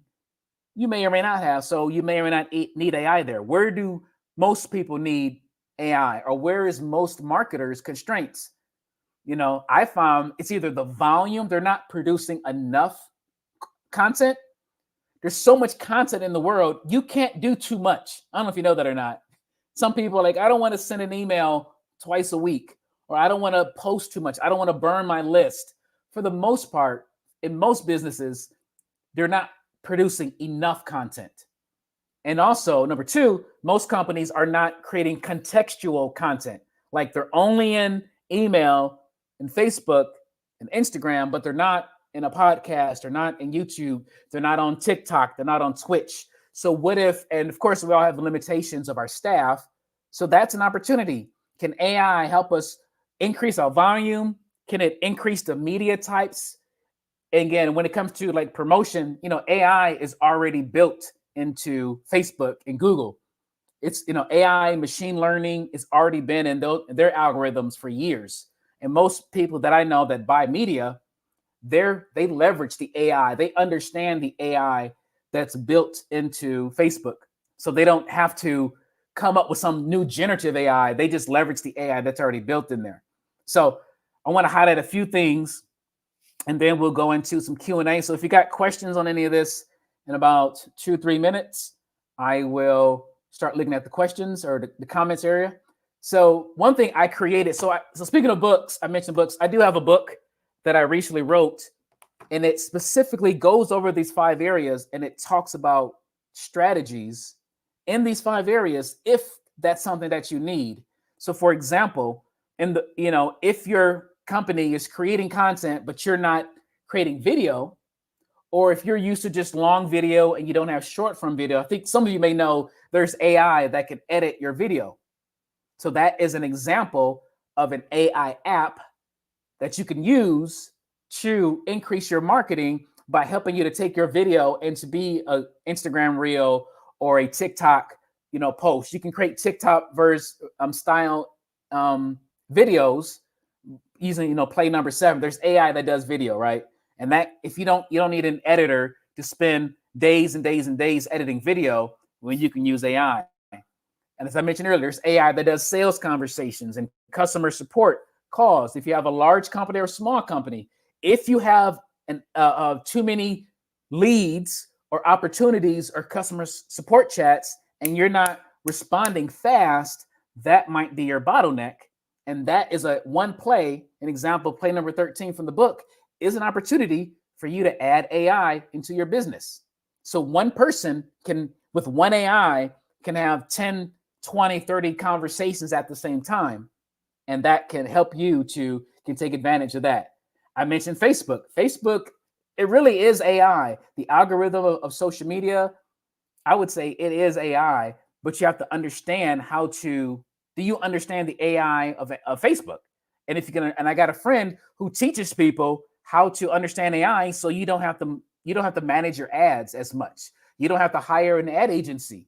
You can actually learn Facebook's AI and what it does, and therefore you can take advantage of it, and you save your costs for managing ads in a traditional way before there was AI. So again, there's tons of it, and it's my friend Eric says, if you understood Facebook's AI, you would never hire an ad agency again. So there's all these different plays.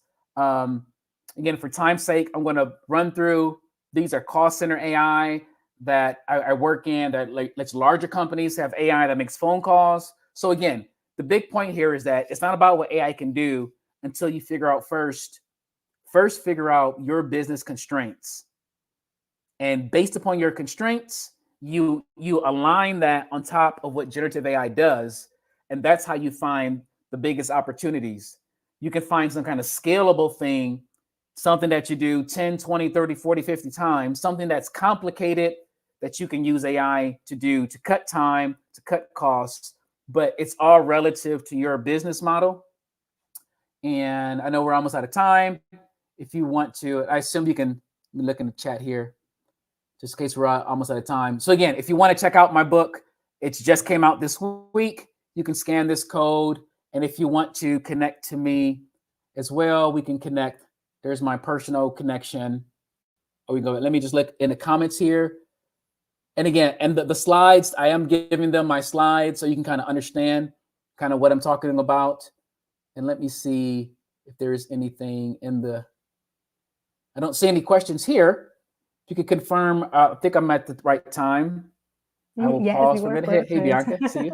Hello. So we Hello. have kind of one question here. They want to know Yeah. how to scale sales with AI. You already mentioned what things people can do. So do you have any extra tip to give it? Yeah. So again, if you want to scale your sales, again, to me, there's a little bit of Q&A. I would have to know. Are you seeing you have so many leads and you're not contacting them? You know, is there a lack of, do you need more leads? Do you need to convert more leads? You know, because there's AI that can do outreach as far as like, you can do like cold email with like a cold email platform like Mailshake or Instantly. There's an AI called,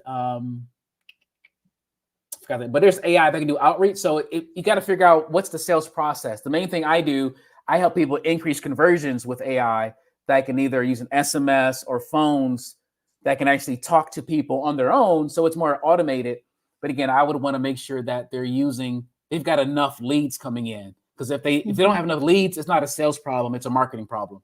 And so if it's a marketing problem, a platform like SendPulse can be great to automate, to warm people up, to be automated, omni-channel, talk to people more. So I would say if you need more marketing, use AI to do 10 times more content, change the content to every format, text, video, audio, as much as possible. Use SendPulse to talk to all those channels, and hopefully you have enough leads.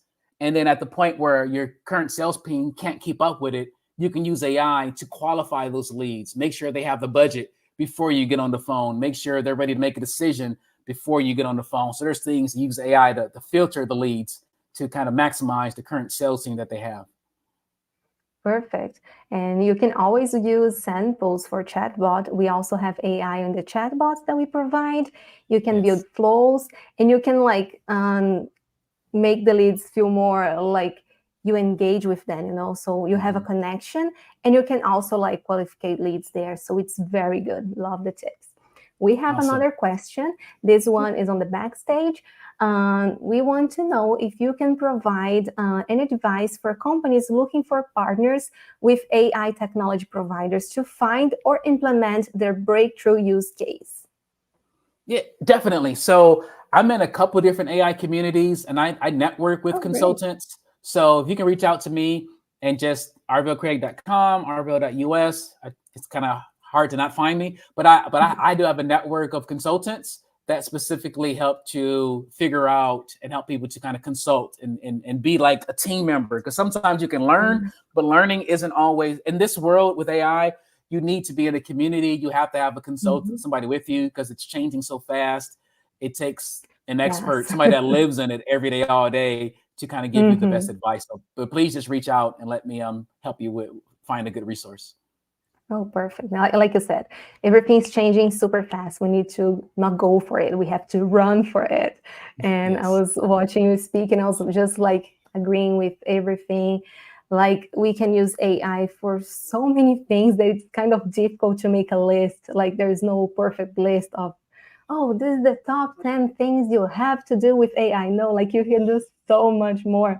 And it's amazing to see people talking more about it. And like you're all about partnerships, and you're here not only to help your company and you and your business and your personal marketing, but to help others. And I think that's it, that's the future. That's what we have to do. That's the the world and right now. So it's very special to have people like you and people also there here in the comments trying to learn more. So yeah, it's amazing. Oh, thank you. Yeah. Let me see if we have more questions. Guys, enjoy. It's not all the time that you can ask questions. Today, especially, it's been very a difficult time to have questions. So we have some time here. Well, and we still have 3 minutes. Oh, really? That's it. Okay. Is that it? That's perfect. So yeah, I love it, everything that you said, honestly, especially with like, there's something that it gets to me, that is the Facebook ads, because it's changing all the time. Like every day is a new rule, it's a new order, it's a new change. It's crazy. So it's really difficult to keep track of all of this, that. So it's very important to have AI to help out, like, especially because we know how ads campaign are pretty important in the world right now. Like you have to be seen. So it's great to know that we have the powerful AI to help us in this journey. Yeah. Like I said, the biggest thing is learning how to focus. Like I said, AI can do a lot of things, but if it's not the core thing that your business biggest need, you're not gonna. Again, it's gonna be okay, but there's such a big difference between where you use it and how you use it, and that's why I'm big onto that consulting strategy standpoint. Because again, even AI, even the most boringest AI things can sometimes bring the biggest benefits. It's not always the shiny new fancy ones, but it's the things that, again, your bottleneck, you do it every day. You want to analyze some Google Analytics reports and you don't understand it, and just learning how to simply upload Excel sheets, or if you don't know Excel, and have AI interpret those things and do that every week. That could be the biggest thing that could bring the biggest benefit, as compared to you learning how to use Midjourney and spending all day trying to figure out how to use, Discord and type it right. And it's like, we have to learn how to, I think it's most beneficial to focus. You can play around with it at night, but in your business, you want to find the biggest bottleneck, the biggest constraint, the biggest problems, or you want to focus.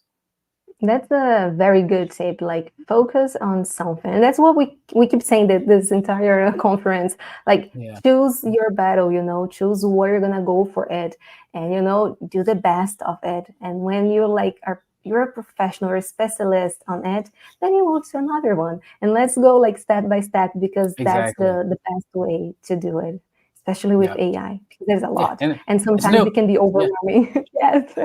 It's like there's no rules yet. It's still kind of new. So don't be afraid of making mistakes. It's all still being invented. So, That's it. You said everything. I keep saying this on the conferences I do in Portuguese.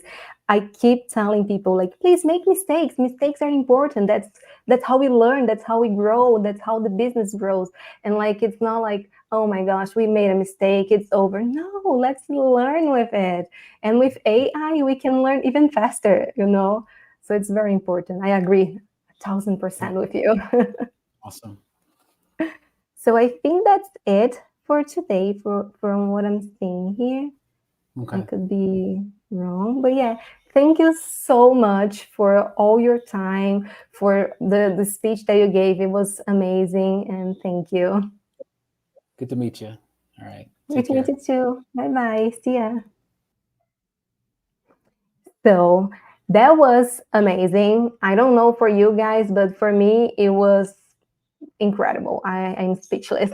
So leave here in the comments, what are your thoughts? I want to know which one you think was the best, what you learned here with us, what you're excited to learn as well, because there's always room for more conferences. So please leave here in the comments. Let's chat more about it. And don't forget, this conference was made and organized by SendPulse, an all-in-one marketing platform. So it's all about it. It's all about making things faster and easier, like AI, yes. And of course, we gave our hands to AI, and we're walking close together because we really want to make the best of it. So if you want to scan this QR code right here, we have a discount. Yes, a discount for new users. So if you want, like, you're there sitting, watching us, and you're like, oh my gosh, there's so much things I can do. Yes, you can. And with this coupon, you can do way more things, because we want you to give the first step. And we are here to give you a push. So you can go ahead and try, because like I said, there's no problems to make mistakes. So test, try, do your best. If you build a flow and you don't like it, do it again. It's okay. It's okay to do it, to try, to test. And we're all here to help you all in this journey. Like, we have the support team, we have everything. So please, guys, feel free to scan the QR code and go to the SendPulse website and start today to change your marketing with SendPulse. So it's time to go to the next speaker. And oh my gosh, sadly, I just noticed, I am like, whoa, because I really just noticed that it's the last one of today. Oh my gosh. So yeah, it's the last speaker of this conference. Is the last, but it's very special for us, for everybody. We are sure, we're 100% sure you guys are gonna make the best out of this with him. He's gonna talk about how to build your brand with AI without overwhelm. That's a very important point because, like I said, AI can be too much sometimes. It's a lot of options, a lot of things, and you don't know how to start. So Phil Fallon is here to help us out. He's a personal branding expert at keynote speaker. So welcome. Thank you, Bianca. You're doing such a great job hosting, by the way. And Oh, I also thank have to you. say, your voice is making me very happy. I've spent many months in Brazil, and some of my best friends are from Brazil, and they sound like you, and I miss Oh my them, gosh. and it's warming my heart. I am gonna cry. Thank you so much. And come back. Like, what are you doing there? Come back here. I would love You're to. always It's one of my welcome in favorite the country. countries. Oh, I love it. Feel free to come here. Let's do a in-person event together. I'm I gonna was there a schedule few years ago for Carnival, it. actually, right before the world closed. I was in Brazil, Oh I'm my from God. Canada, but I live in the US. But yeah, that was the last time I was there. So I do. Thank you for It's giving time me to come excuse back. to come back. Yes, Yes, you're welcome. Anytime. I agree. Fantastic. I think I'm sharing my screen. I think you should have access to that. And we'll hop into it. I'll make sure we're going to move fast. I'll make sure. There we go. There are my slides. And I will give an official hello. You guys should see my slides animating right now. Bianca, thank you, by the way, for doing such a great job hosting today. I'm looking forward to getting some of the chat's questions coming up. Arvel did a great job, and I learned so much from his few minutes of presenting.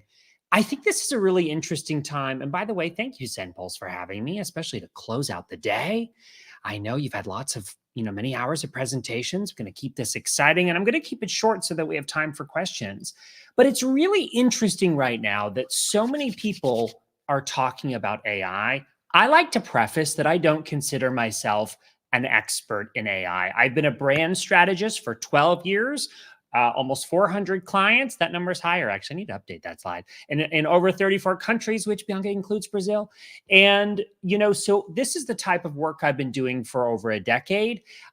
Branding is really my means of growing businesses. And we'll talk about that. I'll give you a process to follow. And I'm going to talk about AI, really the landscape right now, I think, is kind of stressful. This has come up a few times today as a theme. We see tweets like this: AI just saved my day. I woke up feeling dizzy. I described my symptoms to Gemini and followed its advice. 2 hours later, I'm feeling much better. What a time we live in, right? And so, yeah, there might be some truth to that, but we are inundated with content, with tweets, with posts, with all kinds of things that we aren't doing yet. And we, as business owners, as marketers, already feel or perpetually feel behind, or we're not caught up, or we're not doing the latest and greatest hack to grow our businesses. I don't want you thinking that way, and I don't want you feeling that way. It's really important to me that the greatest takeaway for you from this session might not even be an AI tool or a tip. It might be. But the greatest takeaway might be a reminder to focus on the most important aspects of business, which is having a job in a business that fulfills you and having a job or a business that positions you for success. Maybe that's growth. Maybe that's scale. Maybe that's impact. Maybe it's a mix of both, or all, I should say, right? You don't need to hop on any kind of trend or tool or practice by tomorrow. Okay, so Arvel actually communicated this perfectly. There are tons of gimmicks. There are tons of, gimmicks is the best way to describe it. And I'm here to kind of point out and get you rerouted and focus on the things that matter. So I'm a brand strategist. This is a picture of me, 2011, when I was graduating school. And at that time, social media felt like what AI feels like right now. It was like the frontier. It was the wild, wild west. Like Arvel said, there weren't rules, right? And we're trying to navigate this and try things and fail and experiment and win. And AI is very much that space right now. Day to day, I pretty much split my time between two main responsibilities. I am working one-on-one with clients. I guess three also. I'm a speaker, so I present and share my ideas on these things. And the third thing is I sit at this desk at my home and I create content. I've partnered with over 85 brands, many of them AI tools, to create content primarily on YouTube. And so in doing that, I've gotten to try many AI tools and platforms just through my experimentation and my process of content creation. I like to say up front that AI is not perfect, and I have genuine concerns about what it can do to our society. But today I'm not here to have a philosophical debate or an ethical debate or any kind of debate. I'm going to focus on the positives, okay? And so that's what we're going to do today. I'm going to give you some very practical takeaways. That's what I do in everything I teach and share. I have notes available at that link, which summarize what I talk about today. And I'm going to move fast. So if you miss anything, don't stress. My slides won't really tell you much because they're mostly photos and videos, but those notes will synthesize everything that I talk about today and then some extras so that you'll feel prepared, equipped, and inspired to move forward. Again, I focus on branding. Branding is my world. By the way, we should connect. This slide reminds me to tell you where I am most active on the internet. Instagram, LinkedIn, YouTube. I post at least once a week on YouTube. A lot of AI specific content in it. I put it over on Instagram as well. What do we need to focus on? What am I excited about? I think right now we're at the start of another productivity revolution. I couldn't say it better myself. This is a quote from a professor at MIT. Generative AI, it's producing things we didn't have before. A study that was done last year by Goldman Sachs found, oops, click too fast. Stand by. Let me go back there. A study that was done last year by Goldman Sachs found that, I'm talking specifically in the US workforce here, that 63% of jobs would be complemented by AI, 30% of jobs would be unaffected, and 7% of jobs would be replaced. If you ask me, that is a very healthy statistic, and it's an optimistic statistic. 63% of us, new friends, are going to be complemented by AI. I bet you a good amount of people that are on this call are obviously interested in AI, and we are already feeling through experimentation and recommendations how that feels to have AI do something better than we can do ourselves. Typically, it's the speed at which it can compute information, quite simply, is what, if it's a race, AI can typically win against humans. What does that mean for the 7% that are getting eliminated or the 63% that are being complemented? Through my experience in the last 365 roughly days, AI is enabling humans to focus on what humans do best. And I'll give you a few examples throughout this presentation. I certainly think 7% of jobs or responsibilities or tasks are probably better done by a machine or done by AI, done by artificial intelligence, right? Simply based on speed and the type of jobs. And so what this is doing, and sure, it's shaking us up. It's reminding us, wow, what does job security look like nowadays? How are our responsibilities going to change specifically? I'll tell you how my world is changing as a brand strategist. I'm noticing a gap that is widening.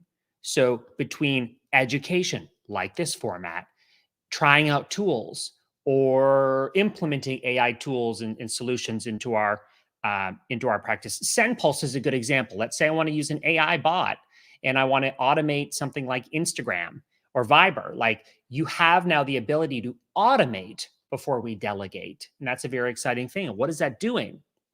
I'll give you instances today of how it's helping me as a brand strategist be more creative.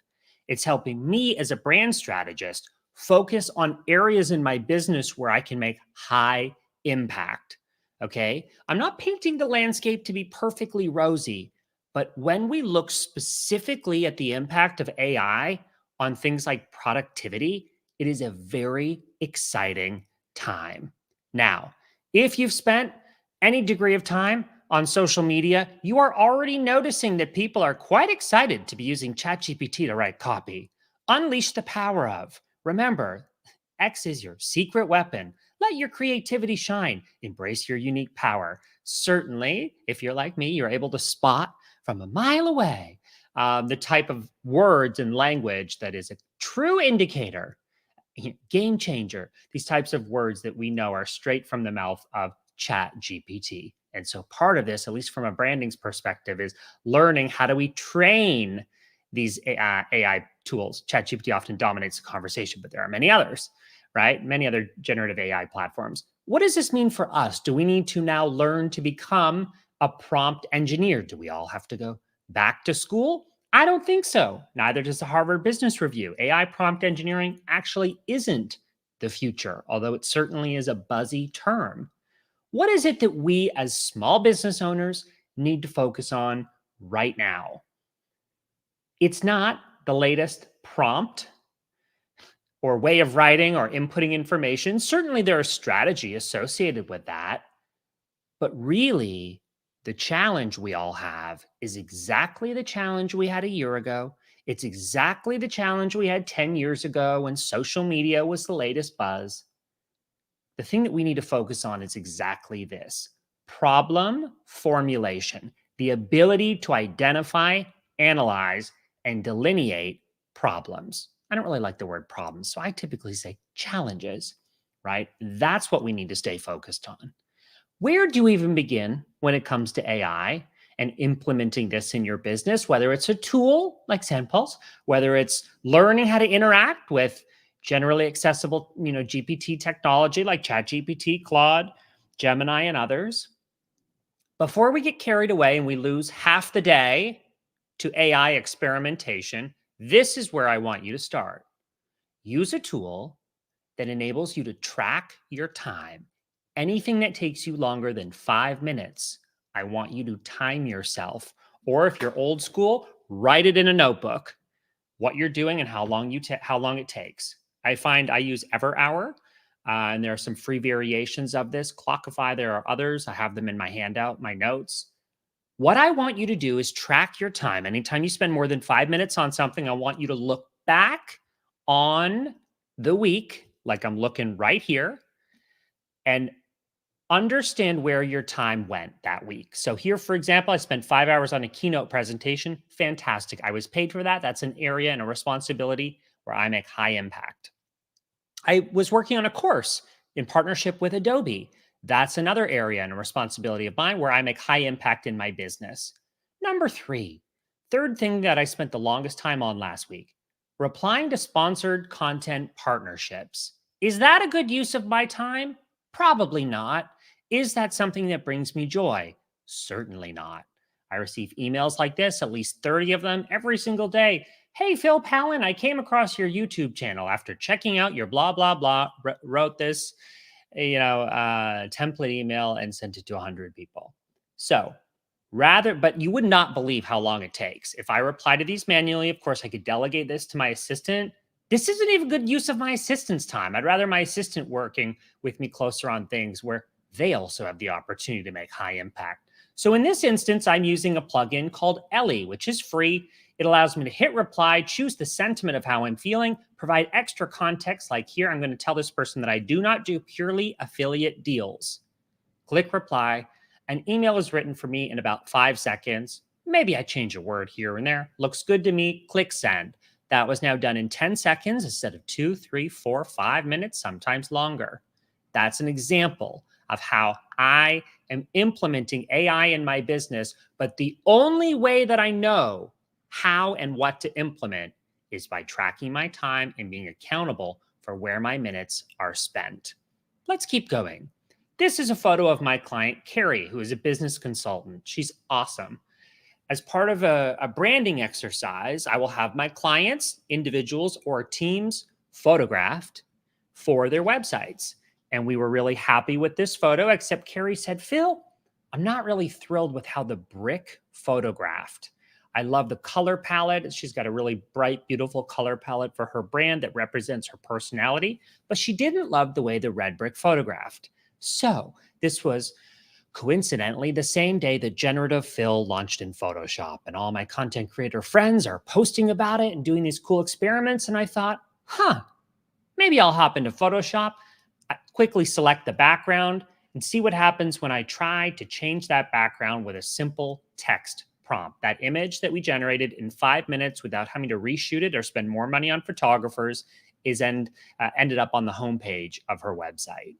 That was another instance of how AI has made a really positive impact in my business for me and for my clients, giving us creative tools to be efficient and to focus on the things that matter. Now, take it from me as someone who's tried well over 100 AI tools. I just finished writing a book published by Adams Media, which is an imprint of Simon & Schuster, publishing in October. And in that book, I recommend 200, I think it's almost 250 AI tools and platforms. As someone who's tried a lot of platforms, my recommendation is to you to be discerning. Many AI tools are quickly publishing, look, we are an AI platform, because we have one simple, measly, unimportant integration. And they're doing it because everyone else is. It's what the popular kids are doing. I am proud to work with brands like Adobe that are not, sure, they're not first to market with this technology, but they're first to market with this technology developed responsibly. Adobe is a great example, and I'll explain why. I have concerns about brands like Canva that sure have AI tools, but they don't disclose what actually powers the technology behind it. Another tool that I love, Grammarly. Grammarly implements AI in a really fantastic, substantial, and impactful way. If you're ever curious, how can I keep track of brands that are transparent about their use of AI, I recommend checking out this organization, which I'm a part of, the Content Authenticity Initiative, started by Adobe several years ago, and it's quickly becoming the governing body in AI transparency. Adobe has developed technology called content credentialing, which means when AI is used to generate an image, for example, content credentials tell us that journey and what creators or artists have been a part specifically of creating assets that have been attributed to create something. It's really powerful and extremely important as AI evolves. This idea of transparency and content credentialing to respect the rights and the works of artists and creatives around the world. If you're overwhelmed by AI, I mean, typically we start with text generation, right? Text generation. It's like, oh my gosh, when you stare at ChatGPT for the first time, you're like, what do I even type? It's kind of like when we were looking at Google for the first time, what are we supposed to type? I actually recommend to get comfortable with this by trying an AI image creator. Text to image is a good example. This is Adobe Firefly, which is free and accessible to everyone. It's a token-based system, so there will be limitations on a free account, but you can certainly go over and try this. This is text-to-image version 2 in beta. It is so fun. Here I typed a prompt of an image that I couldn't find. I couldn't source it on Adobe Stock, an airplane made from chocolate and marshmallows with confetti. That stock photo didn't exist, but in a few seconds, I was able to generate a fascinating visual for, let's say, this use case was creating a flyer for an airline 10th anniversary. In this case, I uploaded a reference image called, this was chocolate covered marshmallows. And you can see how that impacted the design by providing a style reference. Again, I feel good knowing and using Adobe Firefly because these are images that are being created that are sourced exclusively from Adobe Stock and other media where explicit permission has been given and consent. So other AI tools, if you're looking for features that are approachable and not overwhelming for the average small business owner, I recommend hopping into Adobe Express. There are quick actions and lots of really cool AI integrations, simple things like removing a background, adding captions to a video, animating something from audio. You get the idea. A few other tools that I really love, and I'll move quickly so that we have some time for some questions. Here's an example of when I was going to Google, because that's what we do, right? In this case, I was going to cancel a business subscription. I didn't think to go to ChatGPT, but I have this amazing plugin called Web ChatGPT, which is free. And right now, what we're looking at are the results from Google which are 1, 2, 3, 4 sponsored posts that are garbage. Thank you, Google. And on the right, I'm using Web ChatGPT, which is a free plugin that is showing what I would type into Google, what I typed into Google if I was to type it into ChatGPT instead. And so it's training me as a newer user of AI tools. It's training me on what I might want to go to ChatGPT for instead of Google, which we're used to doing. That's a free plugin. Highly recommend it. 3 most important questions that I can give you. Okay. I think there's 3. I might have counted wrong, but let's see. What's your business goal? Branding does not matter. I say it time and time again. Branding is not the art of making something look pretty. Branding is really the art and science of taking inventory of your business goals and taking steps to actually manifest those or make them happen. What is your business goal? Then and only then can I give you strategy, AI tool recommendations and such. Once I know what your business goal is, nothing matters more than answering this question. From a branding standpoint, people or companies, I also want to know what makes you memorable, the experience of you memorable. As a brand strategist, I'm constantly thinking, what makes you great in real life?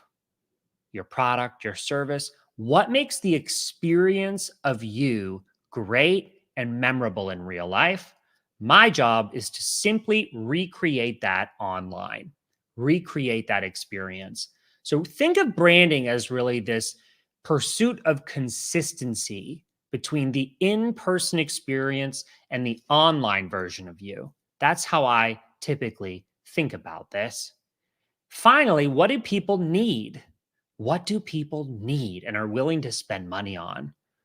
Right? That is such an important question that we continue to revisit, particularly in this landscape of gimmicks, AI tools that are gimmicks.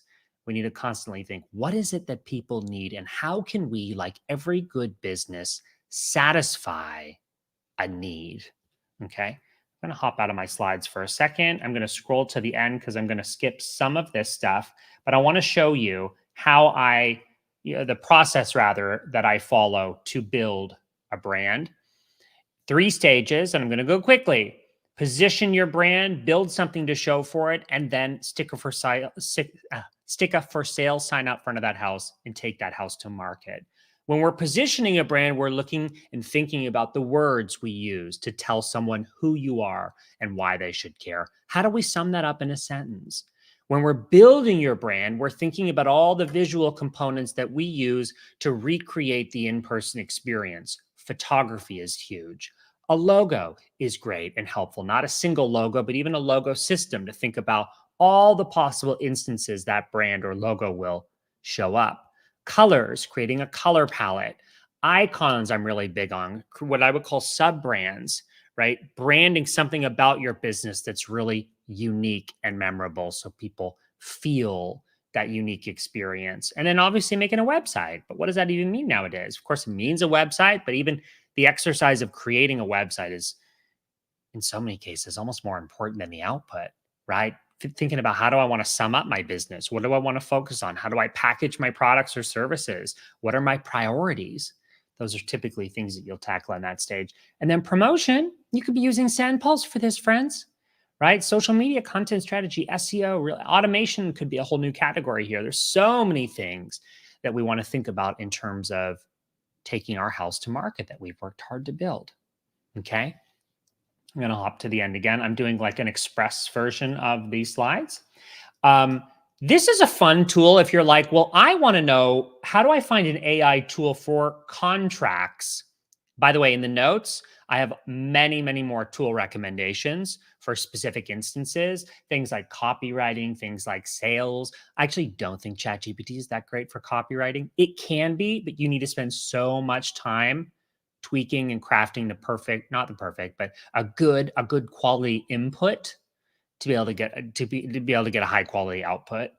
Also, I mean, building your own GPT, people will sell you on these ideas. And I'm not saying that it can't be done. It can be done, but it is a lot of work to work out the nuances and to train a GPT to actually source the information you're providing it. It's tough. I'm not saying it's impossible. It is possible, but it's a lot of work to tweak these things.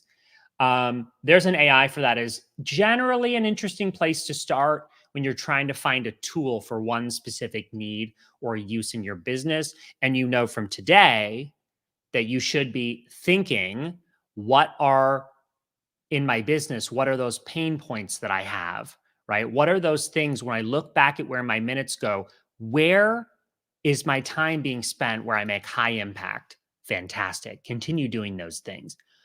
When I look back at the week, what are the things I'm doing where I'm really enjoying the work? Fantastic. Keep those as well.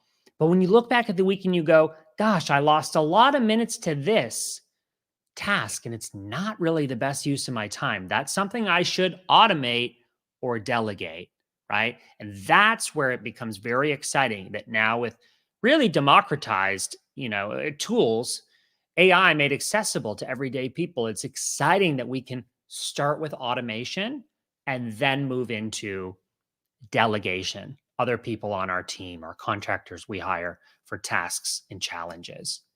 As I mentioned, these notes are available, philpallen.co/master-AI.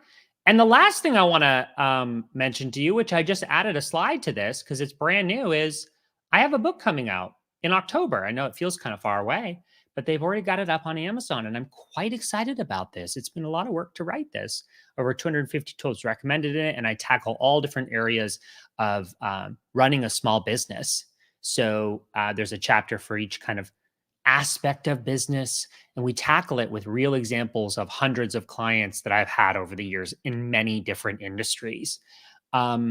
Yeah, so that's the, actually, I think that link is wrong. Hold on, I'll actually write it better. It should be Phil P. Hold on. I'm literally, you guys, I added the link as I was waiting for this. Let me write it again. Phil P. dot. This is why you don't do things on the fly. That's the link, philp.al. Here we go. I'm gonna go back in there. philp.al/AI-SM. That is the link to pre-order the book. Obviously, if you look up my name on Amazon, you'll find it. But that'll take you right there. If you are interested, we're very excited about this. I think I'm at time. I even timed myself, Bianca. You should be very impressed with me. Look at this. Time myself. I think we got a few minutes for questions. Love it. You are prepared. Thank you so much. It was amazing. I love it. Super excited for your book. I'm going to go check it out. I'm going to make a note on my calendar. And it's good, but because it's Halloween, so I'm never going to forget that it's in October, so it's perfect. Yes, exactly. It's a perfect way to remember the dates. So we have some questions here. First, we would like to know what is the biggest misconception about using AI when building a brand and how you would address it? Biggest misconception when building a brand with AI, Bianca, the first thing that comes to mind is we think that AI is a perfect substitute for things like creating a logo or a brand identity. Listen from me as someone who straddles both arenas. On this side, I'm working with individuals and leaner teams and students and grads that are using and leveraging AI to build their online presence. And that's fantastic. But a logo that you can generate in a logo generator is not going to have the detail and the business consideration and the thoroughness and comprehension of a brand identity that my agency would take 4 months to create. So you have to manage your expectations, I think, in this world. And as I said, I think I mentioned this, I'm just noticing a widening of the gap. I'm very excited because I play in both worlds. I'm working one-on-one with clients to solve business problems, but then I'm standing on stages and I'm teaching people with great enthusiasm how AI tools are really giving us access to so many interesting things. And so one is not a substitute for the other. They're two different worlds. I love it. And it's like, I love that you also work with the best of both worlds. So like you have experience in everything and like, you know what you're saying. we can thank use you. AI, but let's, you know, there's time for AI and time for something that is like needs the human touch sometimes, you know. Exactly. You worded that perfectly. That is exactly it. The human touch is everything. So we have Human a couple touch more is really questions. becoming something luxurious. It's becoming, Uh-huh. you know, it's the human touch is becoming something coveted. It's becoming something high end. And I actually find that quite exciting. Yes, me too, because the way that we can improve and like we talk about all the other speakers, like learn more about AI, because with this knowledge and with the human touch, oh my gosh, we can do a lot of things and I am excited for it. So let me see here, because I saw that we have a few more questions. Okay. How do we ensure that AI solutions aligns with the brand's value and missions?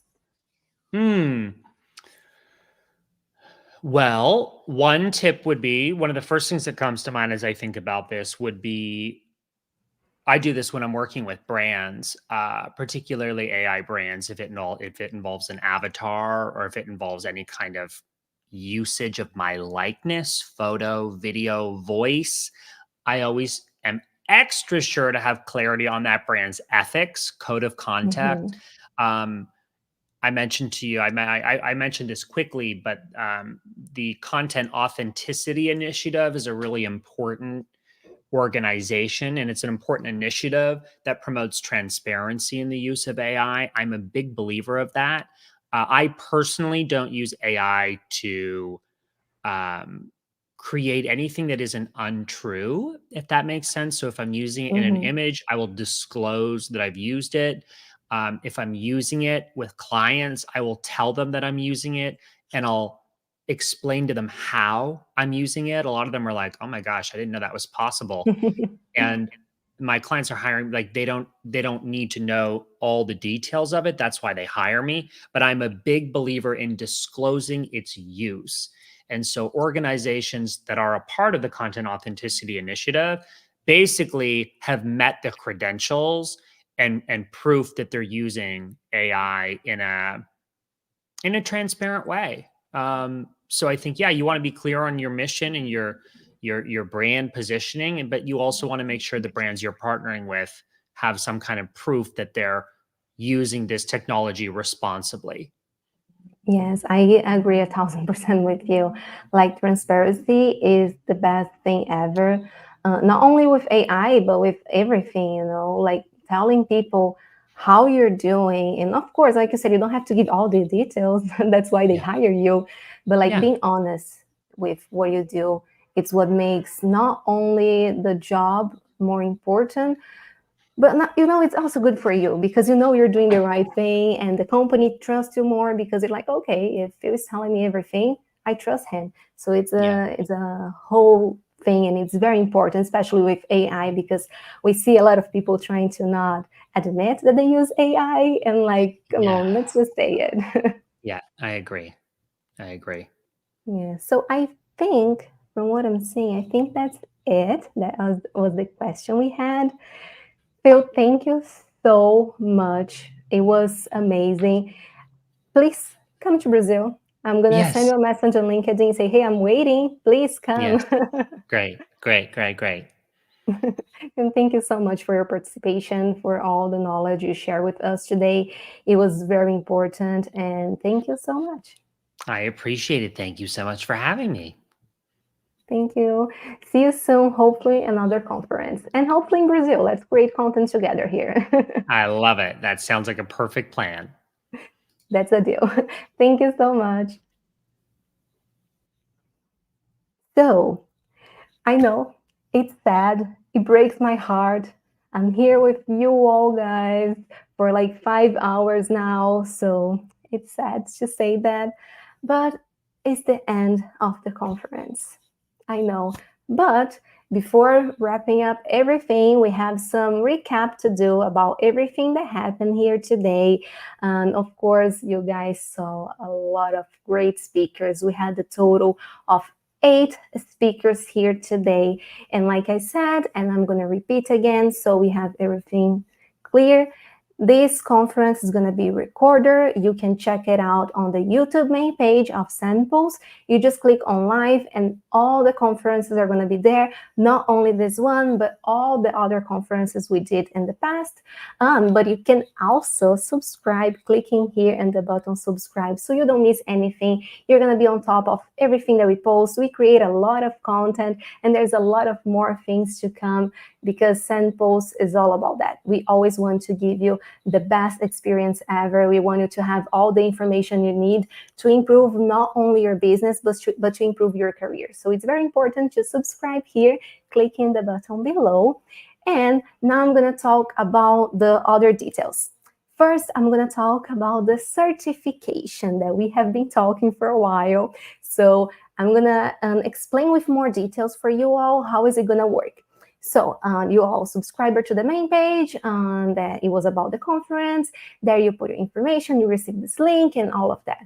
And there it says that you're going to get a certificate, and we will. And how this is going to happen? We're going to send a link here on the chat. And that link you click and you go to a page with a form. With this form, you can create, you have to fill up the form to get access to the recording of all the speakers that you saw here today. So you get to this link, you fill up the form, and after the form, you're going to receive access to access SendPulse Academy. And everything you saw today is going to be inside of SendPulse Academy. As you probably know, I hope so, we, SendPulse, have a lot of tools. One of them being the Edu. Okay, it's the course creator. And there we have SendPulse Academy that you can check it right here. Here you can scan the QR code and go to the form. And we made this conference a class, so you can watch it, you can click it when it's done, and after you watch it, everything you click it, it's over, you're gonna get a certificate. So that's the way we decided to do this time, because it's pretty good, especially because we got a lot of knowledge here. So you guys have everything saved, not only on YouTube, but also on SendPulse Academy. And it's the best of both worlds, like Phil. It's the best of both worlds, works with a lot of things.